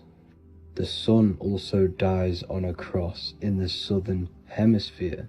It dies on the Southern Crux constellation. And on December the 22nd, 23rd and 24th, the sun remains in the same position. So the sun dies for 3 days and it is born again on December 25th, when it moves 1 degree northward. And this is when the sun is born again, or resurrected, just like Jesus. Constellation Virgo is prominent in the spring sky in the northern hemisphere. So therefore, the sun is born a virgin, Virgo. And as you see in this image, you see Virgin Mary holding the sun. Us as humans do not own the sun, so therefore God owns the sun. So yes, the sun is the Son of God, and this is what Jesus is symbolizing. And just how Jesus sacrifices himself for humanity, that's what the sun does. The sun gives out all of its energy so we can live. In a boat and there is a massive storm, Jesus is asleep, meaning the sun has not arose. And the disciples say, "Save us, Lord, we are perishing." Quote, "Then he rose and rebuked the winds and the sea, and there was a great calm." End quote. Now this is a metaphor for the sun rising and calming the storm, because in the ocean, when the sun is down, that's when there are great storms. The worship of celestial bodies go back thousands of years, and it's called astrotheology, and it can pretty much be traced back to all ancient civilizations. Now going back to the ancient Egyptians, the god Horus, the god of war, and he symbolized the sun in the morning. Ancients used to say that he walked over the sky in 12 steps. Yes, this could symbolize the 12 zodiac signs. It also symbolizes the 12 hours of daylight. So we have 12 hours of Horus, but now they've rearranged the word to hours. Horus and hours. And when the sun rises, Horus rises, we say horizon, which is Horus is rising. That's the etymology of horizon. Another Egyptian god called Amun-Ra was known as the god of all creation. He was the first god of them all. Amun was also a sun god. Therefore, after every Christian's prayer, they say Amen, sending their prayer through the sun to God. So this all goes back to the worshipping of the sun. Sun worship was around way before the Romans. However, in the Roman times, their sun god was called Mithra. Mithraism was the main religion before Christianity came into play. Mithra was the son of God. He died on a cross, and he was dead for 3 days and resurrected, just like Jesus. So the Catholic Church was not made in heaven, it was made by the Roman Empire. They mixed all the sun religions of Judaism, Mithraism, and other Arabic religions, and combined it into one, so Caesar, the Roman emperor, could gain his own religion. So yes, Christianity was a political move to gain more control over the masses, because it was a worldwide government at this point in time. So here is a Sumerian helmet with the rising sun symbol. And then the Romans also used this rising sun symbol on their armor. So sun worship has been going on for thousands of years, and it still goes on today. However, with all the programming and the low IQs, today we do not get the full interpretation of the Bible and these stories from the past. And Christians and other religions are all brainwashed to not question their religion and not realize their true origins and where they come from. I do advise you all to do your own research and come to your own conclusions. However, I'm just pointing out the facts and connecting dots for you all to see. That's it for this video, guys and girls. Thank you all for tapping in. God bless.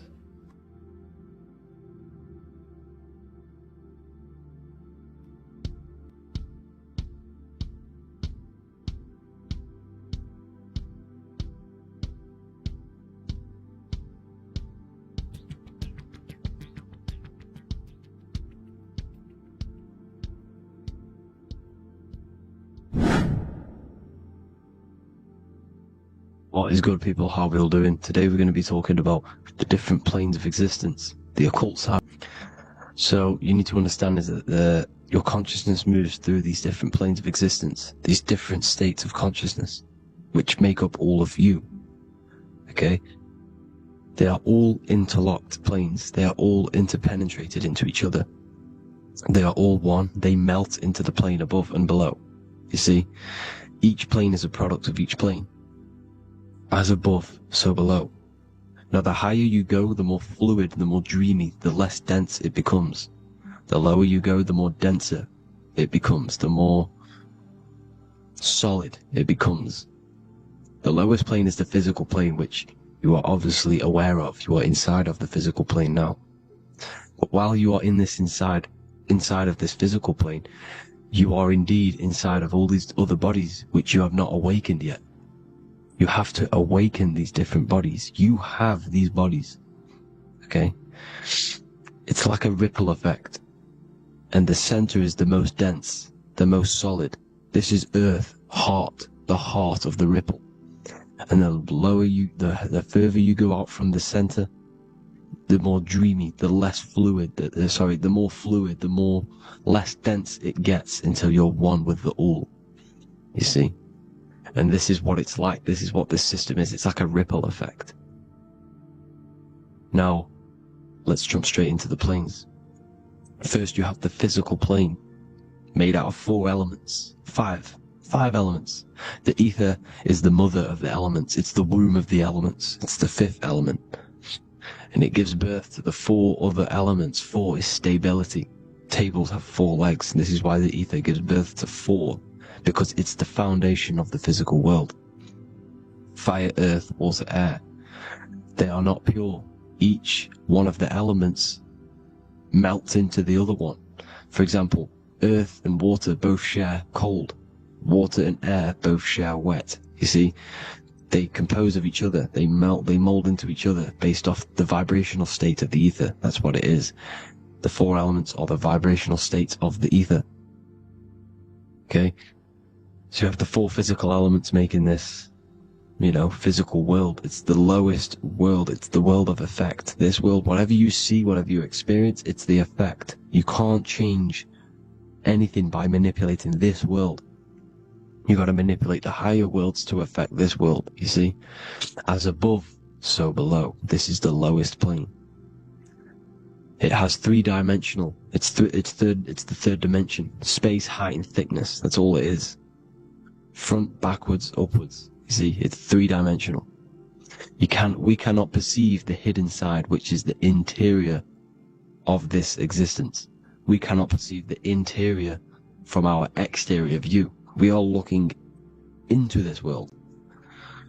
Okay, this is the exterior view. We can't see what's inside of that. That's the fourth dimension, which is the next one. It's the most gross and dense plane.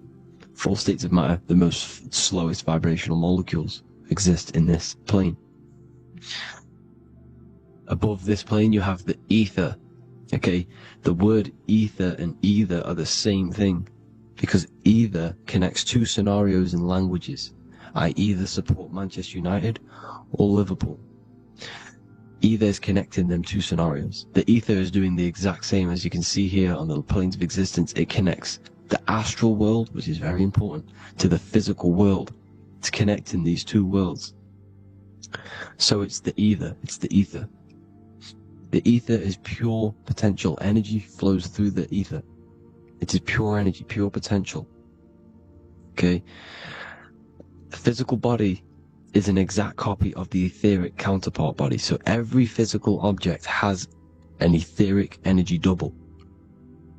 It's like a blueprint of that object. Every single object has an energy double, and that's the etheric double. Okay? The etheric body determines the shape of our physical body through its lines of force. All through life, it rebuilds and restores the physical body. Physical problems show up first in the etheric body, because as above, so below. You manipulate the higher planes, it will manipulate this plane. And this is why sorcery works. You know, contact with astral plane entities. We'll get into that a bit later. So, the reason why we can't see this plane, this energy world, which is all around us, which we are inside of right now as we speak, is that the molecules that compose it are further apart than those of the physical plane, making it invisible to the two eyes. That we can't perceive it. Our eyes cannot physically suck in that sort of information, and our brain cannot decode it. This is why, you know, they brainwash us with all these programs to keep us asleep, to keep these other bodies we have asleep, so we don't find out about these other bodies, and it's to make you believe that everything's just a material. Only the material world exists. They don't want you to know is that everything that you see is a result of something you cannot see. As above, so below. There are realities within this reality. This is what I'm breaking down now, these different planes, on how this reality works. So your etheric double is your energy body. You can see here the physical, etheric, astral. Astral is your spirit. The ether is a part of the physical plane. It's like just above the physical plane, but it's still part. But then the astral plane is completely separate. It's another plane. But they're all interlocked. Don't think they're apart. They're all interlocked. They're all one. They all melt into each other. The chakras that we have are inside of our etheric body. They are our sense of organs which tune us to the fourth dimension. These 7 chakras connect us to the astral world, the fourth dimension. Okay? They are points for the flow of energy from the universe / 7 planets, because the 7 chakras are your 7 planets, and the 7 planets are connected to the astral world. They are feeding these 7 senses in our body. They connect us to the universe, to our etheric counterpart, and then to us, supplying the physical body. Because the energy comes from above. As above, so below. These 7 senses, these 7 etheric chakras, are being supplied with energy from the universe, the 7 planets, the solar system. Then it supplies the physical body. You see? So, the ether is very important. And this is, you know, that the ancients understood the science of the ether, and they could, you know, harness free electricity from it, because it's all around us. The ether is all around us. And this is what they were doing. They were harnessing free energy using the ether. The astral plane, the fourth dimension, very important plane. Very, very important. We've all been there. Every single one of you has been there. Okay? The fourth dimension is unseen of what we see. It's the interior of the exterior that we see. We see the third dimension, but we cannot see beyond what's making this third dimension. This is the fourth dimension. Okay? It's the dream world. This is where you go when you dream. Okay? This is where you go when you dream. It's the place of disembodied spirits or ghosts, entities, whatever you want to call them. When you hear ringing in your ears, that is not tinnitus. That is an entity around you. Okay? That is an entity around you. The fourth dimension is where thought forms exist. Mental images. Thought forms as in what you see in your mind when you think of an image, because the mind is the highest plane of existence. Mind is the highest plane of existence, and it manipulates all of the planes below. So it goes the mental plane, then the astral plane. So the thought is in the mind, the mental plane. Just the thought alone, no image, but then the form depiction, the thought form exists. It manifests in the astral plane as a sort of image, an entity, a living conscious being. So this is why thoughts are things. You see, thought forms exist within the fourth dimension. So when you imagine something, when you are, for example, right now, look into your hand and imagine there's an apple in your hand. If you can see that, you are seeing into this fourth dimension. You can only see into this fourth dimension using the mind's eye, not the two eyes, the mind's eye. When you shut off the two eyes into darkness, the third eye opens. The mind's eye is open, and you can see, this is astral travel. You got to work on astral travel, and you will see this astral plane, this fourth dimension. And there are 3 different sections to this astral plane: higher, middle, or lower. So yes, there is a kind of a heaven and hell, and a mid-God. Heaven being the higher vibrational entities manifesting higher vibrational thought forms existing there, the lower vibrational thought forms existing in the astral plane. But these thought forms are beings. You can create these beings. They're called elementals. Okay? If you entertain specific thoughts for long enough, this will plant a seed and it will grow. If you so for example, you have a bad feeling or whatever, what's a good example? Unforgiving someone. You keep that energy inside of you for long enough, it will manifest in the fourth dimension. You entertain that thought long enough, it will manifest. And it will create an etheric body, and it will be an entity which will harm you. It will feed off you, this low vibrational energy. Your mind is so powerful. It creates thought forms, and these thought forms can take consciousness, can take bodies, etheric bodies. Now, that's why it's very important that you master your mind, master your thought patterns. So this fourth dimension is the astral world. So when you have a nightmare, this is the lower astral plane. You're in the lower astral plane. Whilst this physical body rests at night, your consciousness, you awaken this other body, your consciousness goes inside of this other body, whilst the physical body lays asleep. You see? So it's all inside of you. This is what you need to understand. You just haven't awakened these bodies yet. You can awaken them. You just got to awaken them. Okay? The next is the mental plane. This is the mind, the source, pure cause, pure motion, the most less dense, the most fluid. No form. There's no form to the mind.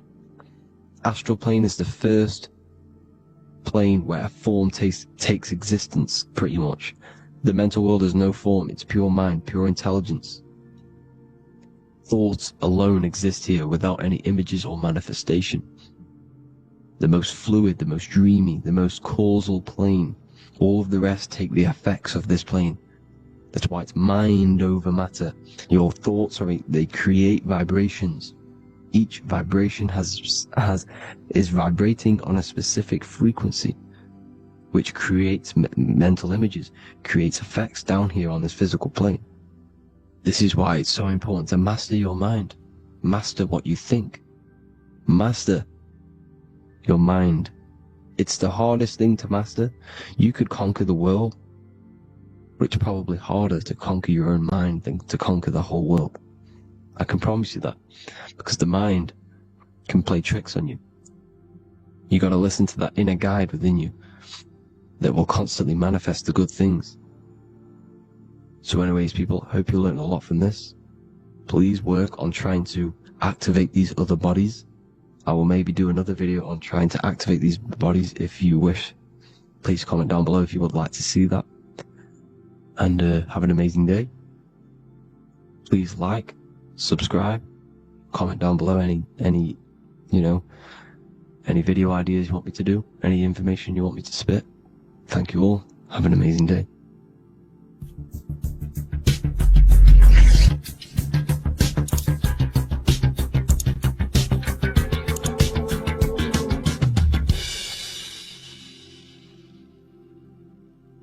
Welcome to Revival of Wisdom. Today, we're going to be talking about portals, portal symbolism, what portals are, okay, and how they show them to us, because they have to tell you the truth, guys. This is the thing with the universal law. They have to tell you the truth. And they tell you through symbols, they tell you through movies, and different things like that. But let's jump straight into this. So first I want to talk about the Freemasonry symbols. Okay, so first we got, obviously this is some Freemasonry art, but notice how you've got the ladder with a key. Okay, so this is ladder symbolism with a key. So maybe this is talking about ascending. Okay, because look, because this is ascending into the heavens, because it's a ladder with humans going up it with a key. In order to ascend, you must have the key. Okay, so what else do we have with a key? Well, the Netflix show Lock and Key, which is all about portals and keys. Because what do keys do? They open doors, gateways. Okay, so what's interesting about this is that they've got this key here, which represents the Kundalini energy rising up the spine. Okay, but we'll come back to this. But it's that same portal key symbolism. We've also got the Vatican. The Vatican is in the shape of a key. Okay, so you can see the start of it here and the end. So this is key symbolisms. Keys open doors.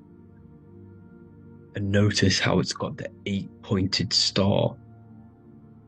Okay, what is the 8-pointed star? Okay, we'll come back to this. This all ties in, guys. I'll break it all down for you. But then you've also got the god Janus. Janus, okay, is known as the god of the doorways. He's an ancient god of Rome, and they worshipped him. However, he's not a god, he's more like a high-level ranked demon. Because he is the god of the doorways. And notice how he's got two faces. Because doorways always have two sides. You're going into somewhere, there's always two sides of a door. And he's always depicted with two sides of a face and a key. Because he holds the key to the doorways, to the portals, to other worlds and realms. Okay, as you can see, he's always got two faces and a key. Okay, so now we have the Sumerians, the Anunnaki, and they are always depicted with the two faces. Why do they have the two faces? Because they're symbolizing doorways. and the Anunnaki come to Earth through doorways and portals. So these are what these gods are symbolizing in their artwork. But they always have the 8-pointed star. Okay, what is the 8-pointed star? You see how they always have. Look, let me try to find another one. It's the 8-pointed star. This 8-pointed star is Polaris. Okay, Polaris, just like the Vatican has the 8-pointed star with a key. Polaris is the center star. Polaris is a fixed star, it doesn't move. Okay, so the Anunnaki's symbol is also the 8-pointed star. So this is symbolizing the portals and doorways that they come through in order to get to the Earth. But Polaris is that center star which does not move. It's always symbolized with the 8-pointed star, just like a compass. Why is a compass the 8-pointed star? Because at the center of our realm is where the most electromagnetic energy is stored. As you can see, we have an aura field, an electromagnetic aura field. So does the Earth. And in the center, so like our heart, for example, is where the most energy is stored. And like the center of the Earth, this is why all compasses point to the center, because this is where the most electromagnetic energy is stored. It's at the center of our realm. Okay, so like I was saying with the lock and key series, see this here, the Kundalini energy rising up the spine, just like your Kundalini energy rising up the spine. Let me try. I can't zoom in, but you know what I'm trying to say here. Let's go back to Polaris, because at the center is where pole. Can you see the pole of electromagnetic energy? Polaris, the North Pole. It's symbolized. The truth is in the words. It's like a pole of electromagnetic energy, and this is where the aurora borealis comes from. Notice how it's got the word aura in it, because it's the Earth's aura, electromagnetic field. Just like you have an aura, also known as the northern lights, because it's coming out of this center hole in the center of our realm, where the black sun is. And this is where the electromagnetic energy is coming up from. And this is what the aurora borealis is, or the northern lights. It's just electromagnetic energy. And it's symbolized through our symbols, the original O. Okay, because it's like a hole through the middle. Polaris. So this Polaris is the sky vault. It's the portal into this realm, because this is what the Anunnaki are always talking about, always symbolizing with the 8-pointed star. And just like a compass is the 8-pointed star, pointed to the center, to Polaris. Okay,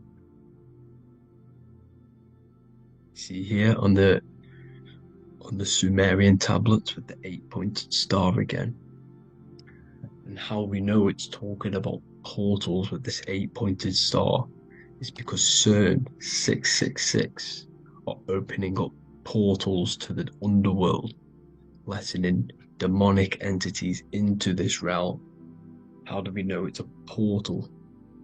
Because their Hydra Collider has 8 points, just like the 8-pointed star.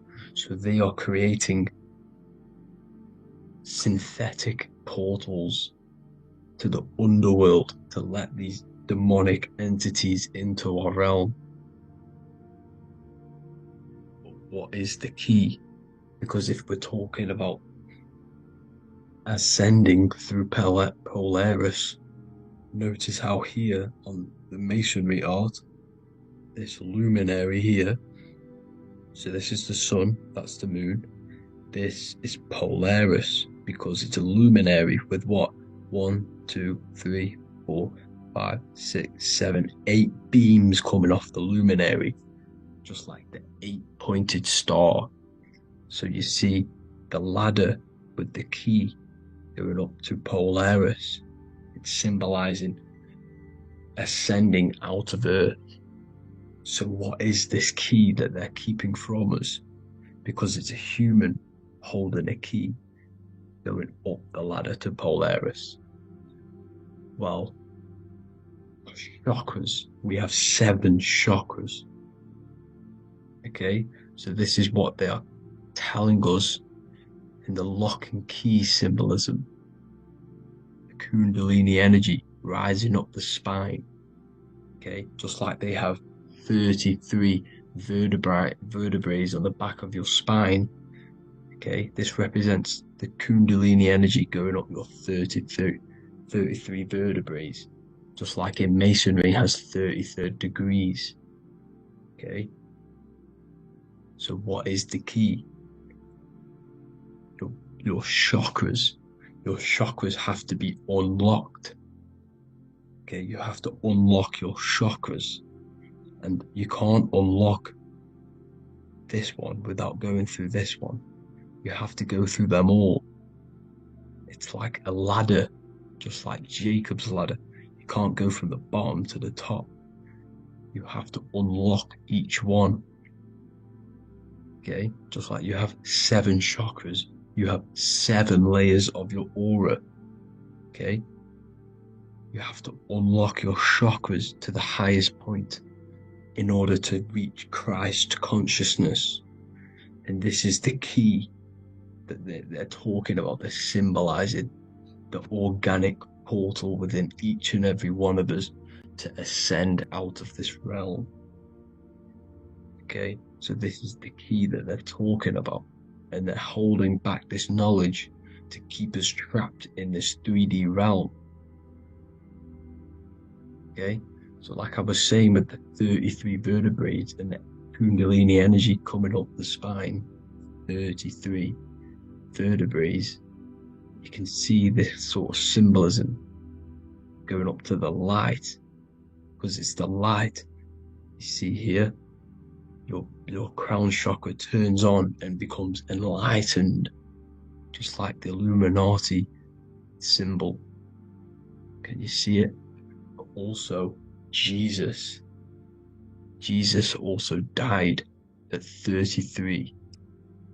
So this is symbolizing, okay, they're symbolizing the death of the ego, the body. So once you open up your chakras and reach Christ consciousness, which is your 33rd vertebrae, once your Kundalini energy goes up your 33rd vertebrae, your body technically, not physically, but spiritually dies, because you then become formless. You reach Christ consciousness. So then you can travel other worlds. Okay? This is what they're talking about with Vatican, 8-pointed star, and the key. Janus with the key. The Sumerians with the 8-pointed star. Anunnaki, the 8-pointed star. Polaris, 8-pointed star. So Polaris is the way out of this realm, which is at the center pole, North Pole. Okay, so the key is that they're hiding from us is the knowledge to unlock our chakras. Okay, and without this knowledge that they keep from us is trapping our souls in this reality to keep reincarnating. Okay, well, thank you all for tuning in. I'm going to leave you all there. Make sure to leave a like and a comment in the comment section. let me know some topics to talk about so I can break it down for you. God bless you all.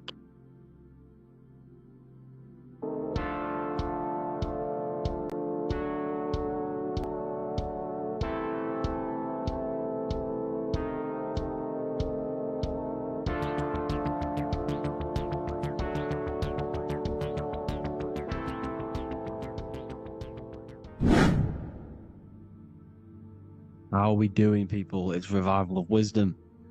We're back today talking about sun worship. Okay? And please enjoy, sit back and enjoy the video. First thing we need to understand is that the sun is the risen Savior. It's the light of the world. Without the sun, we have nothing. Now, the sun is the Son of God. We didn't make the sun. No one owns the sun. But who created the sun? Obviously, the Creator created the sun. Therefore, it is the Son of God. And that is what Jesus is symbolizing in the Bible. The Bible is a metaphorical story. That's why it's called the greatest story ever told. Because it is a story about the sun, the zodiac. It's about you, the systems in the body. It's about everything that is sacred in this creation. Now you can see the suns behind Jesus' head in all of the ancient portraits. Even the ones that are more modern, you still see a sun on the back of his head. Because he is the sun. He's the light of the world, our risen Savior. And this is what Christians are lost, because they don't realize it's a symbolic story and they think Jesus was a historical person. He's not a historical person. Okay? This is what we need to get out of our mind. This wasn't a historical person. It's the Son, our risen Savior. The Son is the soul. It's the soul of this creation. Because what is a soul? A soul is pure life force, pure energy. Whatever a soul inhabits, it gives life to. Like our soul feeds our body. The sun feeds the earth because the sun is a soul, and that's why the ancients called it Sol. Because it's the soul, and it's in you, and it's the light of the world. It's the light of everything. It gives life to all things. Here's Jesus and his 12 disciples. The 12 disciples symbolize the 12 zodiac signs. Aries, it rules the head region because the 12 zodiac constellations rule specific regions of your body. Aries, the ram, you have a cerebrum in your head. This is Aries on the head of the table. His Gemini rules the arms and the lungs. The two twins, Gemini. He's holding up 2 hands for the 2 hands and arms. The twins. Cancer has a knife in his hand. It's not so clear, but he has a knife in his hand. Cancer is the crab. Crabs have claws. And he's pointing at Virgo's Adam's apple, saying there's no Adam's apple there. It's a woman. Who's the 6th sign? The 6th sign is Virgo, the Virgin. The only woman in the painting. Now notice how there are 3 people in 4 groups. For the 4 seasons and for the 3 months and 3 zodiac signs in each season. Spring, summer, fall, winter. Matthew, Mark, Luke, and John with the suns on the back of their heads. Because it's the 4 states of the sun. The 4 states of the sun. Now, 6th sign, Virgo, the Virgin, the only woman in the painting with no Adam's apple. Then we have the sun, Jesus, red and blue, red shift, blue shift. Electromagnetism. The ancients knew this. He's got one hand open, one hand down, because the sun gives and retrieves. The sun rises and it falls. It gives, then pulls away. That's what the sun does, and that's what he's doing. His arms are out, symbolizing the rays of the sun, casting down onto the earth, giving and then receiving. Libra, his 2 hands are equal, he's holding his arms out equally, because Libra is the 2 balanced scales. Libra is when the sun is balanced between the summer and the winter. It's being judged. The sun isn't balanced. That's what Libra is, the 2 scales. Capricorn is the goat. Goats have two horns, and you can see the two horns on his head here. See? So this is astrology. This what Leonardo da Vinci is depicting here. It's astrology. He knew the story of the Bible is all astrology. It's all based on astrology. The Son of God, the real Son. Now here are some Bible verses. I am the light of the world. Obviously, that's the sun. What other light is there that lights up the world? The moon can't do it. It's the sun, the one and only Son, our risen Savior. Because if the sun didn't rise, we'd all be dead. So it's our risen Savior.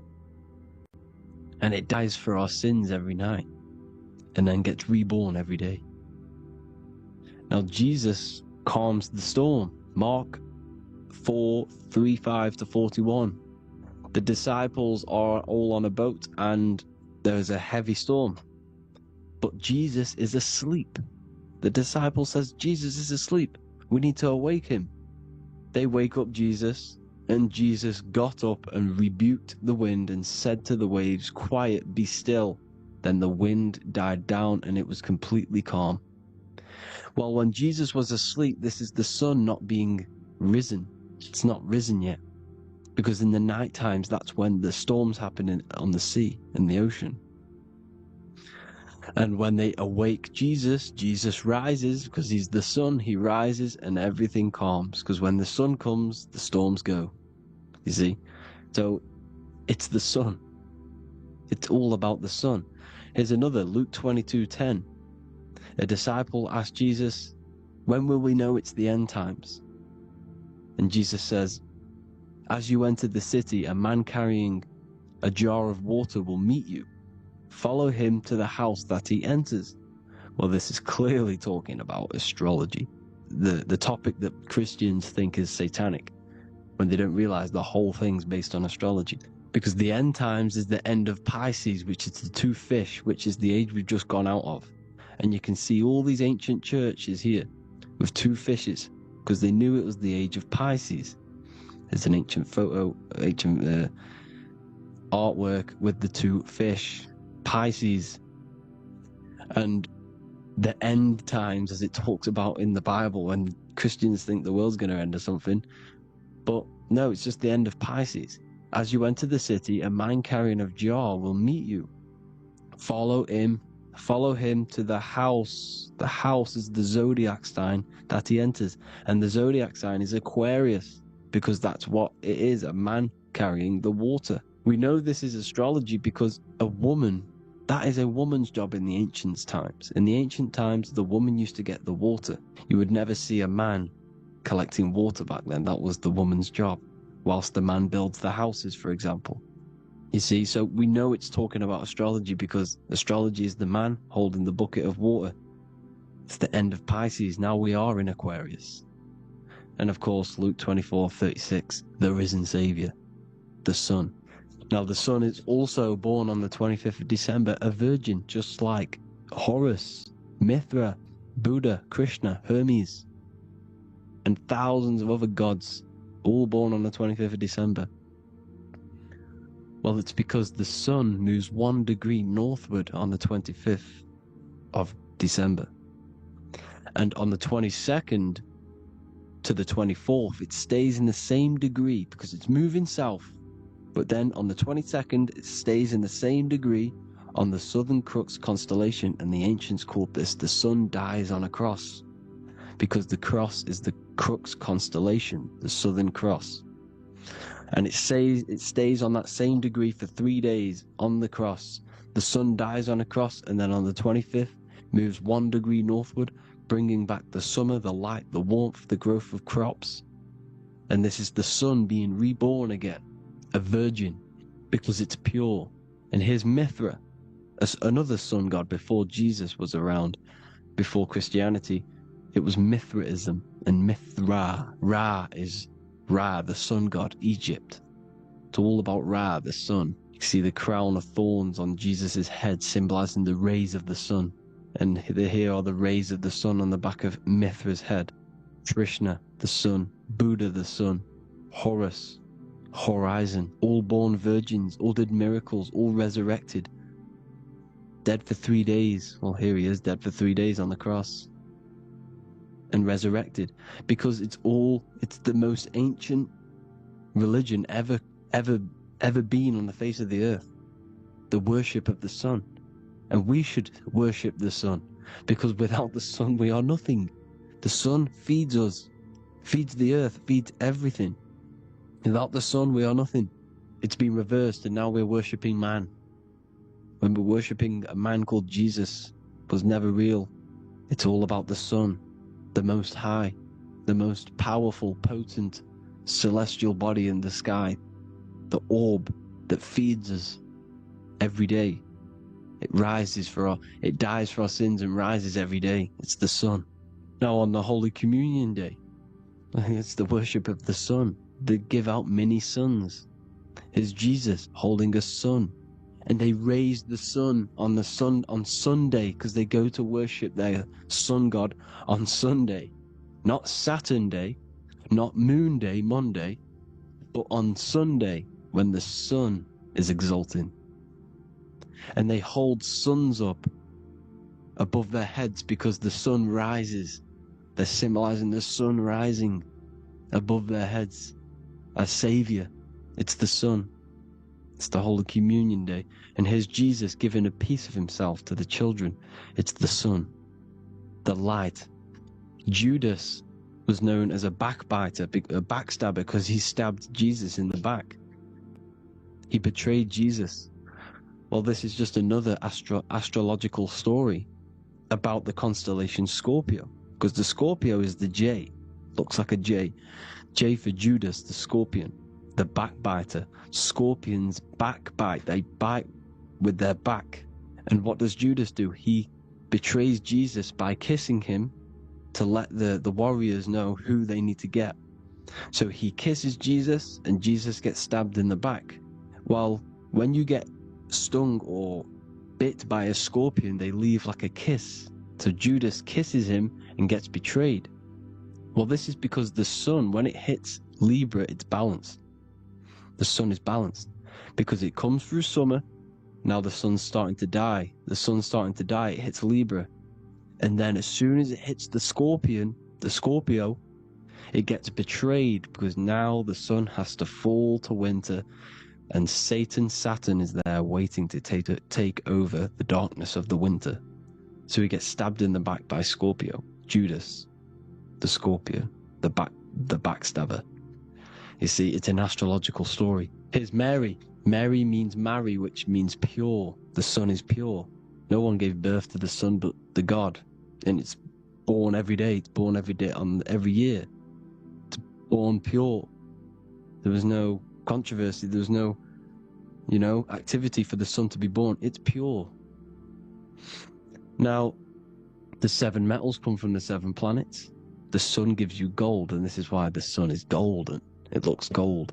And this is why the banks are backed by gold, because gold is the most valuable metal, because it's the sun, the most valuable celestial orb in the sky, in the heavens.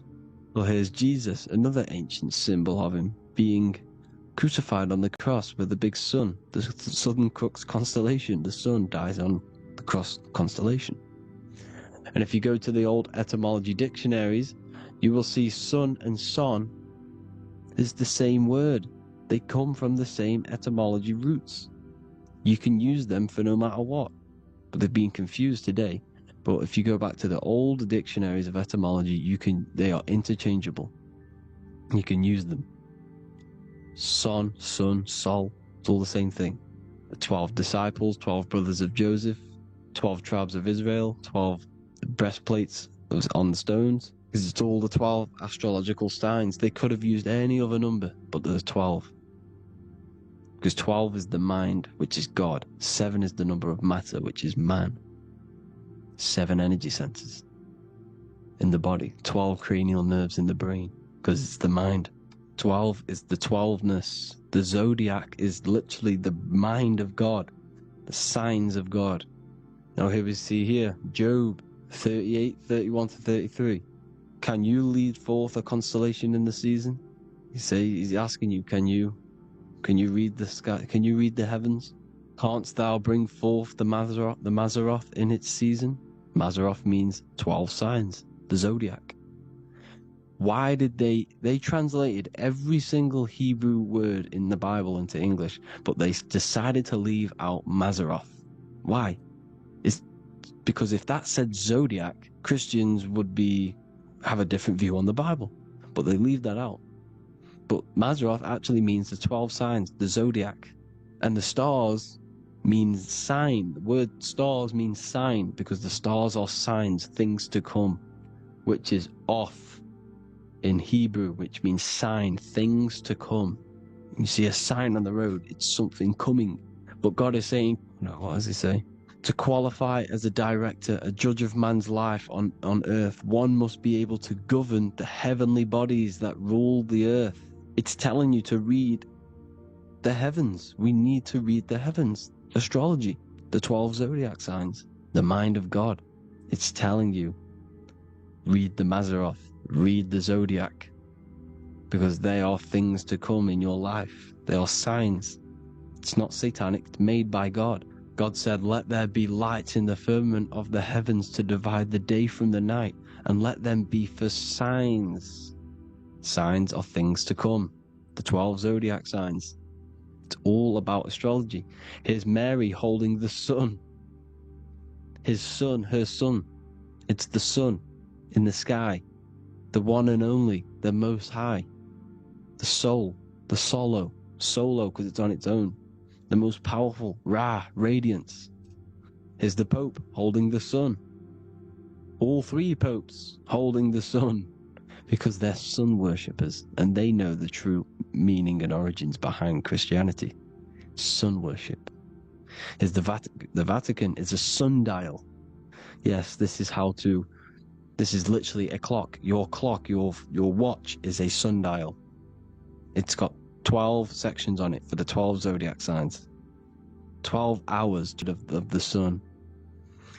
Here's the pyramid of the sun, the illuminated one, the all-seeing eye, the sun. Here's the Ankh.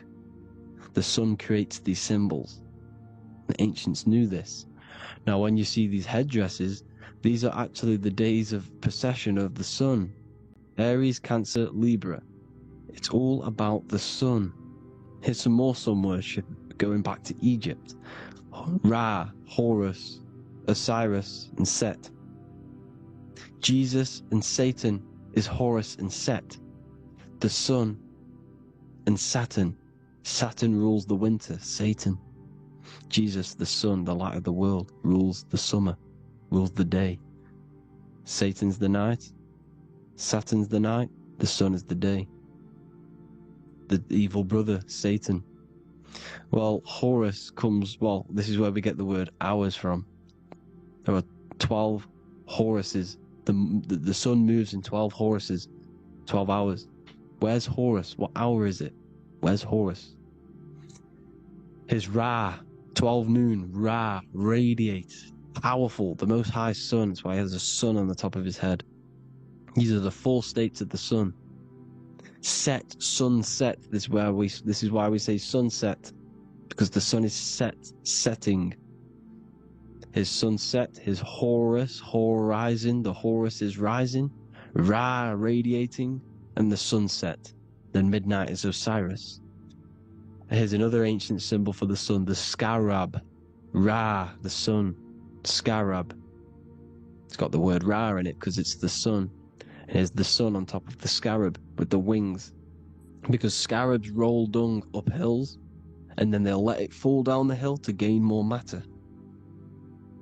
To gain more, bigger, like a snowball effect. And the ancients saw this as a process of the sun, because the sun climbs up the hill and then it falls. So they used the scarab to symbolize the process of the sun. The sun climbs and falls. Here's an ancient Egyptian cat cutting off the head of the serpent. Well, the cat is cutting off the head of the serpent, symbolizes the sun cutting off the nighttime. When the sun rises, it cuts off the nighttime. It cuts off the serpent. The serpents represent darkness or evil. And there's some more symbology of the sun and the heavens, the arch, the royal arch, the firmament, the sun inside the firmament. These are all ancient churches, and they all depict the firmament with the sun inside. Is the ancient cosmology, you see, because it's all about the sun. Everything's about the sun, because the sun is our orb, made for us to sustain life in this, inside of this creation, inside of this firmament, the royal arch of heaven. Here's the Freemasons depicting it. Here's the Masonic royal arch, but you can even see the zodiac signs. Here's Cancer, the checkered board. It's the royal arch of the firmament. Obviously, they don't want to tell you that. You live in space, apparently. Some more sun worship. Here's the beard of the sun on the water. They all have this long beard. And why do they say amen? Amen at the end of every prayer. Amen is a sun god, a creator god. It's all about the sun. So thank you all, people. Hope you all enjoyed. Hope you all gained some knowledge and insight. Please give me a follow, drop a comment, drop a like. Have a good day. Love you all.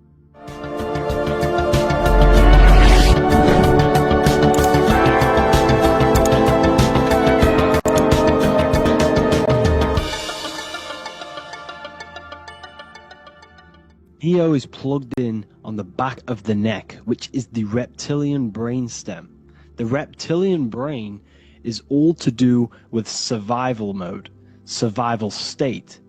It's always scanning the environment for safety, whether that's physically, emotionally, or mentally. It does not think. It is instant. For example, do I smack the guy or run off? If something happens to you, like a car's coming really quick to you, you do not think about this. The reptilian brain is the animal instinct that will instantly move your body on the instant reactions. Hence why it's the closest brain to the rest of the body. It has instant access to the electrical nervous system to control the body at instant reactions. Now, Neo is plugged in on the back of the neck, which is the reptilian brain. Therefore, the matrix is the body itself. It is the lowest state of consciousness. This is what it represents.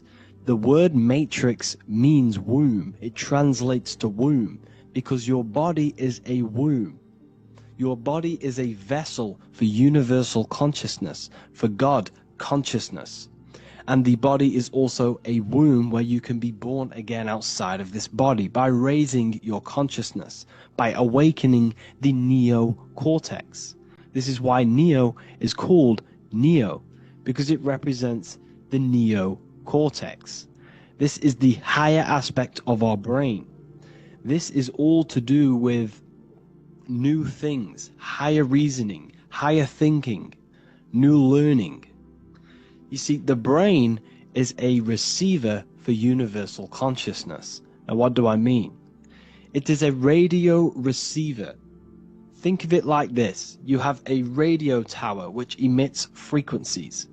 And each little frequency, 00.1, 00.2, 00.3, each 00 point is a different person. We are all the same universal consciousness, encapsulated inside of a different vessel. This is why our body is the temple of God inside of the Bible.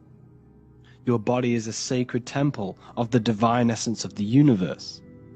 However, consciousness is controlling this physical body. And I'll show you this diagram here. Consciousness consists of imagination, emotions, thought, and memory. All of these things are not physical. They're not made out of atoms. You cannot think with atoms. If I split open your brain while you are thinking of a cheesecake, I would not see a cheesecake. It's because these things exist metaphysically within consciousness. They are not physical. The body is physical. It's part of matter. It's part of time. You see the Leonardo da Vinci, the circle and the square. The square represents limitation, beginning and end, because when you draw a square, there is a beginning and end. It represents the body, the mortal self, the ego, the echo. Then you have the spirit raised above, which represents spirit over matter, mind over matter. Invisible forces create physical forces. Everything physical exists in non-physical. This is also the Freemasonic square and compass, why the square is below the compass, because the compass creates the circle, which is spirit or mind. Then you have the square, which is matter. Mind and matter are the same substance. Mind creates matter through thought. Everything in this physical universe manifested through thought. Everything began as thought. So you are spirit and matter. You have a material body and a spiritual body. And you are right in the middle. This is why humans are very, very important. Because we have an animal nature, the reptilian brain, and a higher consciousness, the neocortex. And we must awaken out of the matrix, which means womb, which is the body. And neo is waken up from the lower self, the reptilian brain, and moves into the neocortex. Because the brain is a radio receiver for consciousness. Now, what do I mean? I went over this before. Your consciousness is controlling the brain. The brain is a computer. And when our consciousness, our imagination, our emotion, our thoughts, and our memories are all contributing towards just survival things, food, safety, fear, all of these things, and our consciousness is locked into a survival state, we are using the reptilian brain. We're no longer thinking.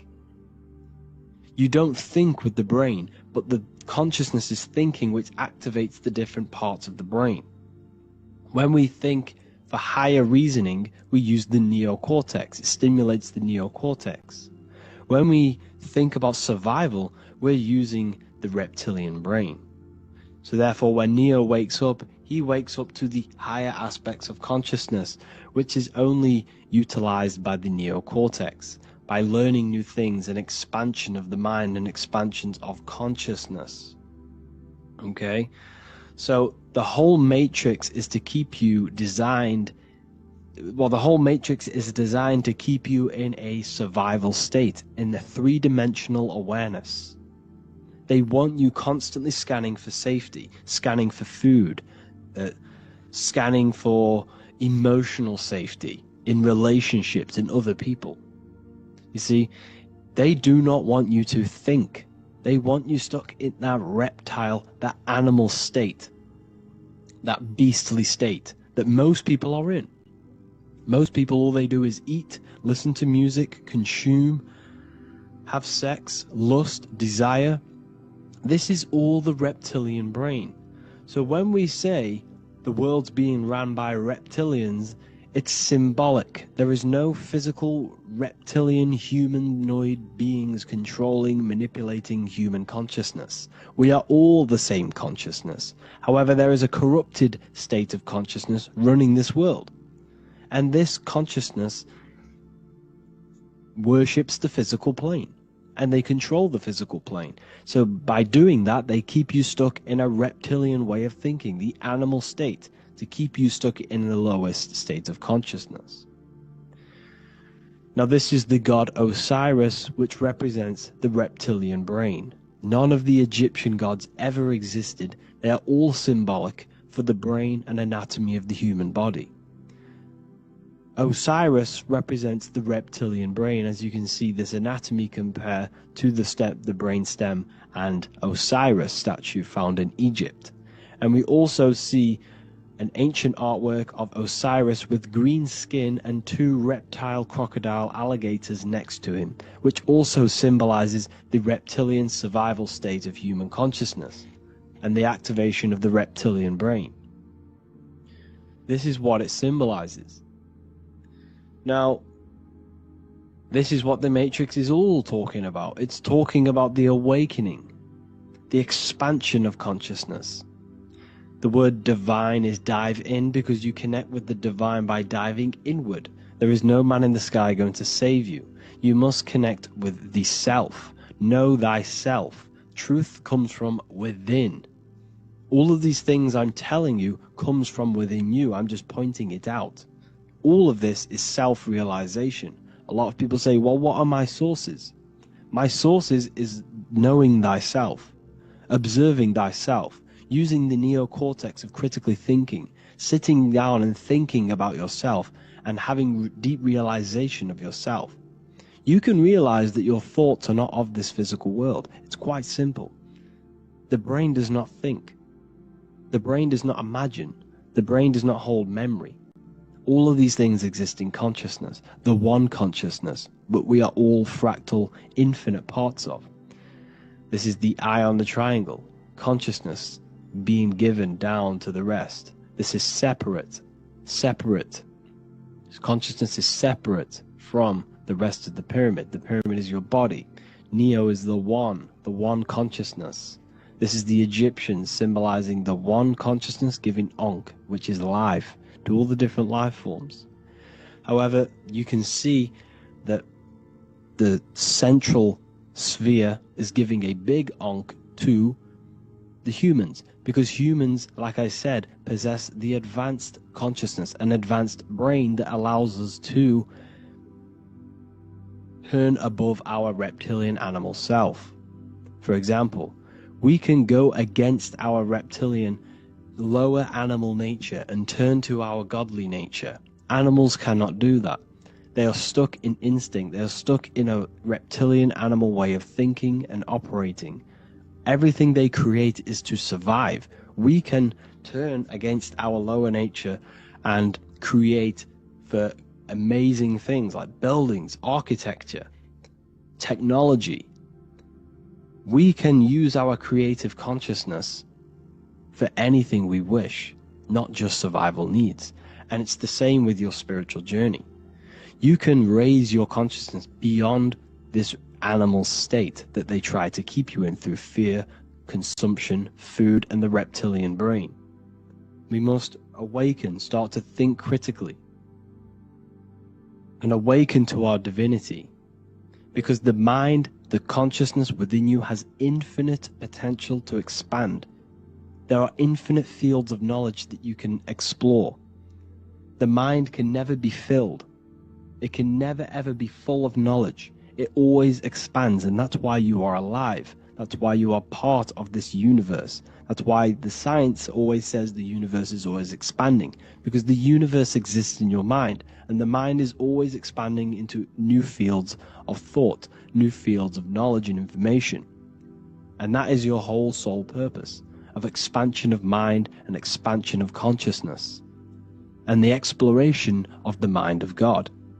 We are living in the mind of God. You are a thought in the mind of God. You must awaken out of this body. This is why Jesus says you must be born again to see the kingdom of God. You must be born again. You must raise your consciousness beyond physical limitation and awaken to your divinity. And this is pretty much it for this video. I hope you all understand this, that this is all symbolic for consciousness.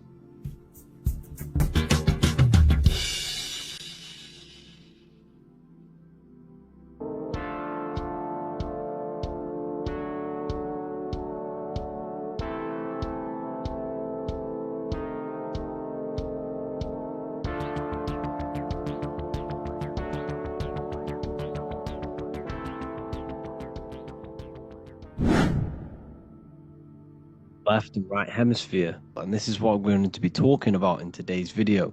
We're going to be breaking down the two hemispheres of the brain and how they function in your life. So first we have the left hemisphere.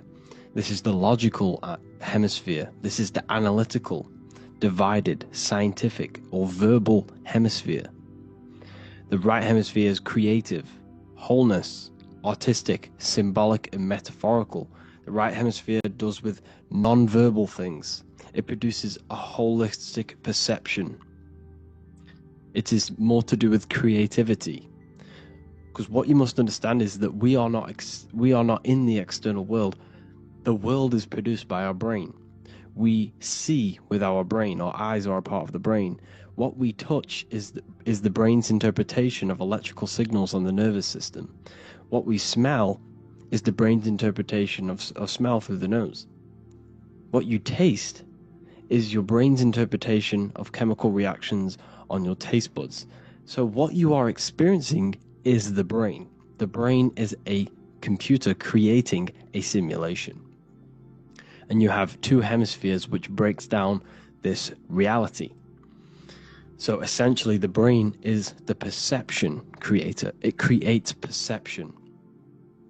So if the brain is creating this, who is the one experiencing the brain? Well, that is you, the consciousness, the mind, the all-seeing eye. You are the all-seeing eye experiencing the brain, the observer behind the brain, behind reality, behind the emotions. So if you're walking through a woods, this left brain sees individual trees. The right brain sees the whole woods. It sees the biome. It sees the bigger picture. So when you are walking through this woods, the right brain picks up a holistic perception of reality. It creates the woods as one unified woods. The left brain's job is to break this down and analyze it so that we can see individual things. And this is also necessary for humans to have the ability to break things down and manipulate things in this world. So without this left hemisphere, we could not manipulate things and break things down. So this right hemisphere is important because it sees the whole woods. It sees humanity as one unified consciousness. However, the left hemisphere sees individual egos. So the left hemisphere is the place of the ego because it only understands it sees the world very divided. Okay, so for example, here's another example of the left and right hemisphere. If someone pulls out in front of you in traffic, your left brain's going to start going crazy and analyzing them, calling them names.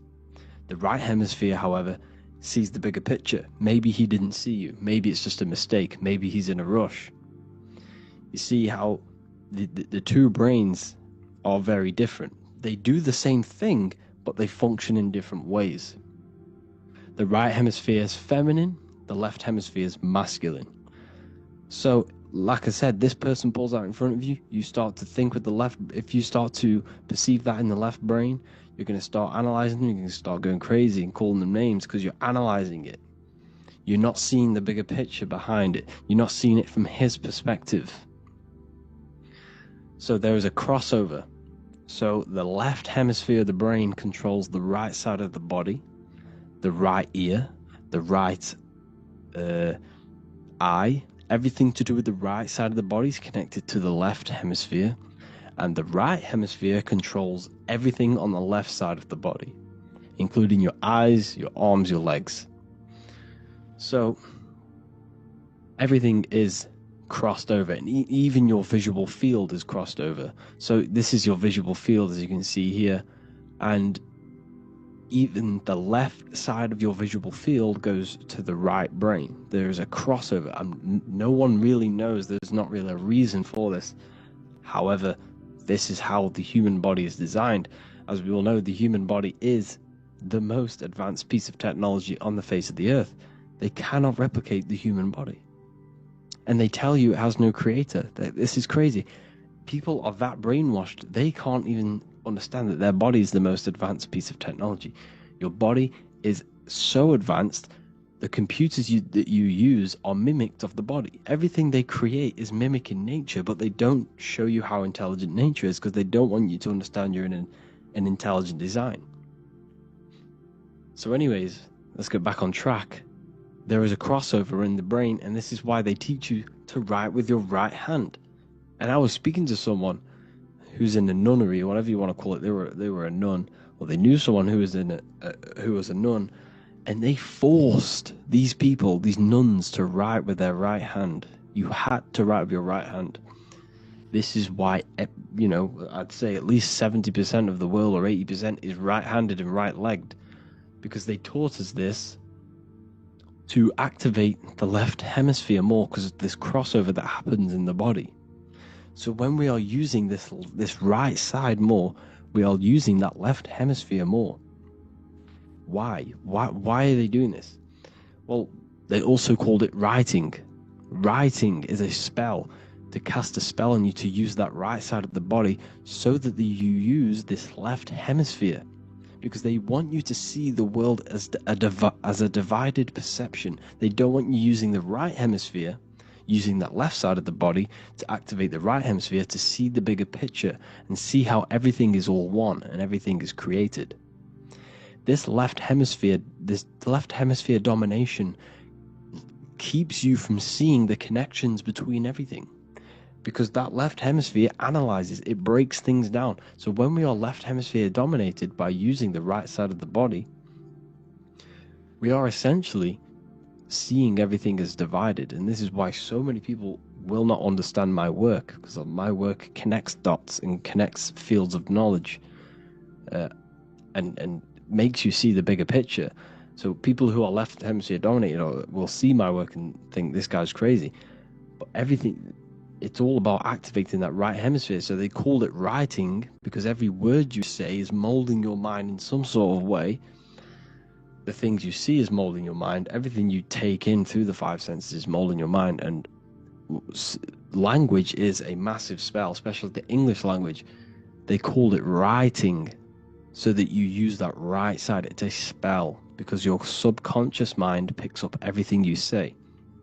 And 90% of your daily basis behavior and thought patterns is produced by these subconscious programs within the subconscious mind.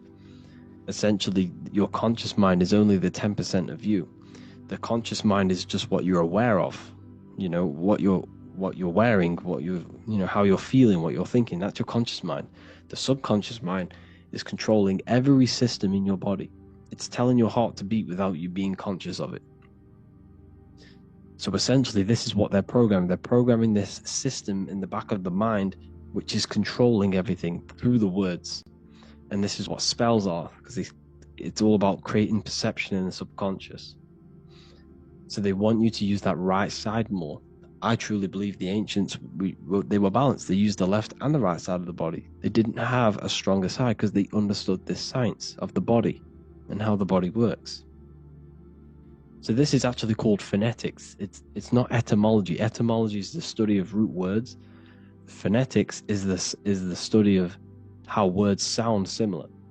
The way words are spoken. So phonetics, phone, this is why we call them a phone, because you speak into a phone.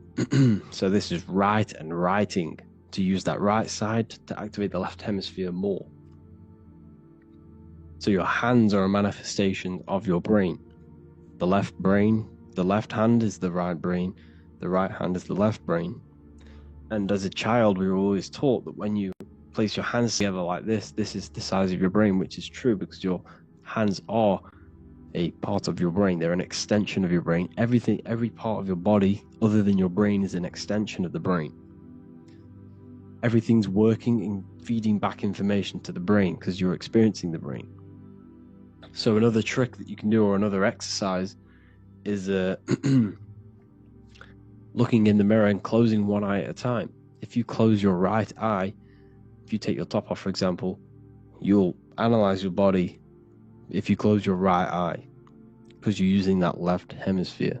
Sorry, other way around. If you look at yourself through your right eye, you'll use that left hemisphere, which will analyze yourself. You'll see individual body parts. If you close the right eye and use the left eye, you'll see your body as a whole. You won't really analyze it. This is how you can analyze yourself, using these two hemispheres.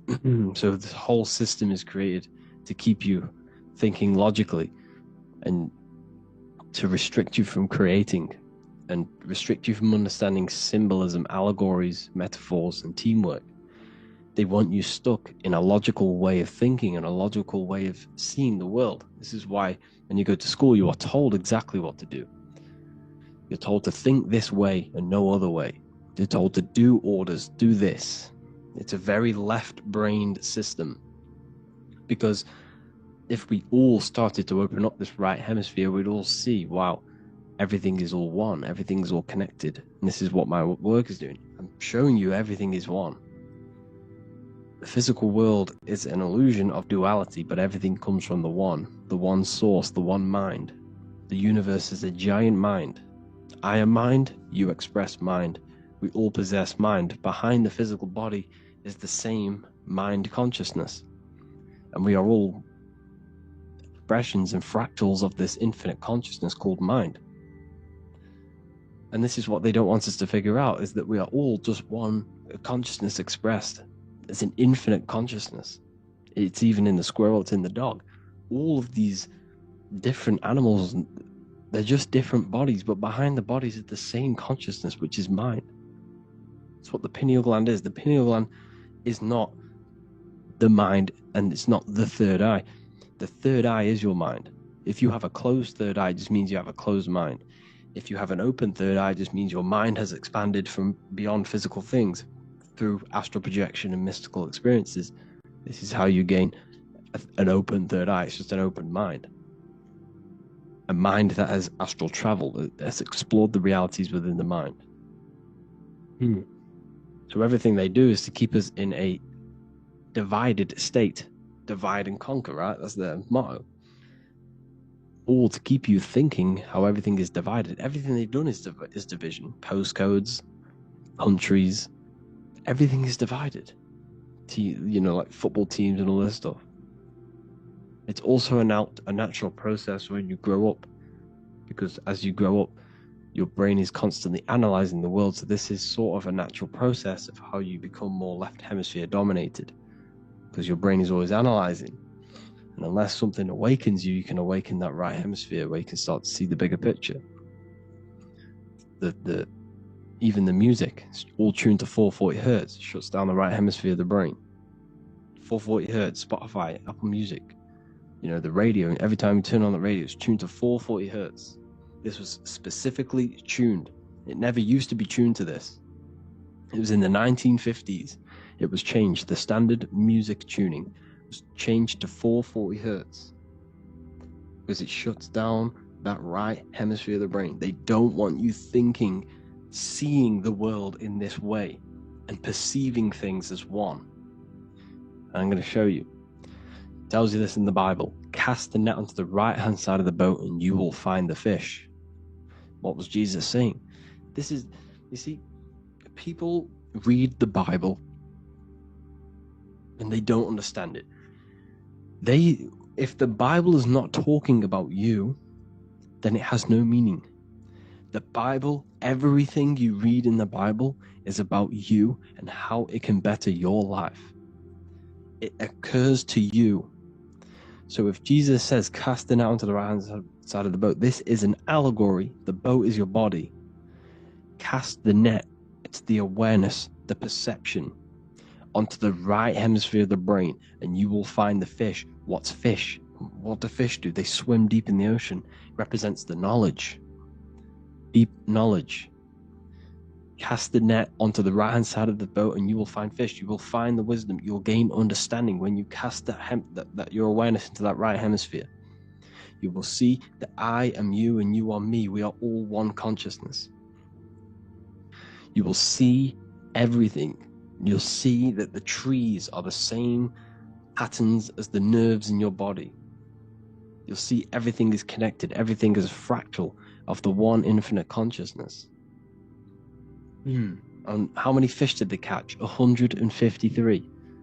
That adds up to 9. This is now numerology. The Bible's filled with numerology. Adds up to 9. What's 9? Human consciousness. It represents consciousness. You're in the womb for 9 months. Feminine. It's all about consciousness. And in Revelation 14, and I looked, and behold, the Lamb standing on Mount Zion, that's the spines, the mountain. With him, 144,000. 144 adds up to 9. It represents consciousness on top of the spine. You see? And he had his name the name of his Father written on the forehead. What's the Father? The higher mind, the higher consciousness within you. Where is that? In the forehead, the pineal gland. The pineal gland is the radio receiver for the higher consciousness.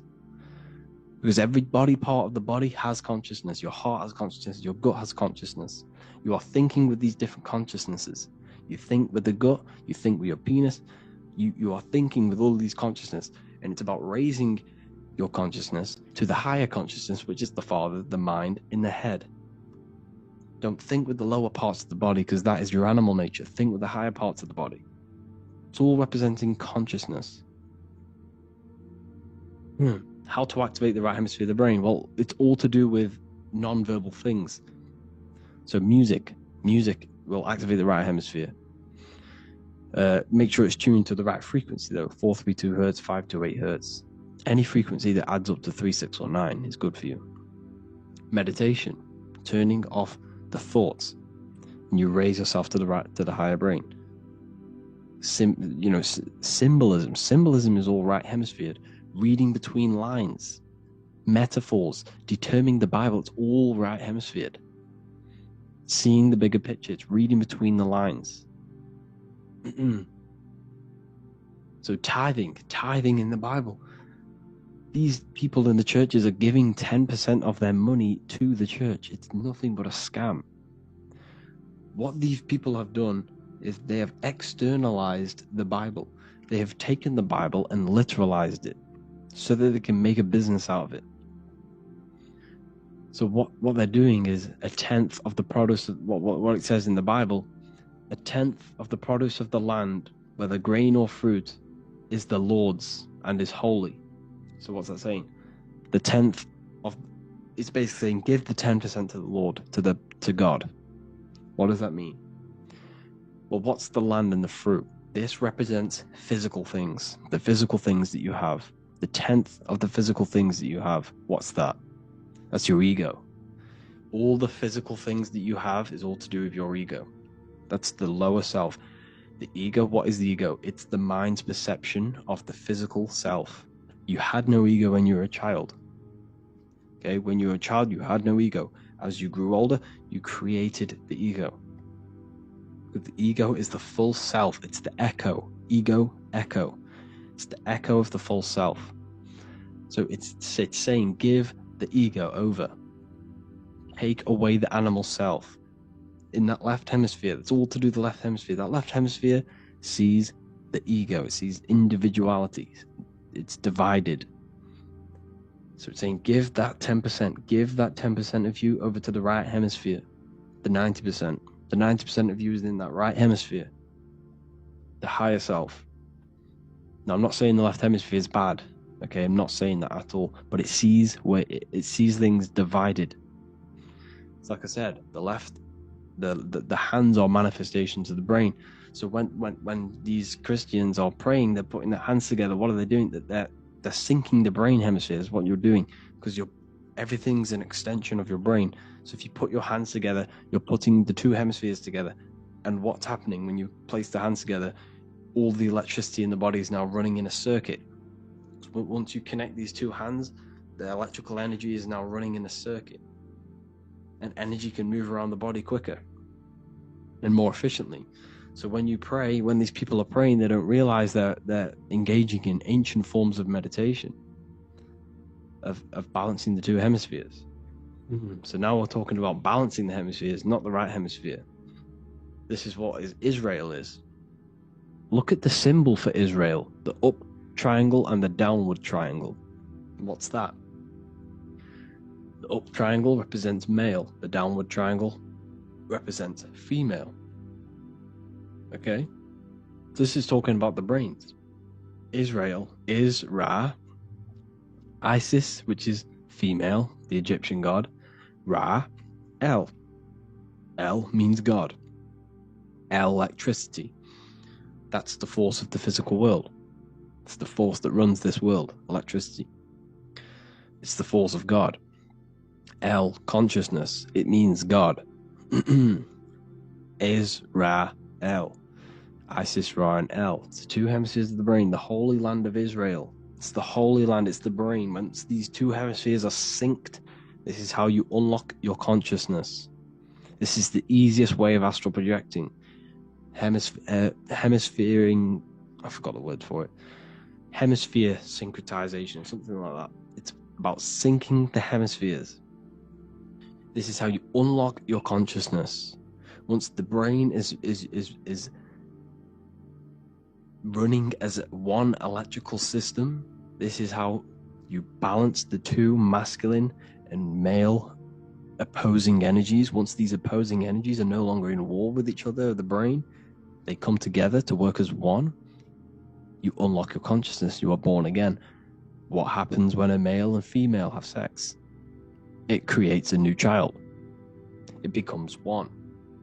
You are born again. Once the two hemispheres of the brain, you are born again. You can then have an out-of-body experiences. So this is why the symbol of the Holy Land, Israel, is the up and down triangle back combined together, because it represents unification of the male and female, unification of the hemispheres. You're born again. You unlock consciousness. And you can get this for free. It's called the Gateway Tapes on my website. Basically, it's a audio track from the government, and they did this in the Gateway Experience. It's a CIA document, and what they do is there are different forms of meditations you go through. I think there's about 5 waves of meditations you do, half an hour each one. And it will teach you, it will sync your hemisphere, because what does it do? They understood that playing one frequency into one ear and another frequency into the other, they understood that the right ear is connected to the left hemisphere, the left ear is connected to the right hemisphere. So when you play 2 different frequencies into both ears, what happens? The brain picks this up, the 2 hemispheres of the brain picks this up, and it syncs it. It syncs these 2 hemispheres, these 2 frequencies together. So now the brain is working as one to sync this frequency. So this is how you can sync your hemispheres, through listening to these frequencies. Okay, you can get them for free and do the meditations yourself. This will definitely help you. This is an easy way to astral project. So it's all about syncing the hemisphere and seeing reality from a unified perception. We should all aim to get out of that left hemisphere. I'm not saying don't use it, but we should now start to we should now start to read between the lines of the Bible, read between the lines of the symbolism they're showing. Study symbolism, study allegories and myths. What are they trying to tell us through these allegories? And, this is how we start seeing things in a better way. Once we understand that we are all microcosms of an infinite consciousness, we can all come to one, because love is the unifying force of this infinite consciousness. We are all divided. We are all disconnected from our hearts. Once we all connect with our hearts and see that everything is one, we can all start to love and come together as one, because love is the unifying force of consciousness. So if you haven't already seen, I now have launched the Ethereal University. I will be doing lectures like this one, but even better, deeper, and even releasing knowledge that I can't talk about online, as they are censored. I'll be doing lectures every single week. I'll be doing live calls every single week. You also gain access to my library, which is filled with over 45 occult books, filled with knowledge. Okay, I'll show you now. Plus, you get my book, The Book of Wisdom, PDF form, and the Human Health Guide, PDF form. You also get all of this stuff, the health section, Q&As, ethereal meditations. We've got some celestial studies, cosmology, and numerology coming soon. You also get the brand new Manifestation Mastery course, plus the library. And there'll be new books, new lectures, new live calls every single week. Or you can get the Book of Wisdom, use the code WISDOM in all capital letters to gain 40% off. This sale will be ending very, very soon, so if you're watching this, be very quick to get yourself a physical version or a PDF of my book. You can get it in all these languages. Hope you enjoyed this video, people. I'll see you inside the Ethereal University, the real university. Have an amazing day.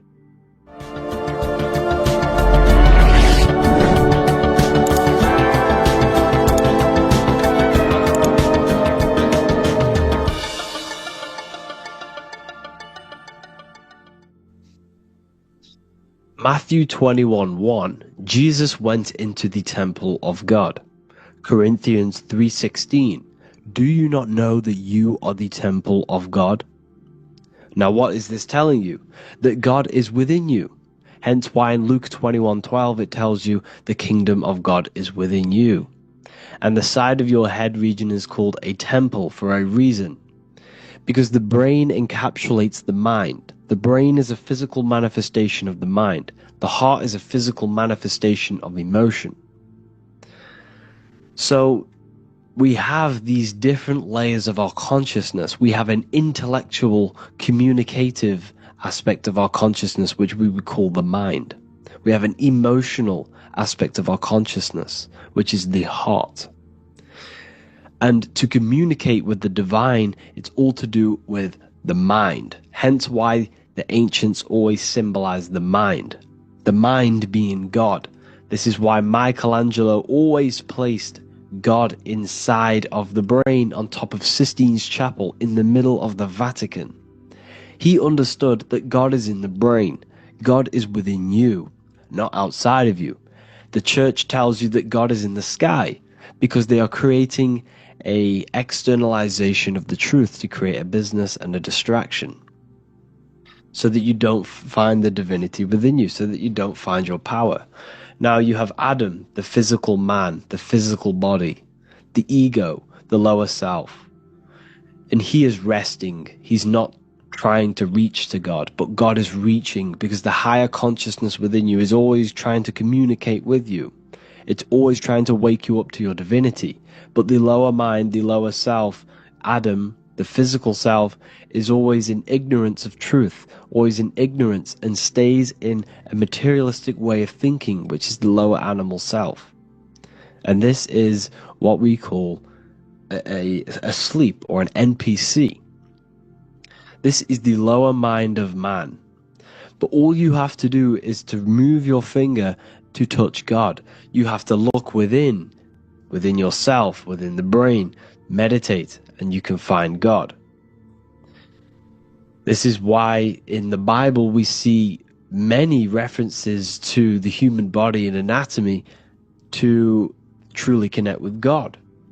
Kings 6:8, the door to the middle chamber was in the right side of the house, which is the right hemisphere of the brain. The middle chamber is the pineal gland, where the seat of your consciousness is, where the seat of your higher consciousness is, the mind. And they went up the winding stairs, which is your spinal column, into the middle chamber, and out of the middle chamber into the third. So they went up the winding stairs. This represents raising your consciousness up the winding stairs. Your spinal column acts as a stairway of consciousness. Depending on what sort of consciousness you are operating in, depends on what part of the spinal column you are using. Because the spinal column ascends and descends consciousness. What do I mean? If you are in a reproductive way of thinking and you're always thinking about sex, you're jerking off all the time and you're always eating, all of your brain's power and your mind's power is being descended into the lower aspects of the spinal column, which represents hell, the physical state of man, Adam, the ignorant state. We're basically living off low-level pleasures like an animal. And the stairway to heaven is your spinal column. They went up the winding stairs into the middle chamber, which is your mind, your pineal gland, and out of the middle into the third stage of consciousness, physical, etheric, astral. When you meditate and you start to raise your consciousness during meditation, you enter the astral plane when you turn off thought. But this is the middle chamber inside of the brain. Here we see another painting inside of Sistine's Chapel of God inside of the brain. This is the brainstem. This is the brain. This is the frontal lobe. This is the back lobe. This is the back lobe. This is the cerebellum. Here's the reptilian brainstem. Here's the claustrum. This is what we are seeing here. Anatomy. Here is another one in Sistine's Chapel in the middle of the Vatican. This is depicting the brainstem. God's neck looks exactly like the brainstem.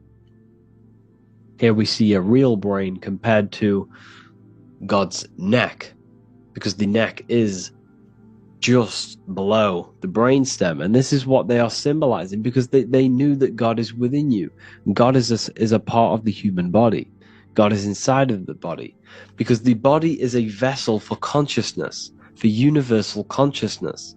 Inside of you, inside of me, is the same spark of consciousness, and this same consciousness is spread out into every living essence, because everything comes from the one source, the one God, the one consciousness.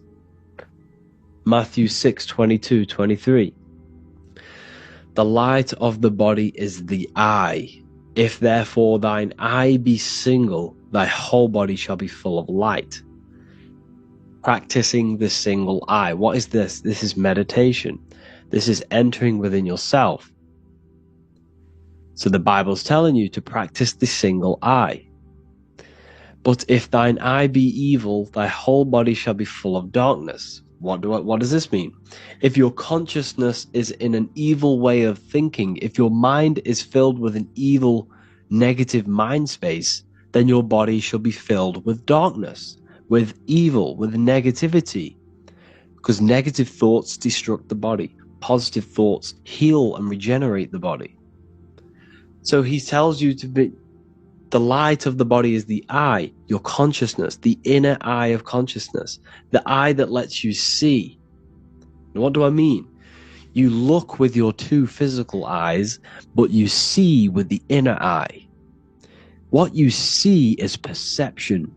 You look with the two eyes, and what you see is perception. You are seeing, you are understanding, and that's what consciousness, the mind, gives you. Consciousness, or the mind, is the force that allows you to be a human being, that allows you to understand things and interact with things and make decisions. It's an infinite intelligence. See, the mind is not the brain. This is a big confusion with people. Hence why the eye on top of the pyramid is separate from the bottom half of the pyramid, because the consciousness is separate from the body, the eye, the all-seeing eye. It represents the observer, the eye that sees into this body, into this world, into this. You are the perceiver. You are the invisible spirit within the body. Theologians 4:17. After that, we are still alive, and our left will be caught up together with them in the clouds to meet the Lord in the air. You don't meet the Lord in the physical air. Okay? This symbolism of the ancient Christian artwork is showing you this is symbolic. These things never happened. There's no man in the sky. Moses didn't go on a mountain to meet with God. The air represents the mind. This is why you say you're an airhead when someone's very stupid. Earth is your body. Water is your emotions. Fire is your spirit. Air is your mind. The invisible mind. So Anton Mengs, an ancient Christian art worker, is showing you anatomy of God in the clouds. But this is the anatomy of the human body. Raising yourself to the mind and turning the mind inwards on itself during meditation. And that's how you meet the Lord in the air. You meet the Lord in an elevated state of consciousness. The air represents an elevated state of consciousness because the air is up. You have to raise your consciousness to meet the Lord in the air. This is why Moses went on a mountain to meet with God. The mountain represents elevation of consciousness, raising the mind up the spinal column, taking all of the mind's attention away from the reproduction and the physical aspects of self and raising it to the brain and turning off the brain and going inward into the air. It's talking about raising consciousness. It's allegorical, it's a spiritual metaphorical text. The side of your head's called a temple because inside that where that temple is, right in the middle of where you call the temple, is the inner chamber, the open room, the holies of holies in the Bible, or the land flowing with milk and honey, or Mount Zion. There's so many different names for the brain, or the upper room where Jesus meets his 12 disciples, the 12 cranial nerves in your brain. This is the temple of God. Your body is a temple of consciousness. It encapsulates consciousness. It encapsulates the mind and soul. John 10:30, Jesus states, I and the Father are one. Psalms 46:10, be still and know that I am God. He's talking about the I am within you, not within Jesus. Everyone refers to ourselves as I. I am God. When you say I, you're referring to the highest aspect of yourself. The aspect that is above all thought, above all emotion, and above all things. When you say I, you're referring to your pure awareness, your pure consciousness, the highest aspect of yourself. And anything after I is egotistical. I is God. The letter I is the Roman numerals for one, because there is one God, one consciousness. The letter I is one line, just like the number one. Matthew 6:3-4, take no thought. Therefore take no thought. Take no thought. He says this 5 times because you must turn off the 5 senses and take no thought to connect with God. Be still. This is telling you to meditate and know that I am God. The I am within you. I and the Father are one. I and God are one. You, who you think you are, is a completely wrong. The body is matter. Your name isn't you. Your job isn't you. Your reputation, your trauma, your memories, your friends, family, worries, bills, interests, dislikes, goals, passions. Anything to do with the thinking mind is not you. Who you think you are is a part of your thinking aspect of consciousness. But once you remove thought, you are no longer your name, you are no longer your body, you're no longer your reputation. You are the I. You are pure awareness, pure consciousness. Pure consciousness.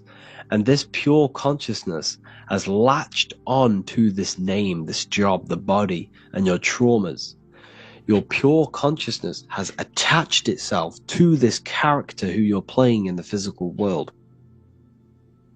And this is essentially who you think you are. But you are not. You are the I. You are the self. You are pure awareness. So, in order for you to detach from these things, you must learn how to detach from your name, your job, your reputation. And you do this through meditation, by turning off the thinking mind. Turning off the thinking mind allows other aspects of your consciousness to open up. What do I mean? Your whole life you've been thinking, and all of these thoughts has attached you to this physical body. You haven't allowed your consciousness to open up. And you can only do this by taking no thought. That's why Jesus tells you, take no thought. When you turn off the thinking mind, other aspects of your consciousness starts to open up. Other aspects of your being can open up. And this is how you astral project. This is how you do all these mystical things and things to do with consciousness. It's taking no thought. Imagination, emotions, thought, and memory are all to do with consciousness. These things are not physical. You can't touch thought. You can't touch emotions. You can't touch these things because they are not a physical thing. So you must turn off these things for other aspects of your consciousness to open up. Okay? So essentially, the Bible is a metaphorical, astrological, numerological, metaphysical, spiritual, encoded text that talks about human anatomy, spirituality, and the true nature of the human experience. Everything they teach you in school is to make you think that you are this body. Everything they teach you in church is the externalization of the true teachings of Jesus. Jesus was telling you to meditate. Jesus was telling you to practice the single eye. Jesus was telling you to look within yourself and find God. He wasn't telling you to pray to him. Mark 16:19, he was taken up to heaven and sat at the right hand of God, the right hemisphere of your brain. John 21:6, cast the net onto the right hand side of the boat and ye shall find fish. Fish is understanding. The boat is your body, your brain. Cast your awareness into the right side of your brain and you will find understanding, because the right side of your brain is all to do with the creative aspect and the intuition and the spiritual sides of your consciousness. This is why God is here. This is why Michelangelo depicted God in the right hemisphere of your brain, because this is all human anatomy. And I speak about all of this in the brand new Book of Wisdom, Volume 2, which is now available. The start of the revolution has begun. This book is truly going to change the way people see the world. It's got so many more topics than the last one. It's truly a revolution. It's written in so much detail. It's very practical. I cannot wait to share this one with you. I just want to say thank you for the opportunity for me to create this book, because without you, I couldn't have created this. And I just love sharing my work with you. And I thank every single one of you for the support, the watch, like the views and the likes, everything. Especially the people who have joined the university and stuff like that. And for people who have joined the university, you do get a free Book of Wisdom paperback if you just go to the general chat and follow the description, follow what the instructions that I gave you in the chat, and you'll be able to order a free Book of Wisdom if you are inside of the university. Plus you get all of my other books, 2 books, and over 45 occult books on occult and esoteric things. You get lectures, live calls, a community, a manifestation mastery course, and a whole library and reoccurring updates every month, every week. So yeah, I hope you all enjoyed this video. Thank you all. Please leave a comment to help the algorithm, and leave a comment on what videos I should make. And yeah, I'll get to uploading on the YouTube a lot more now the second book is now released. I have a lot more time on my hands. No longer using my energy to create the book. I'm now going to redirect this mental energy into the YouTube. So there will be a lot more content coming. So I need some content ideas. So feel free to comment some ideas, some YouTube videos that I can create. Thank you all, people. Have an amazing day.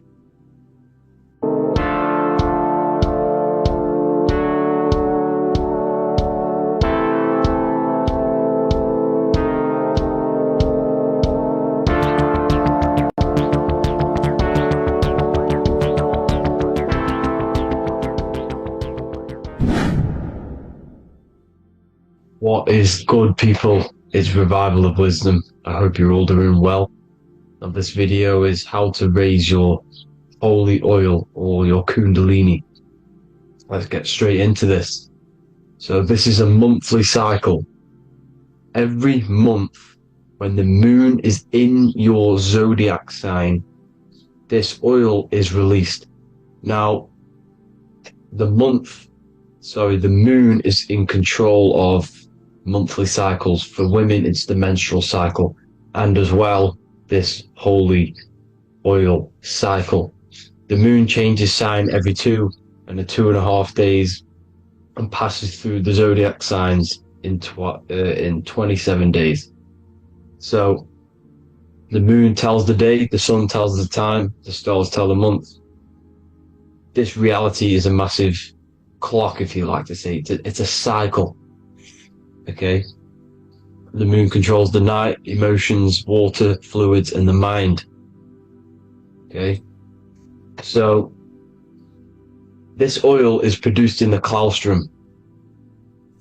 It's produced in the claustrum, which is here, right? This is where you get Santa Claus from. Now, the claustrum is at the center of the brain, and it is next to the pineal gland and the pituitary gland. Once it starts in the claustrum, This is the holy present. This is the present that Santa gives to us, Santa Claus. And it goes to the pituitary gland and the pineal gland.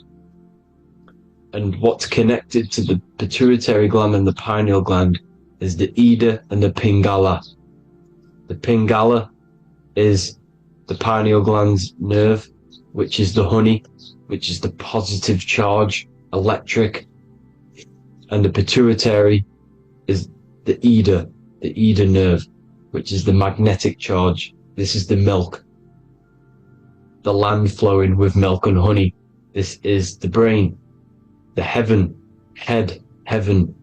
okay? And it travels down the spine using these two nerves, these electromagnetic charge. And this is what the ancients symbolized with the two serpents wrapped around the spinal cord, the Ida and the Pingala. And this travels down to the sacrum or the solar plexus. Okay, so once it's here, okay, the spine is an elongation of the brain. So the spine is pretty much the brain. It's an extension of it. And it's kind of a microcosm of how we descended from heaven to physical reality, to physical matter, which is our consciousness has done. Our consciousness has descended from heaven into physical matter, and this is a microcosm of it. Okay, so once we're in the sacrum bone, this holy oil, like I've just explained, this holy oil starts in the Santa claustrum, goes down the chimney to the sacrum. This is the sacrum, the solar plexus, and drops the present off at the sacrum. Now, once we're at the sacrum, we need to raise our vibration to take this oil back up the spine. Okay, and the River Jordan symbolizes this in the Bible. King Herod wants to kill Jesus in Nazareth, which is here, this is the River Jordan, is Nazareth. He goes to be born in Bethlehem and then goes back up to Nazareth to Joseph and Mary. Joseph and Mary, the pineal gland and the pituitary gland.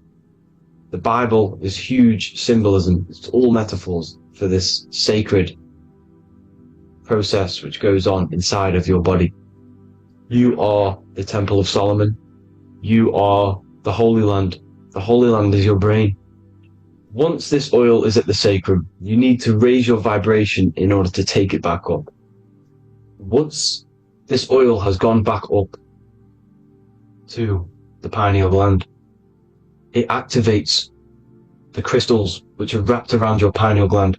Your pineal gland is this tiny little beam here. This is the claustrum. This is the pineal gland. And it's wrapped in crystals. And when this oil travels back up the spine by raising your vibration, back to the upper room where Jesus met the 12 disciples, or the 12 cranial nerves in the brain, and it activates and it turns on this pineal gland. And once it's turned on, it illuminates all the cells and the nerves in your brain and turns them all on and activates the higher God man, the God consciousness, Christ consciousness.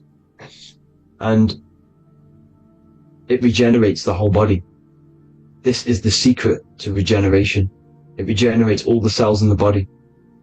And this is how the ancients lived for thousands and thousands of years, as talked about in ancient texts. They lived for hundreds and thousands of years because they knew this secret. And this fluid, this brain fluid, the secretion, or the Christos in Greek, which means gold, because this is the alchemical process from turning lead to gold. Your body is the alchemical furnace. Now the ancients knew about this center of the brain because they symboled it. This is the Eye of Ra, and it's the brain, and this is what's wrapped around our consciousness. Our consciousness isn't wrapped around the brain. The brain is built around the consciousness. We are the consciousness. You don't have a soul, you are the soul. Okay? Now, the head, heaven, hell, heel at the bottom of your foot, that's hell. head is heaven and hell. Simple.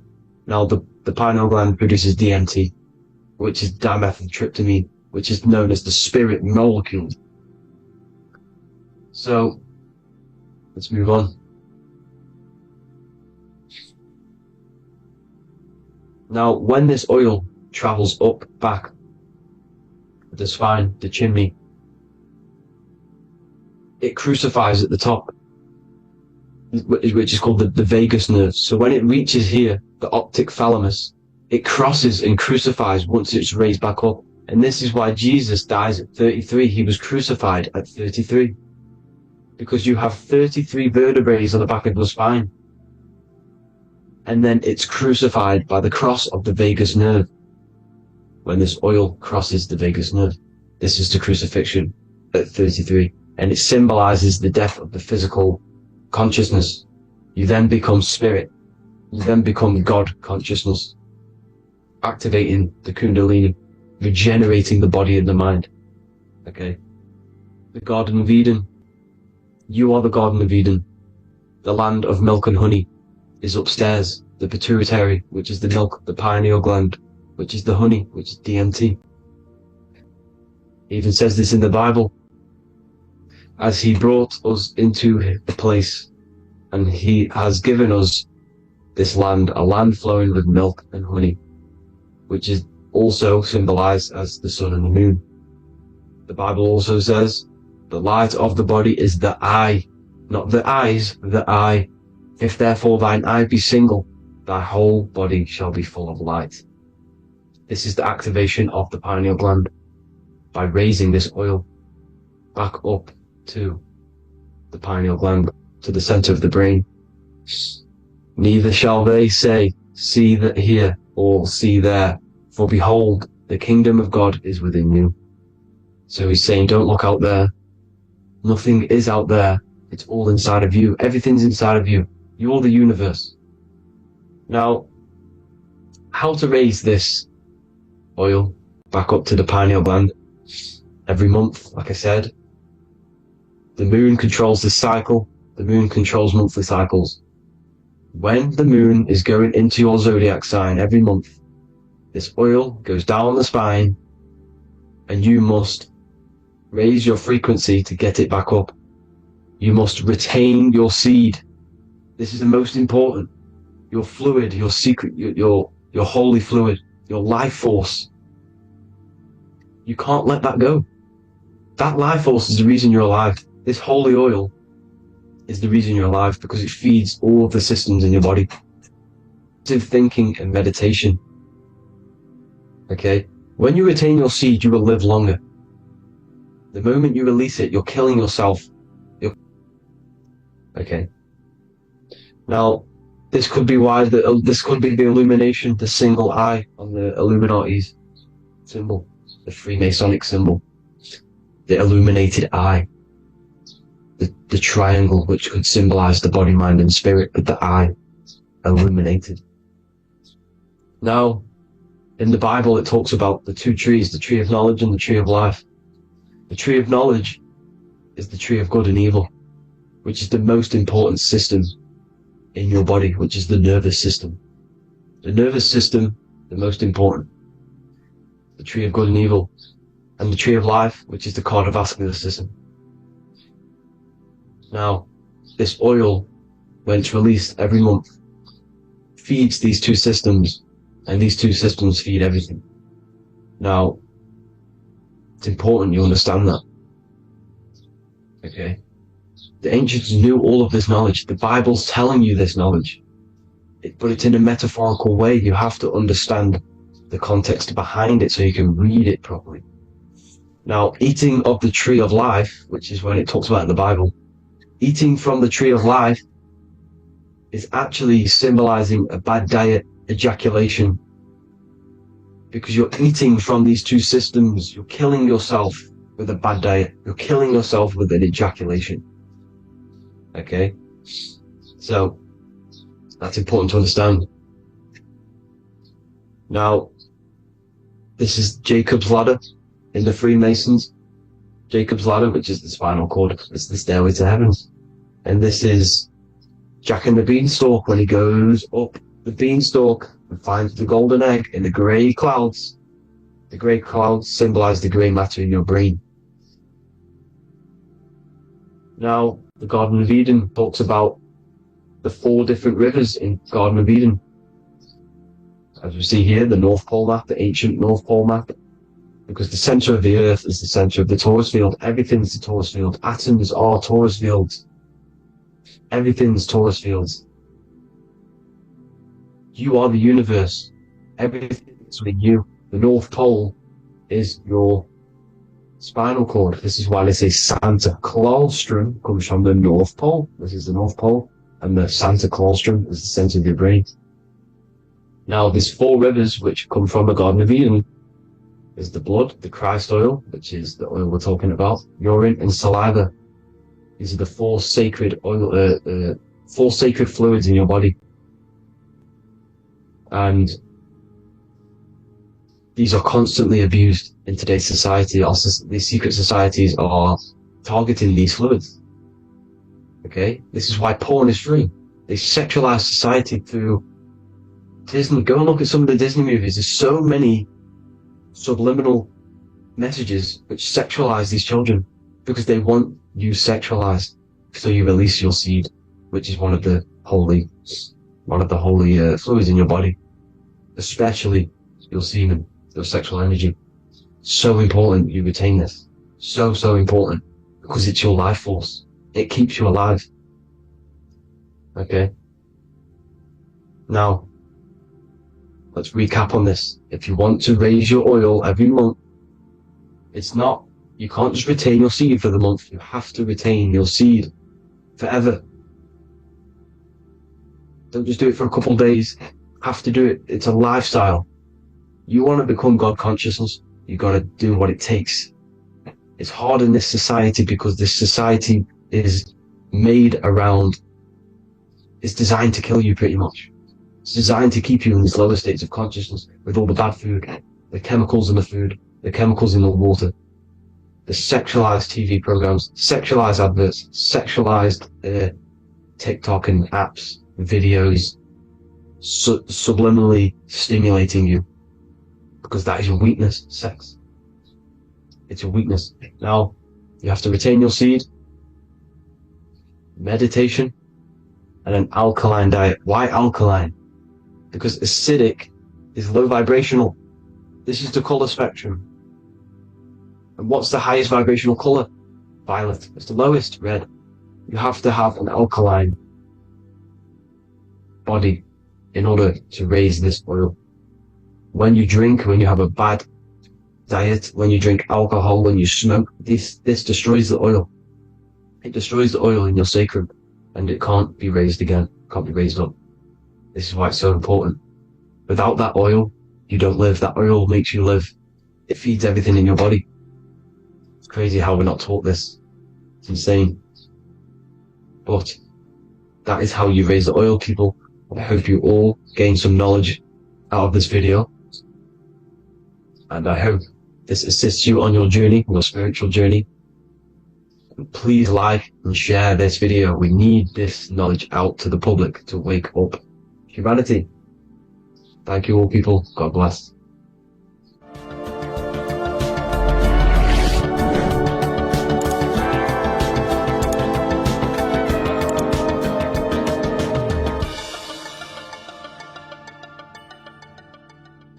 Geometry. This is the study of nature, of the codes, the mathematical codes behind physical reality. So today we're going to be going deep into geometry and the true esoteric internal geometry, the geometry that no one really talks about, and how geometry relates to human consciousness. So essentially, what we must understand when it comes to geometry, the basics of geometry is everything is vibration. And this vibration is vibrating on a certain frequency. And this certain frequency creates a geometric shape, which is why in nature we see all of these different geometric shapes. All matter takes form in shapes. So if we put sand on a plate and we vibrate the plate on a specific frequency, we see that the sand goes into specific geometric shapes and patterns. So essentially, matter is energy condensed. It's energy vibrating on a low frequency, vibrating at a certain frequency. So matter is condensed energy. And each geometric shape is manifesting and showing a specific energy. Some shapes carry more energies than others.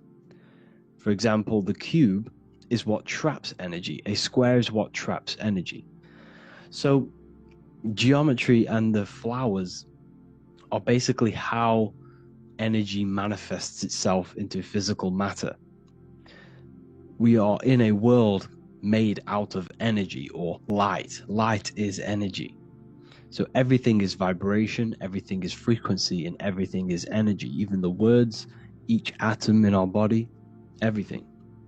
So everything in nature has these mathematical, energetic codes. So geometry is basically the study of nature and the shapes that are in nature and their energetic principles. Because like I said, matter is energy. So this is what we call cymatics, when we place water in a petri dish and we shine light on top and we vibrate the water. And we can capture, this creates certain patterns. Each frequency, like you see here, has its own pattern. So what we are seeing here in the physical plane is essentially energy condensed into physical reality. We see it in the turtle. We see it in every single form in nature. Now, external geometry and normal geometry, we normally get taught that this is God's way of creating physical reality, which is essentially true. However, it's far more deeper than that. Far, far, far more deeper. Okay, so what geometry truly is, it's not God's codes to reality. What we must understand is what the brain truly is. And what we must understand is that we are not in the world. We are not in the universe. The universe is us ourselves. And the world is produced by our brain itself. Okay? So the way you must understand how the brain works, so what you visually see, so geometry is to do with what we visually see. And what we visually see is heavily connected with our eyes, which are an extension of the brain. The eyes are the brain. And essentially how we see is energy enters the eyes, and each eye goes to the optic nerve, and this energy is transferred into electricity, which travels to the back of the brain, to the visual cortex of our brain. And this is where the image is produced, what we see. Therefore, the world outside of us is truly inside of us. It's a projection from within the brain. The brain is an energy condenser, a decelerator, an energy decelerator. Everything outside of us is basically formless energy. It is formless energy vibrating at a certain frequency. So what the brain is, it's sucking in this energy, this light, and turning that frequency, that code, that light code, into a physical reality. It's condensing the energy and turning it into a visual image inside of the brain. Therefore, everything outside of you is not what it looks like. Everything outside of you is basically energy, infinite energy. And our brain is condensing this into a physical reality and projecting it outwardly, which you experience your visual field. Okay? And the ancients knew this. So this is basically called the sigil of Lucifer. Lucifer is known as the light bringer. Lucifer in Latin means to bring the light. This is the sigil of Lucifer, which shows the visual field and the brain. We also see this in the Google Play symbol. It's a powerful symbol showing you the visual field, which is basically a symbol that tells you that reality is inside of the brain. The brain is what produces reality, but consciousness is not produced in the brain. The brain is essentially a consciousness downloader. It's a computer, and it's a reality simulator. The body is a simulation of physical reality. You are inside of the body experiencing the body simulation. The body produces this reality. It's a piece of technology. So Lucifer is to bring the light. Lucifer is the light being produced in our brains. Okay? So this is why they say Lucifer can tempt you. Lucifer can be the devil, because it represents physicality. It represents the false light.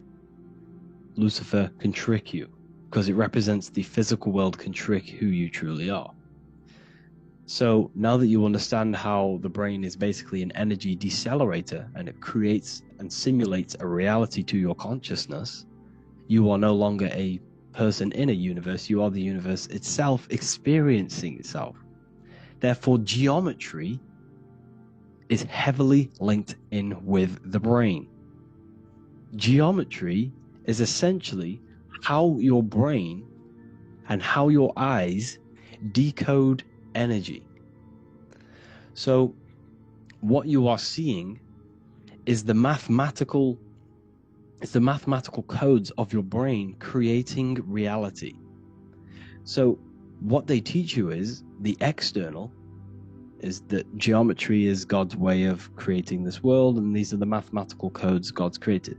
But now I'm telling you the internal. This is the truth. Geometry is how your brain mathematically condenses energy and light into a physical reality. So therefore, your brain is a computer program. So now geometry is nothing outside of you. Geometry is not something created by something else. It's created by your brain. Your brain produces these patterns through mathematical codes by breaking down energy into physical reality. And this is why you see geometry in everything around you. This completely changes your view on geometry. It's in your ear, it's in your face, it's in everything. Geometry is everything. Okay? So now that you understand this, now, as we were talking about the visual field earlier, the ancients knew about this. The ancient Egyptians knew about this. We can see this symbolism inside of the casket, the Egyptian casket. See, this crossover represents the visual field. This represents the back of the brain. This is the left hemisphere, the right hemisphere. And now some of the most simplest teachings in geometry is that straight lines are masculine and curved lines are feminine. And we even see this in the human body. The feminine human body is curvy and the masculine human body is liney. And even with the genital reproductive area, we have a line and a curve, 0 and 1, the binary code of all creation, 0 and 1, because that's basically all that exists. Nothingness and one, nothingness and God, nothingness and consciousness. That's all that exists. Now that I've told you that, the basics of geometry and the line and the curve and the feminine and the masculine, what do we have here? You see this stick here? This is a curve. And what's the right hemisphere? The right hemisphere is the feminine, the feminine energy, the feminine aspect of our brain. Then we have a straight line. This is straight lines. Now this represents the left brain. So the Egyptians are showing you the left masculine brain and the right feminine brain because of the curve and the straight line. And this is the visual field, the crossover. So there's a crossover in the brain. The left eye is connected to the right brain. The right eye is connected to the left brain. Okay, so the left eye is connected to the right brain. The right eye is connected to the left brain. The solar and the lunar. So, like I said, everything outside of you is basically energy. Your body is basically a holographic avatar, condensed energy produced by your brain. There's nothing actually outside of you. Your 5 senses are electrical threads of light. And when you touch something, this is basically electrical signals in your nervous system, which are reporting back to the brain. Therefore, what you touch is actually, you're not touching. The feeling that you feel when you touch something is not the true feeling. That's your nervous system you're feeling. You're feeling your nervous system in the brain. It's electrical signals to your brain. So the five senses do not decode, well, what you're experiencing as the five senses is not outside of you. This is your brain interpreting electrical signals. You don't experience the world, you experience your nervous system and your brain. The nervous system is an extension of the brain. So this is the truth. This is not woo-woo spirituality. This is true consciousness science that I'm teaching you here. Okay? So nothing is truly outside of you. It is a universe. You yourself are the universe, the fabric of the universe itself. The only thing that exists outside of you is essentially energy. That is it. And your body and your brain condenses this energy into reality. So when we look into architecture, why is architecture, the ancient architecture, so important? Because what did I tell you at the beginning?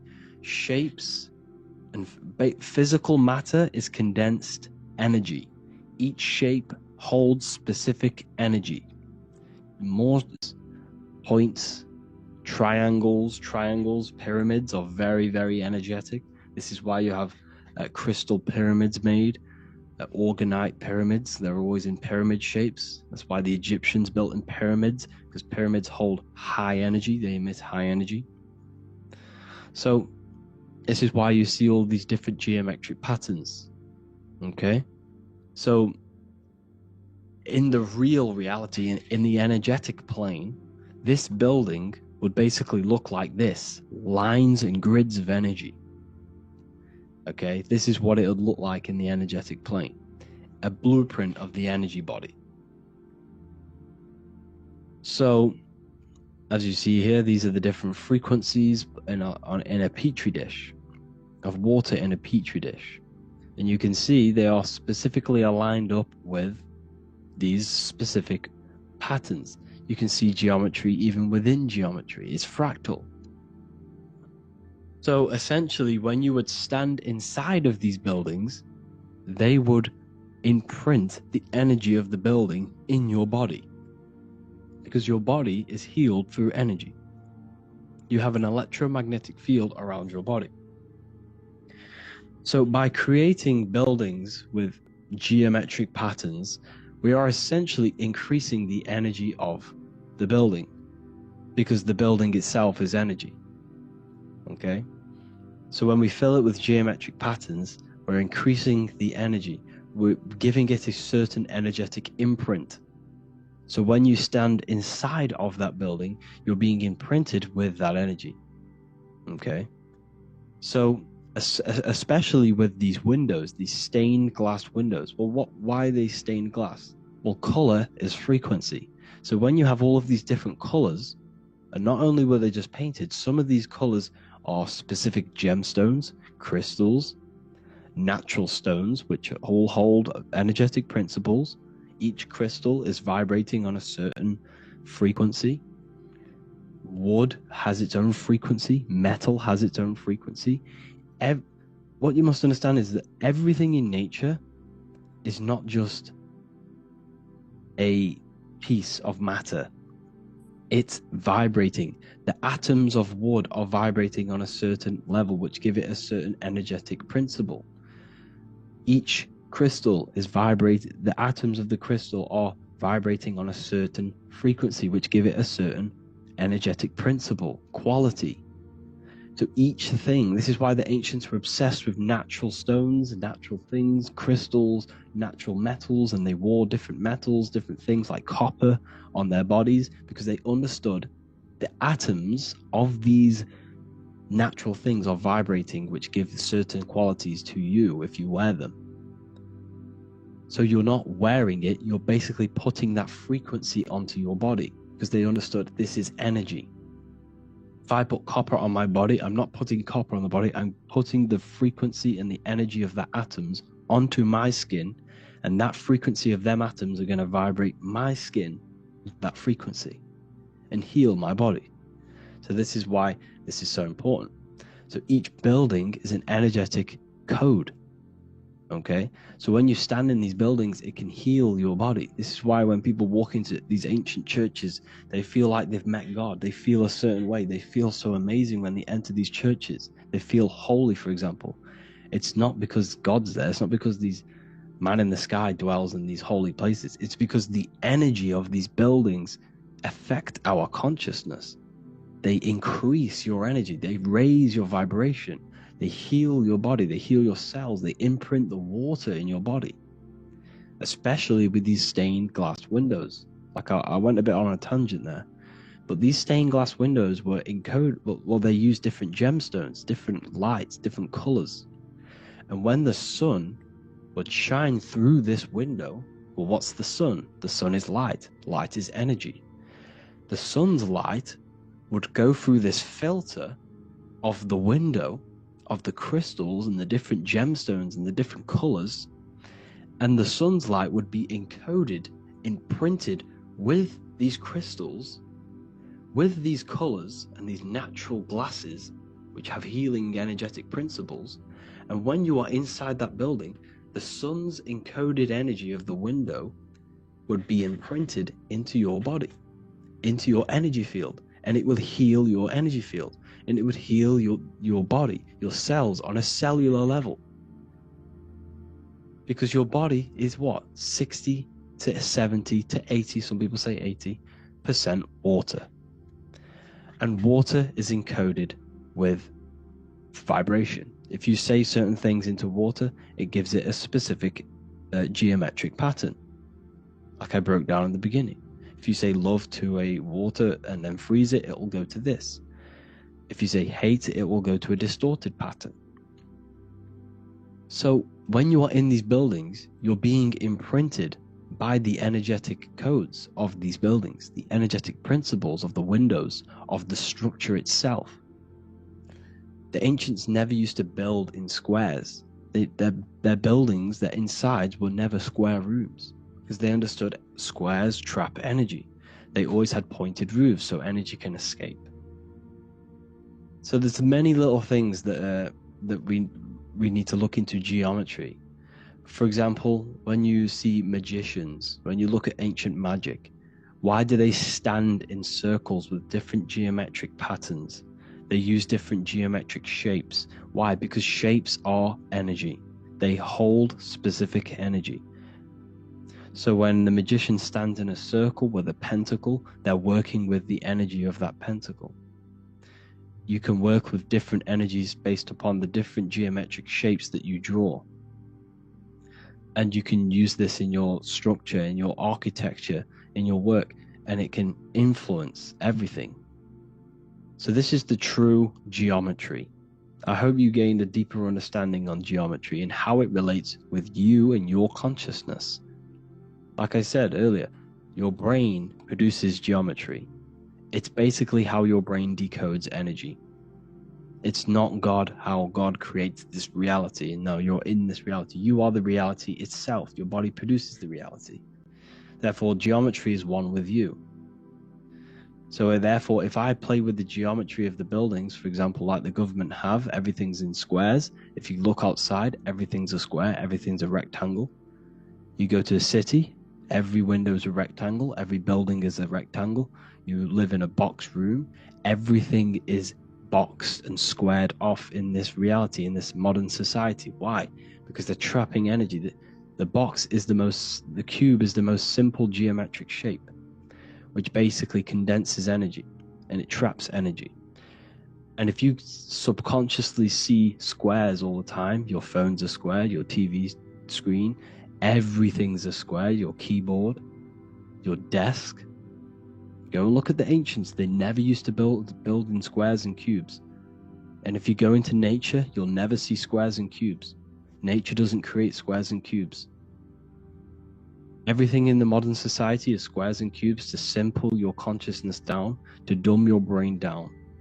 So the ancients built very, very complex structures. Why? Because they understood what we see affects our brains, because our brains decodes reality and creates reality. If you see a sophisticated building, this is going to give you a sophisticated mind and raise your IQ levels over time, subconsciously. I'm not saying if you look at this building, you're going to become smart. I'm saying if every single building in your environment, ment is mind, mental, every single building in your environment was this complex and complicated, it would increase your IQ on a subconscious level. It'd make you more complex, make you more intelligent. So they've dumbed everything down. They've dulled everything down. Look at everything. Everything is being dulled down. So anyways, I hope you all gained a better understanding on this. If you want to gain more occult knowledge and esoteric knowledge, make sure to read the Book of Wisdom Volume 2. If you're inside the university, you can get this book for free. Go to the general chat area and follow the instructions and you can order yours for free. Truly life-changing stuff. Because the issue is with the world is that no one really understands who they are, what they are, and why we are here. That is the issue for people's depression, for people's wrongdoings. They don't understand who they are, what their emotions are, what their mind is, what their body is, what reality is.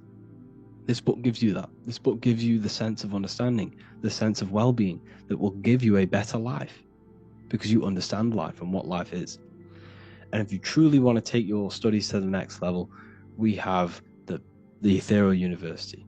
This is the place for truth seekers where you can connect with like-minded people so you don't have to feel insane, because not many people think this way. I've been there when you wake up and not many people around you are thinking the same way and you start to feel a bit insane and you can't really talk to people about these things. That's why I created this, so you can connect with people and learn at the same time and become the best version of yourself by understanding truth and knowledge. If you join, you'll gain access to free live calls every single week, every single Saturday morning. We do live calls. You can ask me questions and all sorts. So make sure to leave a like and a comment, and thank you all for tapping in.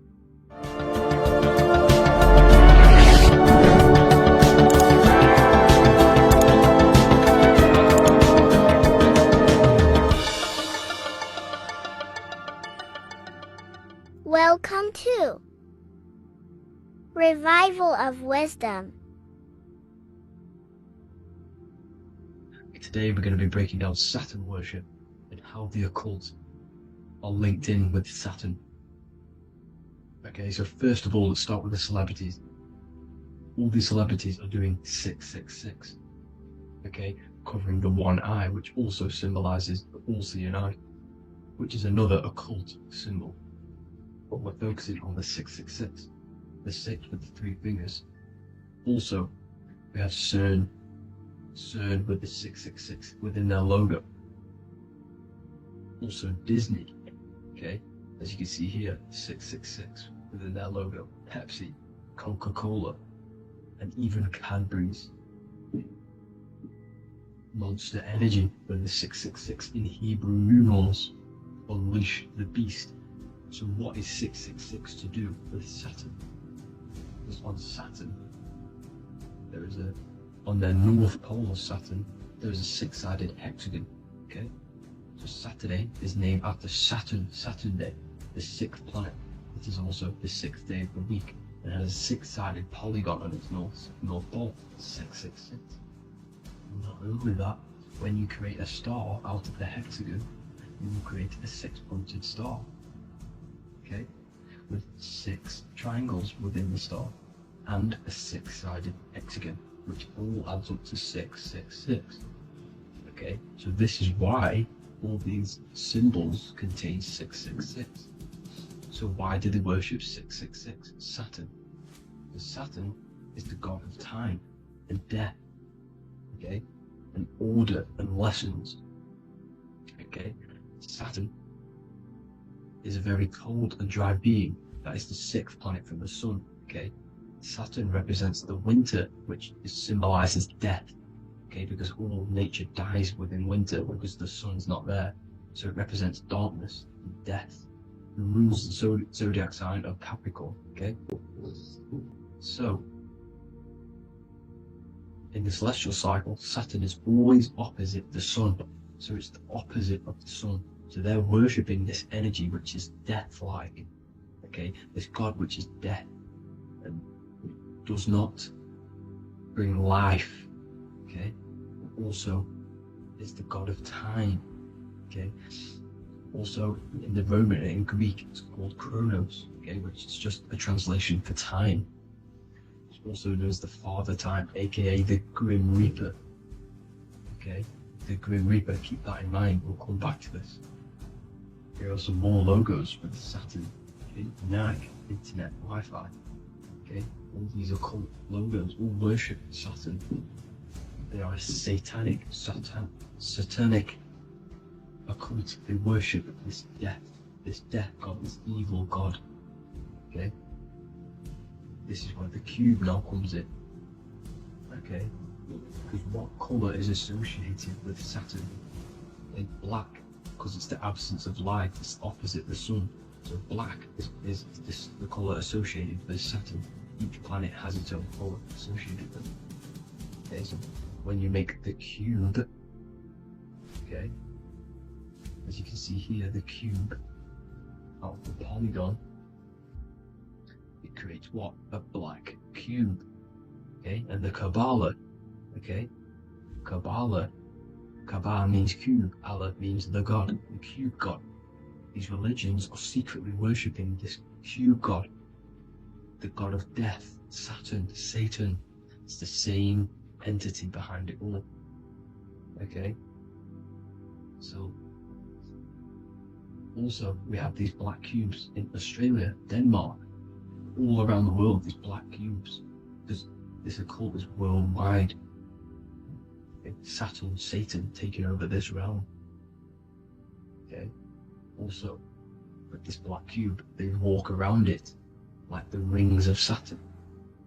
Around the black cube of Saturn with the rings, they walk around in circles. What are circles? Cycles. What is a cycle? Time. The time god. This is why it has a ring around it, because it represents time, cycles.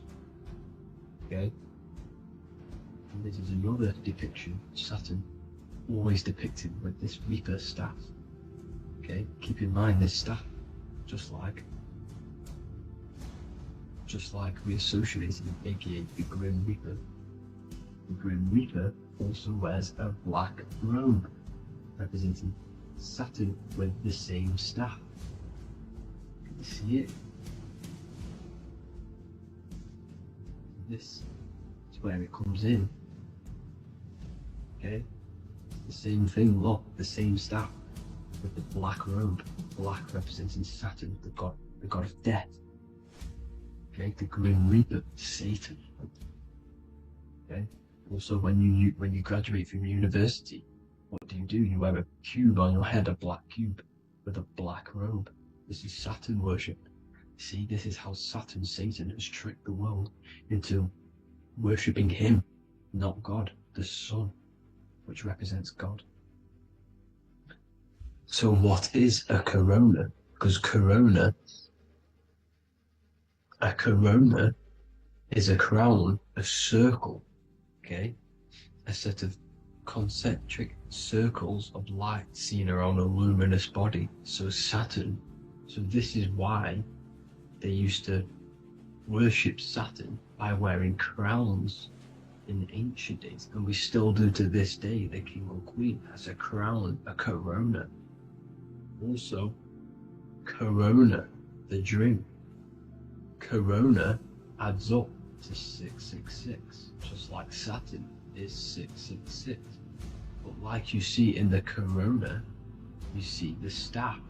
You see this staff, just like the staff of Saturn, the Saturn god, like the Grim Reaper, with the black robe and the staff, just like the Saturn god.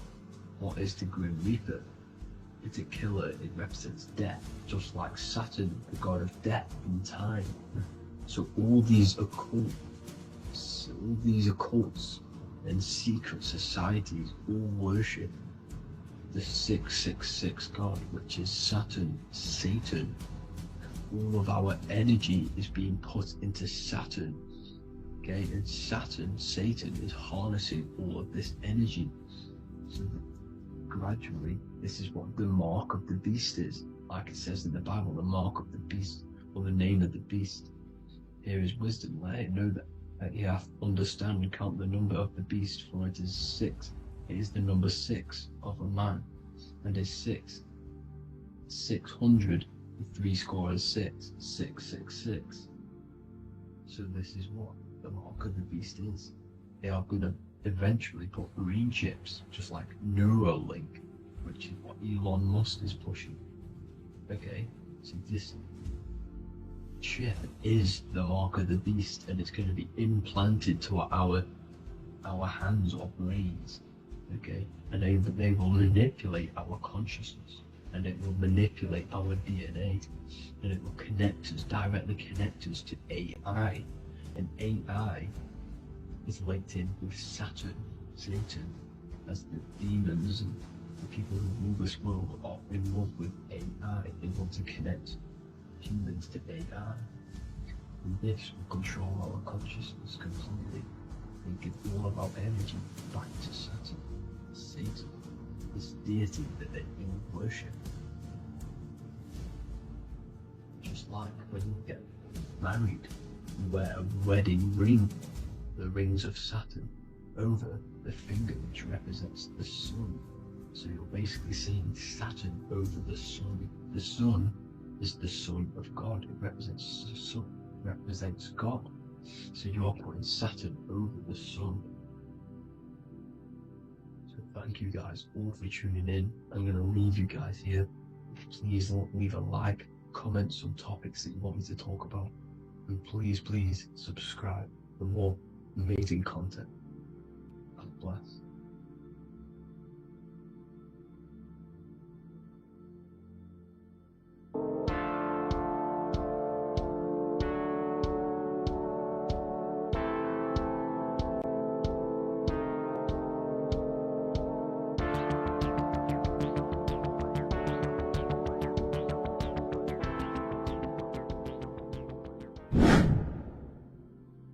What is good, YouTube? Today we're going to be talking about the astral plane and how the cosmology fits into the astral plane. Okay, so first let's go over the astral plane and go over the different layers of reality so that you can understand reality more. You are a multi-dimensional being. You are not in these, you are in all of these realities at the same time. They all interweave into one big reality. But there are different planes, they are different vibrational dimensions, there are different dimensions of reality. The mind is the root cause of reality. We're living in the mind of God. Everything is being thought into existence from the root cause, from the universal mind. This is why the ancient Egyptians said, all is mind. We're living in the mind of God. And we are a microcosm of this mind. This is why we all have the same mind. This mind is the world of thoughts. Now, this world of thoughts is just the thought alone. For example, it is the thought of a chair. But then when you start to imagine this chair and you start to mentally see the chair, you're now manifesting the thought, the singular thought, into some sort of form. So now you're imagining the chair. You're imagining the form of this chair, which is then manifesting into the astral plane. The astral plane is the world of thought forms manifesting.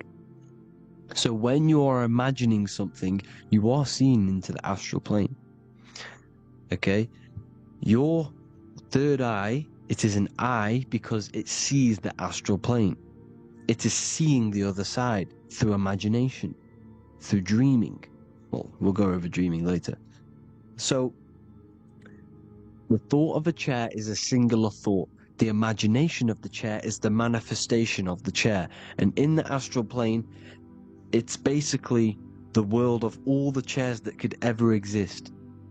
So you're thinking of the chair as a singular thought, which is the mental plane. The astral plane is the imagination of that chair, is the thought, the manifestation of it. depending on the vibrational state of the thought, will depend what level of the astral plane it will go to. For example, if you're thinking about a chair to torture someone on it, it's going to go on the lower astral plane. Or if you're thinking and imagining happy things, it's going to go to the higher astral plane. So wherever your mindset is, that we call it a mindset because your mind is setting frequencies to certain things. Thoughts are frequencies.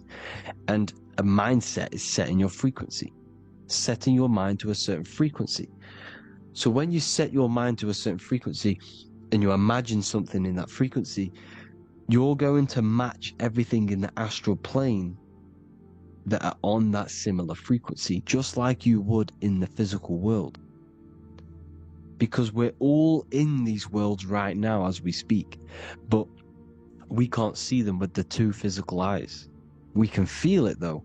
When you're around someone and you've just met a new person, for example, you can feel their vibration, and if you're not on a similar vibrational match, you will not get along with that person, or you just won't not get along, but you won't connect with that person because you're on two opposing frequencies, not matching.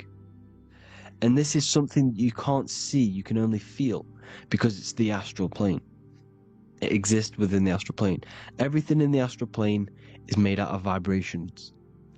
So if you do astral project, and if you already know how to astral project, you will see beings and people and things that are on the same frequency as you. This is why before you astral project, you need to sort your vibration out before you astral project, because you are projecting your consciousness into this. It's the mind. The mind is the bridge. It can move between realities. You are a observer. You are a observing soul which observes different realities.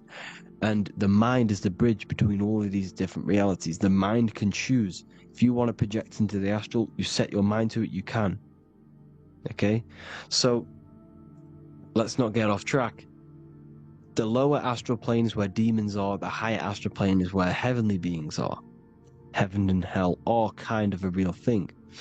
The etheric plane is a powerful substance, the ether, the fifth element that they don't tell us about.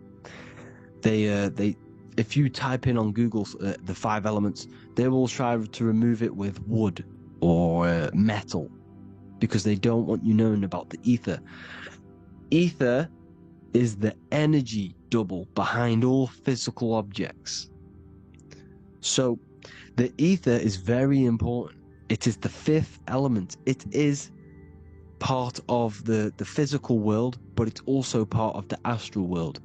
It is on either side. You see how they're showing you the truth in the language? Ether and either are the same word. The ether has 1 foot in the astral and 1 foot in the physical world. It's a substance that connects the physical to the astral world. It is the either. It's on either side of reality. It's on the other side. Other, either, same word. Ether is connecting the physical to the astral plane. It's the world of frequency. Frequencies, EMFs, torus fields are in the etheric plane. It is the energy plane. It's where energy moves through the ether. Okay? So then you have the physical world, the world of effect. Everything you see in the physical world is the effect of the higher planes. Each plane is a product of the plane above. So, and it melts into each plane. The physical plane is the lowest plane, it's the most densest, and the highest is the most fluid. This is the most fluid, this is the most dense. This is where we get the saying, as above, so below from. As above, so below comes from the different planes of reality. And magicians understand this. This is why magicians always say as above, so below, because because the astral plane is a direct copy of the physical world, but in the astral plane. It is mirrored. The physical world is mirrored in the astral plane. They are both the same world, but just different vibrational states of the world. Kind of. It's hard to put this in words, people, so just try and understand. The astral plane is the double. It is whatever happens in the astral plane happens in the physical plane. This is why magic works. This is why demons work. This is why spirit communication works, because if you manipulate the higher planes, you manipulate the lower planes. As above in the astral, so below. Leonardo da Vinci showing you to look up, pointing up. You gotta look up. He's telling you to change the mind, you change the physical world. You change your emotions, you're on the astral plane, you change the physical world. You change your reality by changing the higher planes. This is the Masonic 11. The two pillars. This is the 11, also symbolizing the two hemispheres of the brain here. But the 11 symbolizes the two mirrors. 11. 11. 9, 11. 9, 11 adds to 11. 9 plus 1 plus 1 equals 11. The Twin Towers were in 11. Flight 11 was hijacked. Because it's a mass ritual within the astral plane. Now, we're going to go deep into that later, and I'll show you these rituals they do in order to manipulate the astral plane. So, okay, like I said here, the mind is the root cause of reality. If you think of something, if you think of a traumatic event that happened in your life over and over and over and over again for years of energy, if you are directing energy into the specific emotion, the specific thing that is torturing you in your mind, that will manifest as some sort of being in the astral plane, which is called an elemental. And this elemental being that you have created through your thought forms and emotions will latch onto you and feed off this energy. So it's important that you get your mind right, okay? It's important you sort that you file the mind and you discipline the mind. Make sure it's only entertaining positive things, because you are quite literally creating your own demons. The word demon has the word mon in it, and if you've watched my videos to know, mon means moon. The moon is your mind, the sun is your soul, the earth is your physical body. Demon is mon means mind, moon is mind. You create demons with your mind, summoning. Now this is where the rituals come in. 9/11 was a ritual because everyone was thinking about this big fearing, the death of 9/11. Everyone was thinking about it, and all of their minds thinking about this horrific thing will manifest and summon a negative energy spirit elemental within the astral plane. That's how all of this works. This is why it was a mass ritual. Okay, Chris Brown, new album name 11/11, release date on the 11/11. This will be my 11th album and contain 11 songs. All of these people know the occult. This is Hermes Trismegistus with the star of Saturn, the six-pointed star, as above, so below. The mirroring of reality, physical and astral, the two Masonic pillars. So as above, so below. What's above us? The stars. The stars are connected to the astral plane. This is why we call them stargates. When we dream, we are experiencing these different realities. And what are stars? They tell in the Bible, it says Genesis 1:14. And God said, "Let there be lights in the firmament of the heaven to divide the day from the night, and let them be for signs." Signs translates to things to come. Why things to come? The stars tell the future. Why? And why do we say as above, so below? As above us is the astral plane and the etheric plane. As above, so below. Whatever happens in the stars happens on Earth. The stars are connected to the astral plane. Above us is the astral plane. We are a star in a physical body. This is why we say Mr., sister, stir equals star. The E and the A are interchangeable. We are stars, and the stars are the start of our incarnation. We start in the stars, same root word, and we descend through the 7 energies, which are our 7 chakras. Then we enter the heart of the soul system. The heart rearranged spells Earth. And this is the true cosmology. Here's the Masonic cosmology. This is Masonic now. Here's the firmament.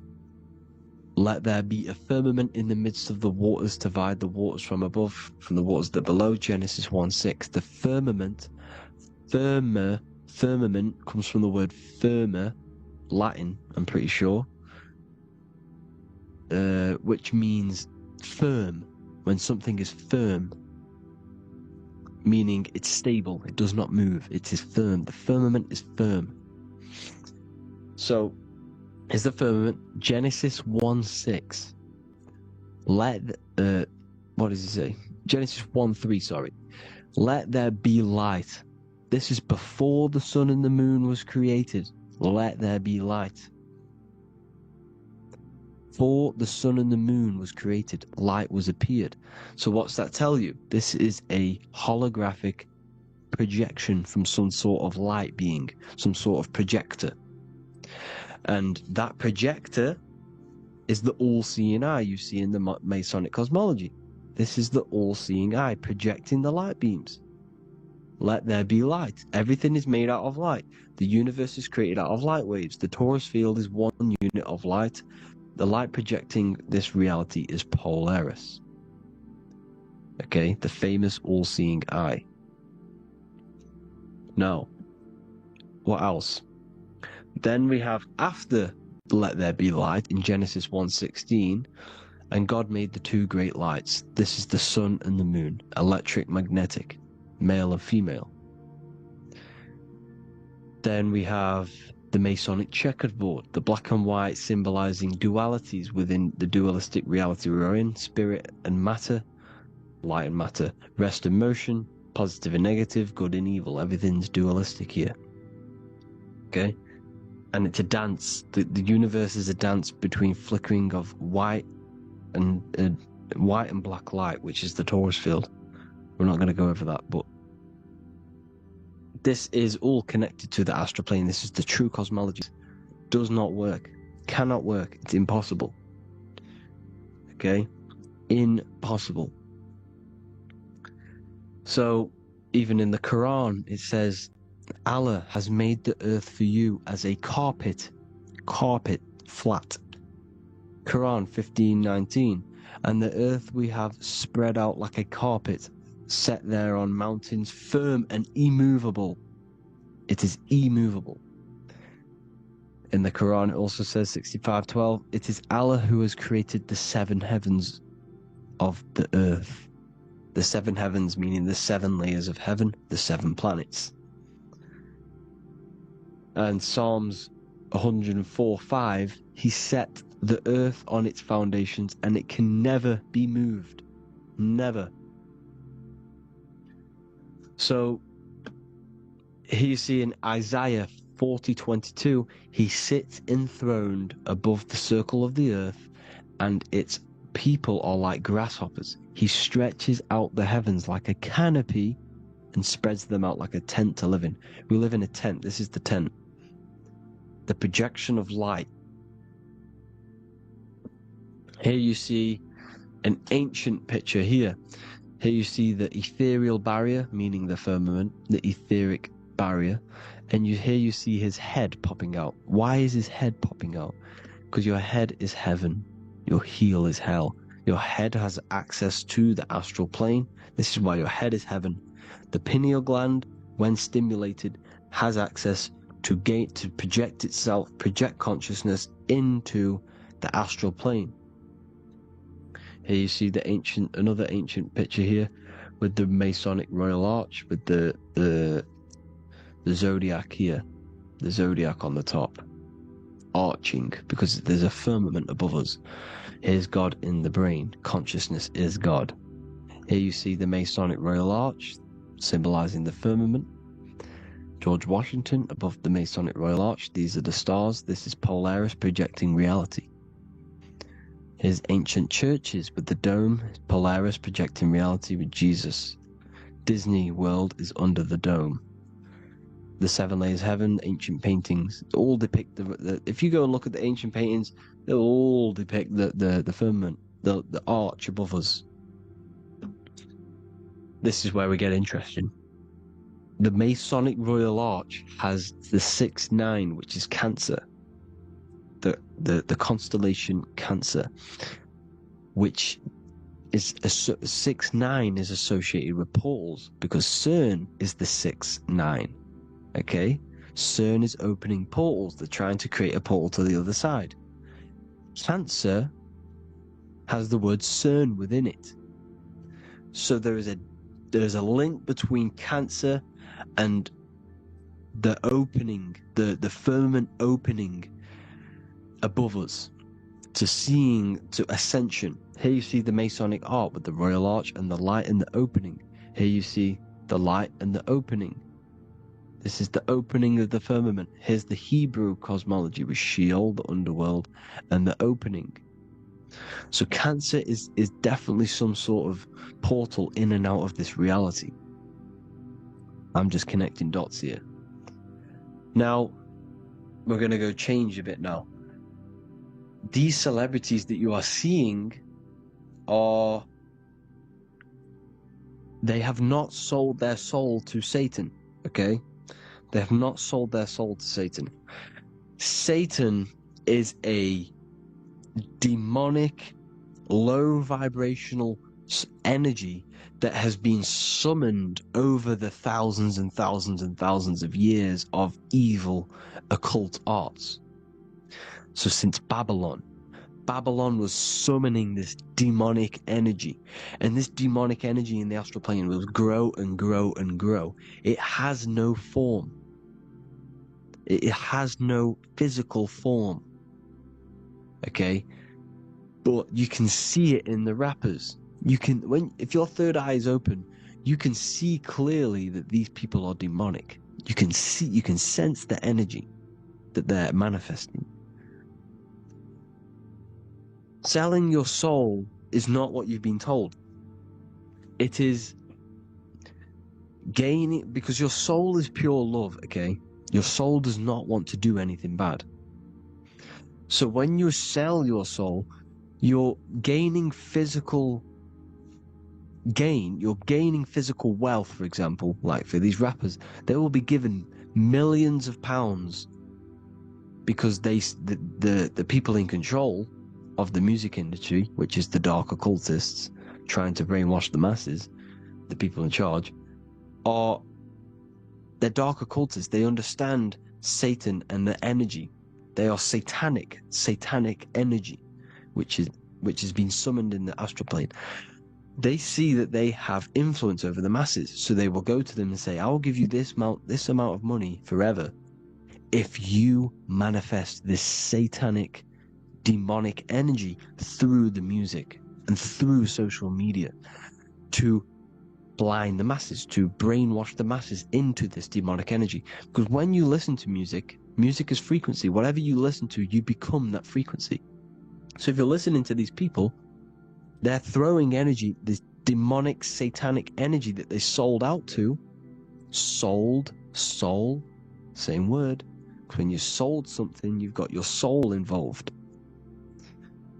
They have exchanged money, physical gain, so that they manifest this satanic energy within the astral plane and through the music, through the videos, through social media, to keep us in this vibrational frequency, in this low state of consciousness.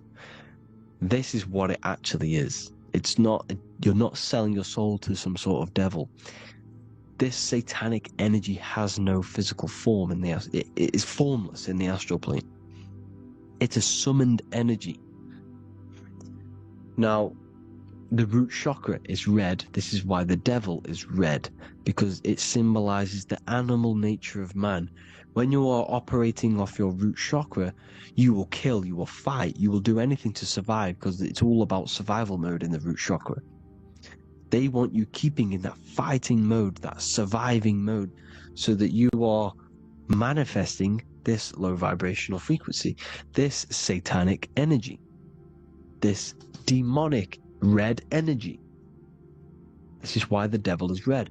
And the devil has a tail with the red arrow pointing down, because it symbolizes your light body. This is your Merkaba. Your Merkaba is your light body. Mer equals light, Ka equals spirit, Ba equals body. Merkaba, this is the devil's tail pointing down, the descension, your heel, up to your heel, hell. Ascension to heaven, head. You see, this is the all-seeing eye with the illumination coming off it, your head, when you're illuminated. The Merkaba is your celestial sphere to portray different planes of reality. It is the vehicle of ascension. It's your light body. It's in the word Kabbalah, Kabbalah, Ka, spirit, Ba, body, La, light. Same thing, Kabbalah, Merkaba. Same thing, it's all about the light body. This light body sees different realities. So when you see the goat in the music industry, it's this satanic summoned energy that's been summoning for thousands of years within the astral plane. When it becomes to the physical plane, it will manifest through different things. A goat, an owl, Satan, Moloch, Baal, same deity, same demonic energy that's been summoning in the astral plane. And this is why the Baphomet has a goat head. Drake's new album is the goat. The Polo G, the Masonic G, with the goat. And here's Ryla Rodriguez in the mirror, with the goat in the mirror and him in his physical body. It symbolizes, the mirror symbolizes the astral plane, because he's manifesting the goat, the demonic energy. He's sold out to the demonic energy. And in the physical plane, he's his physical body. The mirroring, the Masonic 11, the mirroring of reality, the astral and the physical. And what do you call them when they're an amazing rapper, the best rapper? You call them the goat. Because the goat, you're the goat because you're manifesting the goat energy, the satanic, demonic energy within the astral plane. So Baal, Moloch, all the same thing. Because in the astral plane, if you want to gain spirits to come to you and communicate you, in the physical world, if you want to communicate with spirits, you have to gain their attention. You can either gain their attention or come together and agree to create some sort of being, which is Satan. Okay? You can, like I said earlier, you can create these beings, you can summon them or attract them. One way to attract them is sacrificing. In order for you to become God, man, to turn to God, you have to sacrifice your life. You have to sacrifice, not drinking, not doing things, not doing anything demonic, not doing anything bad, not eating meat. You have to sacrifice yourself to become the light. However, if you want quick, instant gains in the physical world, you can sacrifice something else to communicate with these spirits, because these demonic energies feed off demonic energy, your demonic energy. So these dark occultists will give away babies, they'll sacrifice, torture babies so that they gain, so that they can communicate with these spirits for physical exchange. Yes, you can do this. These powerful spirits, these powerful demons can give you powers. They can give you certain things. And this is what they are doing. They're summoning and attracting these demonic energy This is why, trafficking is one of the most, Balenciaga. Baal is the demonic energy in the astral plane, which requires child sacrifice for his presence. Balenciaga, and they were trafficking children. They were trafficking, killing them, and offering them to the spirits. This is what they are doing. Balenciaga. It's in the name. Here you can see here a stick man with two horns. The goat, obviously, it's all the same deity. Baal, the goat. Moloch, the owl, the Egyptian owl, because it comes from the owl of Moloch, which is Baal, which is Satan, all the same demonic energy. And it's on the dollar bill, a tiny dollar bill, on the $1 bill. All the same thing. Bohemian Grove, they worship the big owl, Moloch. It's all the same thing. It's all one big demonic energy which has been summoning in the astral plane. And it's trying to take over Earth, the physical plane. That's what it's doing. So I hope you all gained a deeper understanding of the astral plane and what's actually going on in the world. Please leave a comment if you can to help the algorithm. Drop a like if you like this content. And hope you all learned something today. And God bless you all. Thank you all.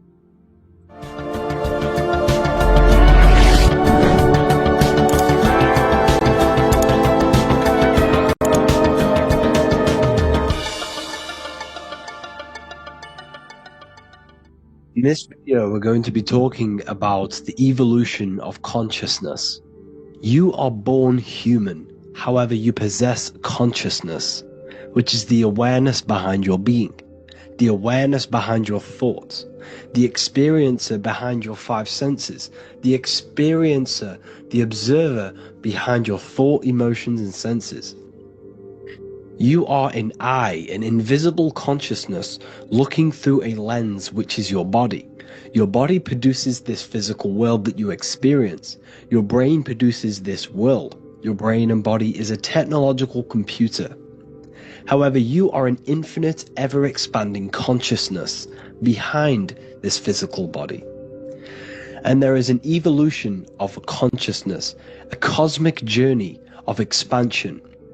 And this is why we see so much pyramid symbolism in the occult and esoteric world, and especially within Freemasonry. Because the pyramid represents climbing, an evolution, a raising state of consciousness, a journey. Steps symbolize a journey upwards. This is the raising and the evolution of consciousness, our inner world. The transmutation of our inner selves, of our souls and consciousness and our minds. So when we see this pyramid, we're seeing a evolution, a way up to source consciousness. And the eye in the pyramid represents your source consciousness. It represents illumination. It represents divine guidance through this evolution of consciousness. This is why we see the ladder. Consciousness is ever expanding on an infinite journey of evolution.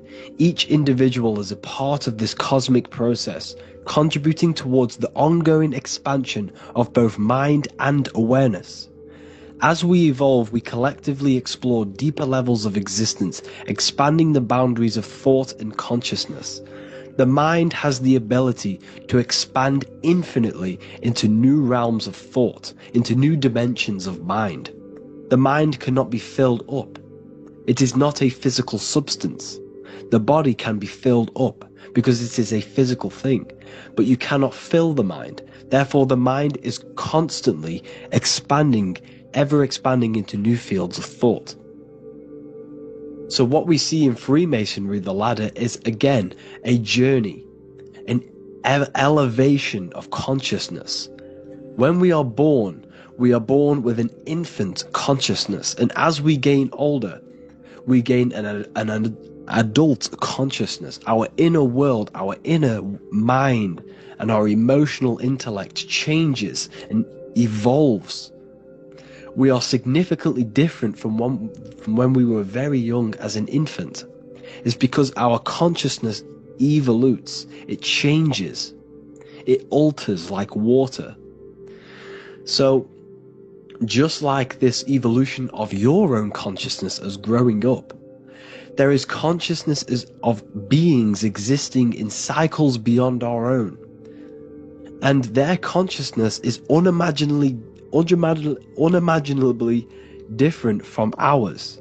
They operate on a higher level of understanding and knowing, experiencing reality in ways that transcend our current comprehension. Our minds right now cannot comprehend the highest states of consciousness. There are entities, there are beings beyond our own, existing in higher dimensions of consciousness that we cannot comprehend because they have expanded. They are on a further way up the ladder of consciousness. However, we are all on the same journey. None of us can take the same journey. There is one ultimate goal, reaching source consciousness. However, this is always ever expanding. However, we are all on a different journey. There is one truth, one source, one goal. However, there are billions in different ways of reaching it, and we are all on these different paths to source consciousness, to this ladder, this evolution of universal evolution. Okay? Their awareness is attuned to new dimensions of existence, reflecting a more advanced stage in the cosmic journey of consciousness evolution. So when you take DMT, you are shot into these higher realms of consciousness where you meet these beings who look similar to these images. They are not speaking to you physically. They don't speak to you three-dimensionally through vibration and words. They speak to you mentally. If you have done DMT, then you know this. And if you have met these beings, then you know this. You might have even met some of these types of beings on mushrooms or any psychedelic drugs. Because ultimately, when you take these mind-altering substances, it's altering your consciousness. It's merging your consciousness with the spirit of that substance. And you are essentially attuning your mind to higher dimensions of consciousness. That's why we say we're getting high when we take these substances. Therefore, when you meet these beings on DMT, you are essentially meeting beings who are attuned to higher dimensions of consciousness, and they speak to you mentally. They speak to you telepathically through thought, because the universe is mental. Everything exists within the mind. The way you are now, your physical existence, is a state of mind. Mind, thought creates matter. Spirit and matter are two opposing ways of thinking. If we have a very spiritual mind, we have an expanded mind, we are a spiritual person through the mind. However, if we have a very low state of consciousness where we think about food, sex, lust, and all physical things, then we have a physical consciousness. Matter and spirit are two opposing forces, two ways of thinking. The mind attunes itself to different levels of understanding in different dimensions. So, essentially, this is what we're looking at. The body is a vessel for the fluidic, formless consciousness, a temple that houses the essence of our awareness. While the five senses are limited to perceiving only the physical plane, the mind transcends these limitations, capable of perceiving the full scope of reality. It is through the mind that we access deeper truths beyond the material, tapping into boundless nature of existence. Physical existence is a thin band, a thin layer of reality. It's like 0.001% of reality. And your five senses are only tuned into this layer of reality. But the five senses are, by design, only allowed to perceive physicality. But the mind has the power to expand beyond this physical five-sense state. The mind has the power to expand and evolute. It is a conscious decision whether you want to take this path or not. You can stay in a three-dimensional way of thinking, or you can expand your consciousness from within. It's not an external journey. There is no God going to save you. You must save yourself. Therefore, behind every single one of these eyes is the same source consciousness. However, we are all different cells in a different journey. The organs in your body, the cells in your body are all alive. They all possess same consciousness, universal consciousness. However, we are all on a different journey of evolution. As above, so below. As the baby is in the mother's womb, when the baby becomes conscious, there is a world outside of its mother. What does it do? It presses and seeks a way out to be born in the other world outside of its mother. It is the same with your consciousness, your mind. When your mind becomes aware that there is realities beyond the immediate surroundings, it seeks a way out. And this is exactly what I'm doing to you now. I am now expanding your mind and telling you there is other ways of reality. There's other dimensions of consciousness which you can access through inner transmutation, through different ways of thinking, spiritualism and meditating and connecting with yourself and detaching from external things. We can upgrade our consciousness. Your body is a womb. Why Jesus says you must be born again to see the kingdom of God, because you are born physically and then you must be born again spiritually, awakening your inner consciousness. So like I said, as the baby is in the womb, it's the same principle. As above, so below. You were a baby, you were in your mother's womb, and you figured out there is a world outside of your mother, so you seek to way out your mother to be born in another world. It's the same now. You must do this now. This is your spiritual evolution. This is the evolution of consciousness. It's ever expanding. When you die, this is a transition. You must learn to not fear death. This is another part of your spiritual journey. You must master death.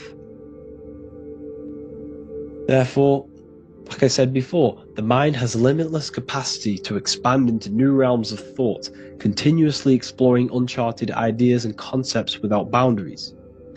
The mind can ever expand. It can never be filled. It can never ever know everything. There is infinite fields of knowledge, infinite fields of thought. Your current state is just one stage on an infinite pathway. You won't remain human forever. The human experience is a crucial phase where we learn to balance polarities, master the fundamental laws of the cosmos. It is a period of growth and transformation, preparing us for the next stages in our cosmic evolution. The goal is to strive for perfection, yet the true perfection is unattainable. It's like a tunnel, and there is a light at the end of the tunnel. And as you walk through this tunnel, the light is ever moving backwards. You should forever seek to meet that light, but you will never meet that light because consciousness is ever expanding. You should strive for perfection, yet knowing that perfection is forever unattainable. The journey is endless, with each step revealing deeper layers of understanding and experience. The pursuit of growth and expansion is itself the essence of our evolution. You can find all of this knowledge in the amazing book that I have read for years. I have read this book, The Emerald Tablets of Thoth, the Atlantean, by M. Dorial, translated by M. Dorial. I'm telling you now, this book, now that I've told you this, you have some context on the book. The whole book is about evolution of consciousness.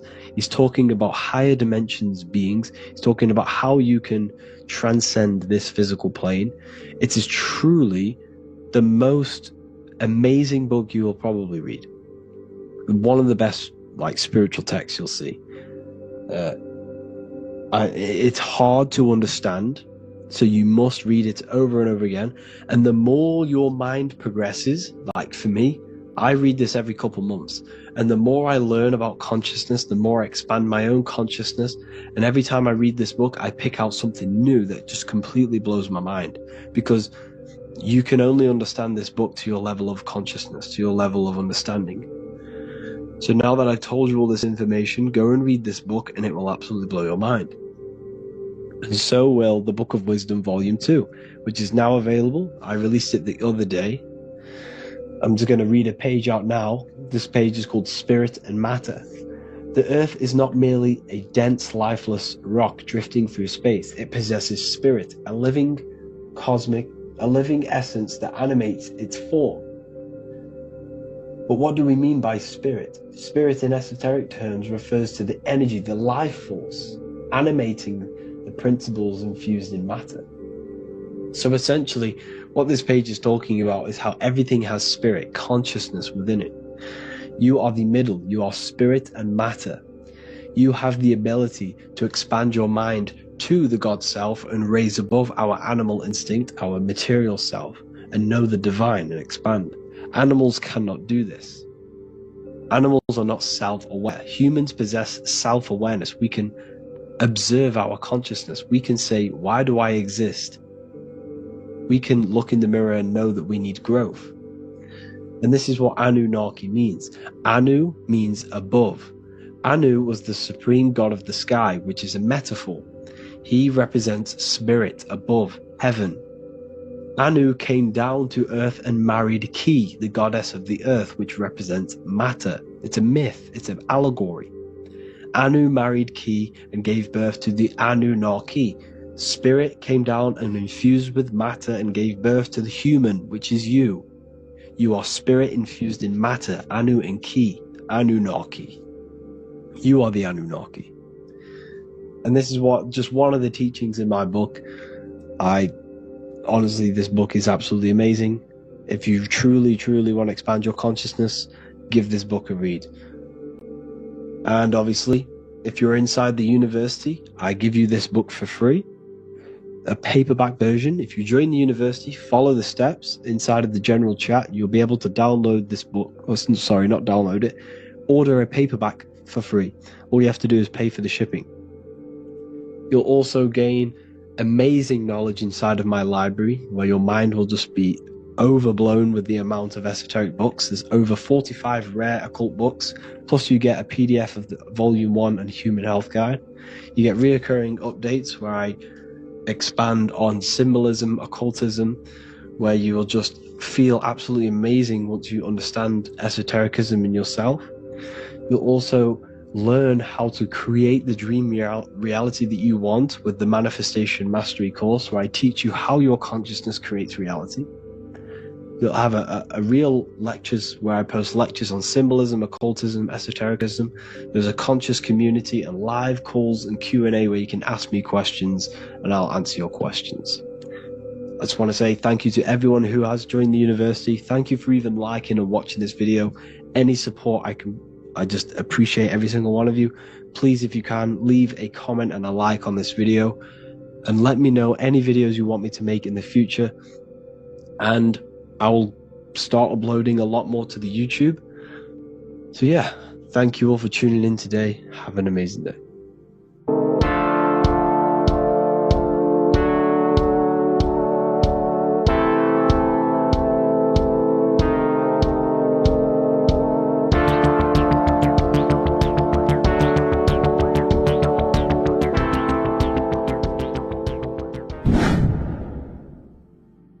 What is good, people? We're back with another video, and today we're talking about the chakras. Let's jump straight into this because I know there's been a lot of requests for this video. So let's jump straight into this. So you have 7 chakras, right? 7 chakras, and these chakras are feeding off your electromagnetic field, known as your aura. This is both positive and a negative pole, male and female, right? This electromagnetic field is made out of electric and magnetism, and together they come as electromagnetic. Now, your chakras, the word chakra just means wheel, spinning wheel, because that's what they are. They're spinning wheels of energy. They do not exist on this physical plane, they exist on the etheric plane. Okay? Now, these energy centers are known to regulate your emotions, and each energy center controls the organs and cells in that particular area of the body. So for example, your sacral chakra will control the cells and organs of your sexual reproduction area. Okay, the navel chakra or solar plexus will control the digestion in your body. Same with the heart, same with the throat, right? So they are like mini brains for each center of your body. They run along up the spine, but notice the crown chakra exists outside the body. It's just above the head.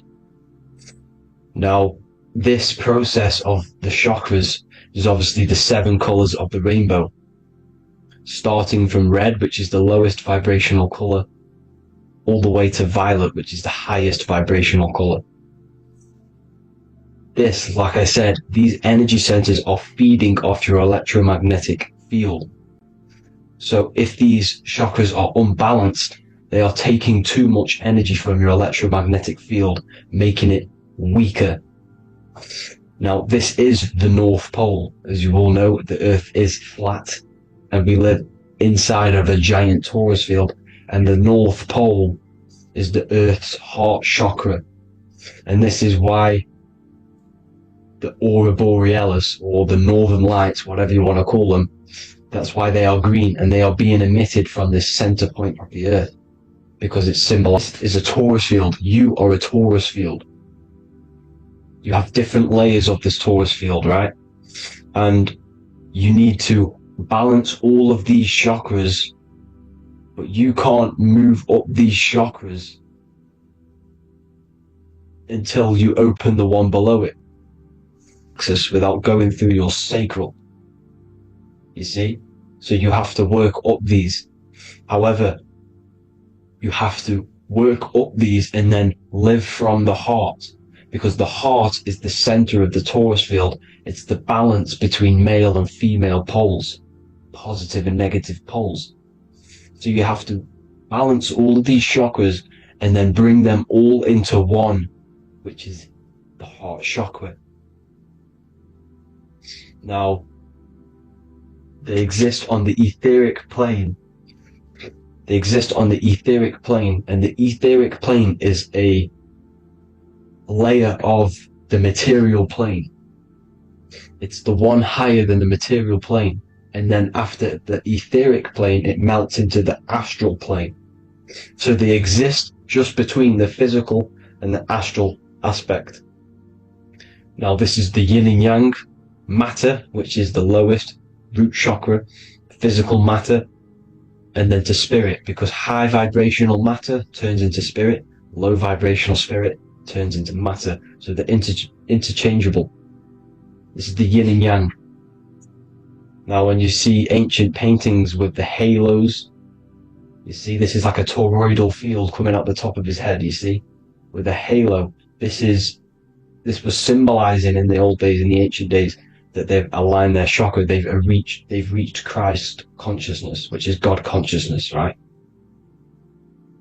Now, this electromagnetic field is the apple that we bit out of in the Bible, because you see that apple is a torus field. So they were metaphorically or personifying the torus field. That's what the Bible is. It's a massive personification. It's all metaphors. You have to read it properly. It's got a greater meaning behind it. Now, when we bit from the apple, we ate from the tree of knowledge, which is good and evil. Our lower mind took over, so we materialized to feed our physical bodies. We materialized through Saturn. That's what Saturn does. Now, if you don't understand that, go and watch the video previous to this one called Occult Secrets of Saturn, and that will show you how Saturn is the materializer. Now, this is one of the secrets behind the Masonic compass: electric and magnetic, male and female, duality, positive and negative. Now, like I said, they teach you about the torus field, about a magnet in school, but they don't teach you about your electromagnetic field. Everything alive has a torus field. It is the building block of this creation. Absolutely everything has a torus field. There's not one thing without it.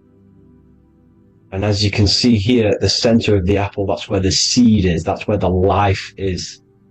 The reproduction of that organism As you see, this is where the most electromagnetic energy is stored, in the center, because this is where the two duality, this is where the field meets at the very center. This is why the seed is at the very center. Now, your spine is a elongation of the brain. The brain is heaven, and the bottom of the spine is hell. So this is Saturn, which is the root chakra. The 7 planets are associated with each chakra. Moon equals mind. Okay? Now Saturn is physical matter, as I've just explained. This is the lowest vibrational color.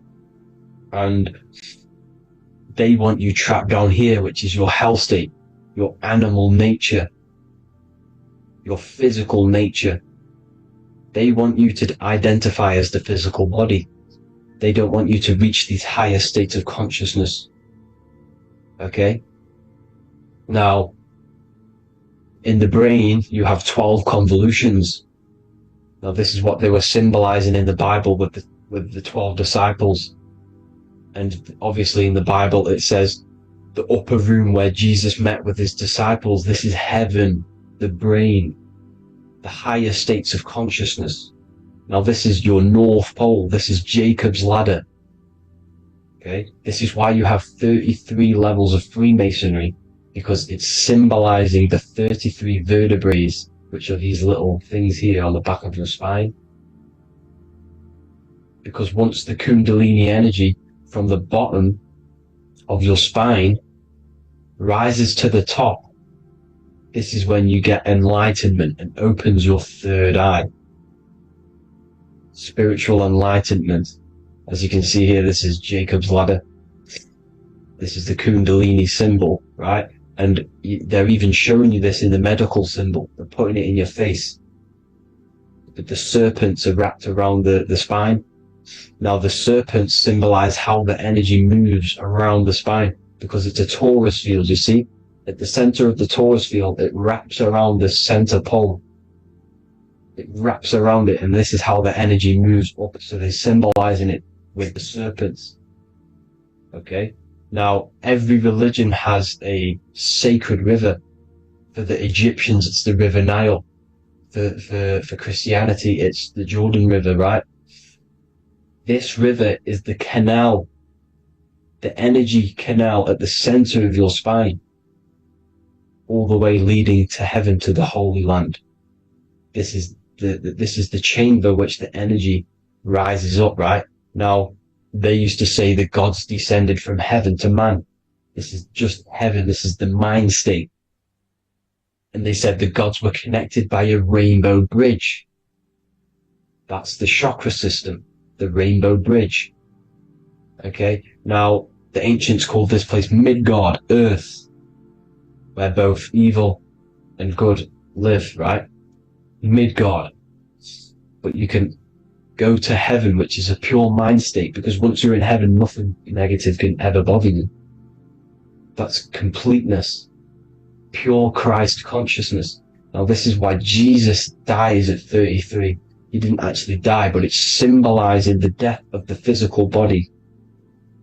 Not the death of the physical body, but his consciousness rising above the physical body to, as I said here, matter to spirit. Matter died off and he came spirit consciousness.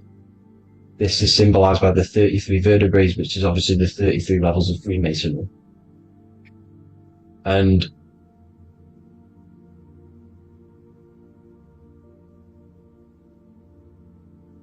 now the pineal gland, which is at the very top of this Jacob's ladder, or the River Jordan, the canal, your 33 vertebrae on your spine. This is where the pineal gland sits, right? At the very top, at the center of your brain. Now, there's multiple ways this was symbolized. The Eye of Ra, which is used by the Egyptians. Now, this pineal gland is the seat of consciousness. This is where your consciousness is stored, right? And the ancient Sumerians used the pine cone, hence why it's got the word pineal gland, the seat of the soul consciousness. it produces DMT, dimethyltryptamine, which is known as the spirit molecule. And the pineal gland is wrapped in microcrystals, and we all know crystals transfer frequency and energy. Now, radios use crystals. A radio is a frequency transmitter, turning a frequency into a frequency that we can hear with our ears, right? Because all the radios are actually playing right now in your ears. However, our ears can't pick it up, so the radio transmits it into a frequency that we can hear using crystals. So this is the power of crystals, and this is what our third eye is wrapped in, crystals. Now, this third eye is not actually your third eye, it's your first eye.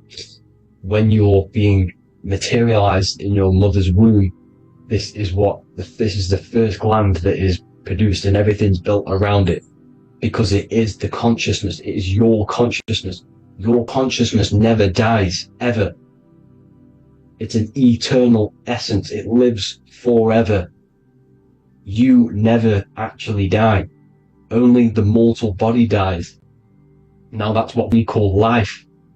Life is abided by time, and time is change, and change is what we call life, because everything's constantly moving and transforming into different things, right? Now let's not get off track. The pine cone is obviously, this is in the Vatican here. The pine cone is symbolized as the pineal gland, pine. And this is the opened pine cone. The opened pine cone means, or symbolizes, the awakened man, the awakened third eye. But the ones here, which the Sumerian gods are holding, these are shut pine cones, symbolizing the unawakened man. But let's not get confused, people. These gods were not gods. They are human beings just like you.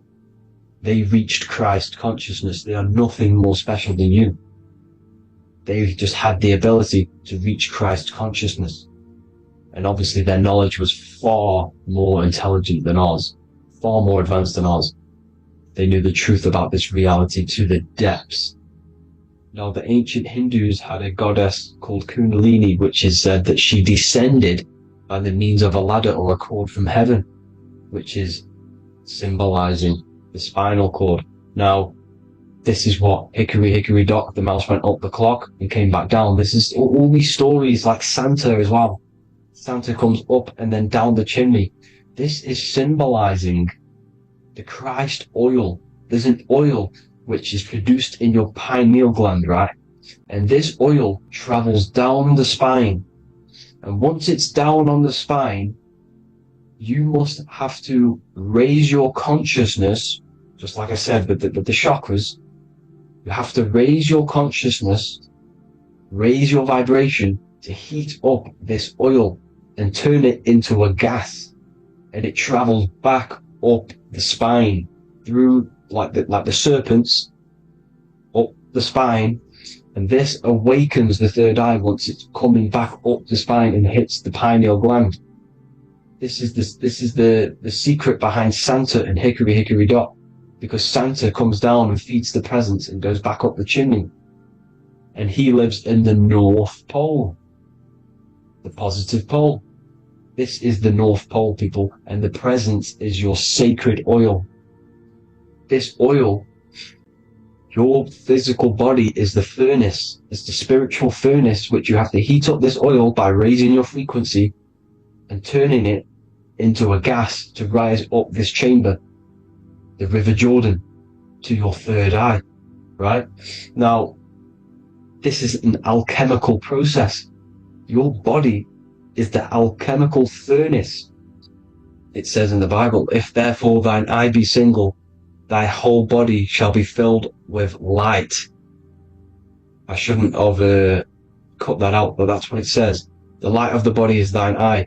If therefore thine eye be single, thy eye shall be filled, their body shall be filled with light. This is symbolizing the pineal gland, enlightening the body, the spiritual body, filled with light. Now, as I said, they want you kept down here, which is the root chakra, which is your animal nature, which is obviously mind, matter over mind. This is the symbol of Saturn, right? As you say, we're built of body, mind, and spirit, the Holy Trinity. That is the sun, moon, and earth. The sun's your soul, solar. Moon is your mind. Earth, which is the cross, which is your physical body, the 5 elements, right? So body, mind, and spirit. So the Saturn symbol is actually made out of the cross on top, which is the earth, and the moon on the bottom, which is symbolizing matter over mind, because earth is physical matter. You don't want to be matter over mind. You need to be mind over matter. See, they want you identifying as your physical body. They don't want you to realize you're an eternal consciousness. You're an eternal essence of consciousness which never dies.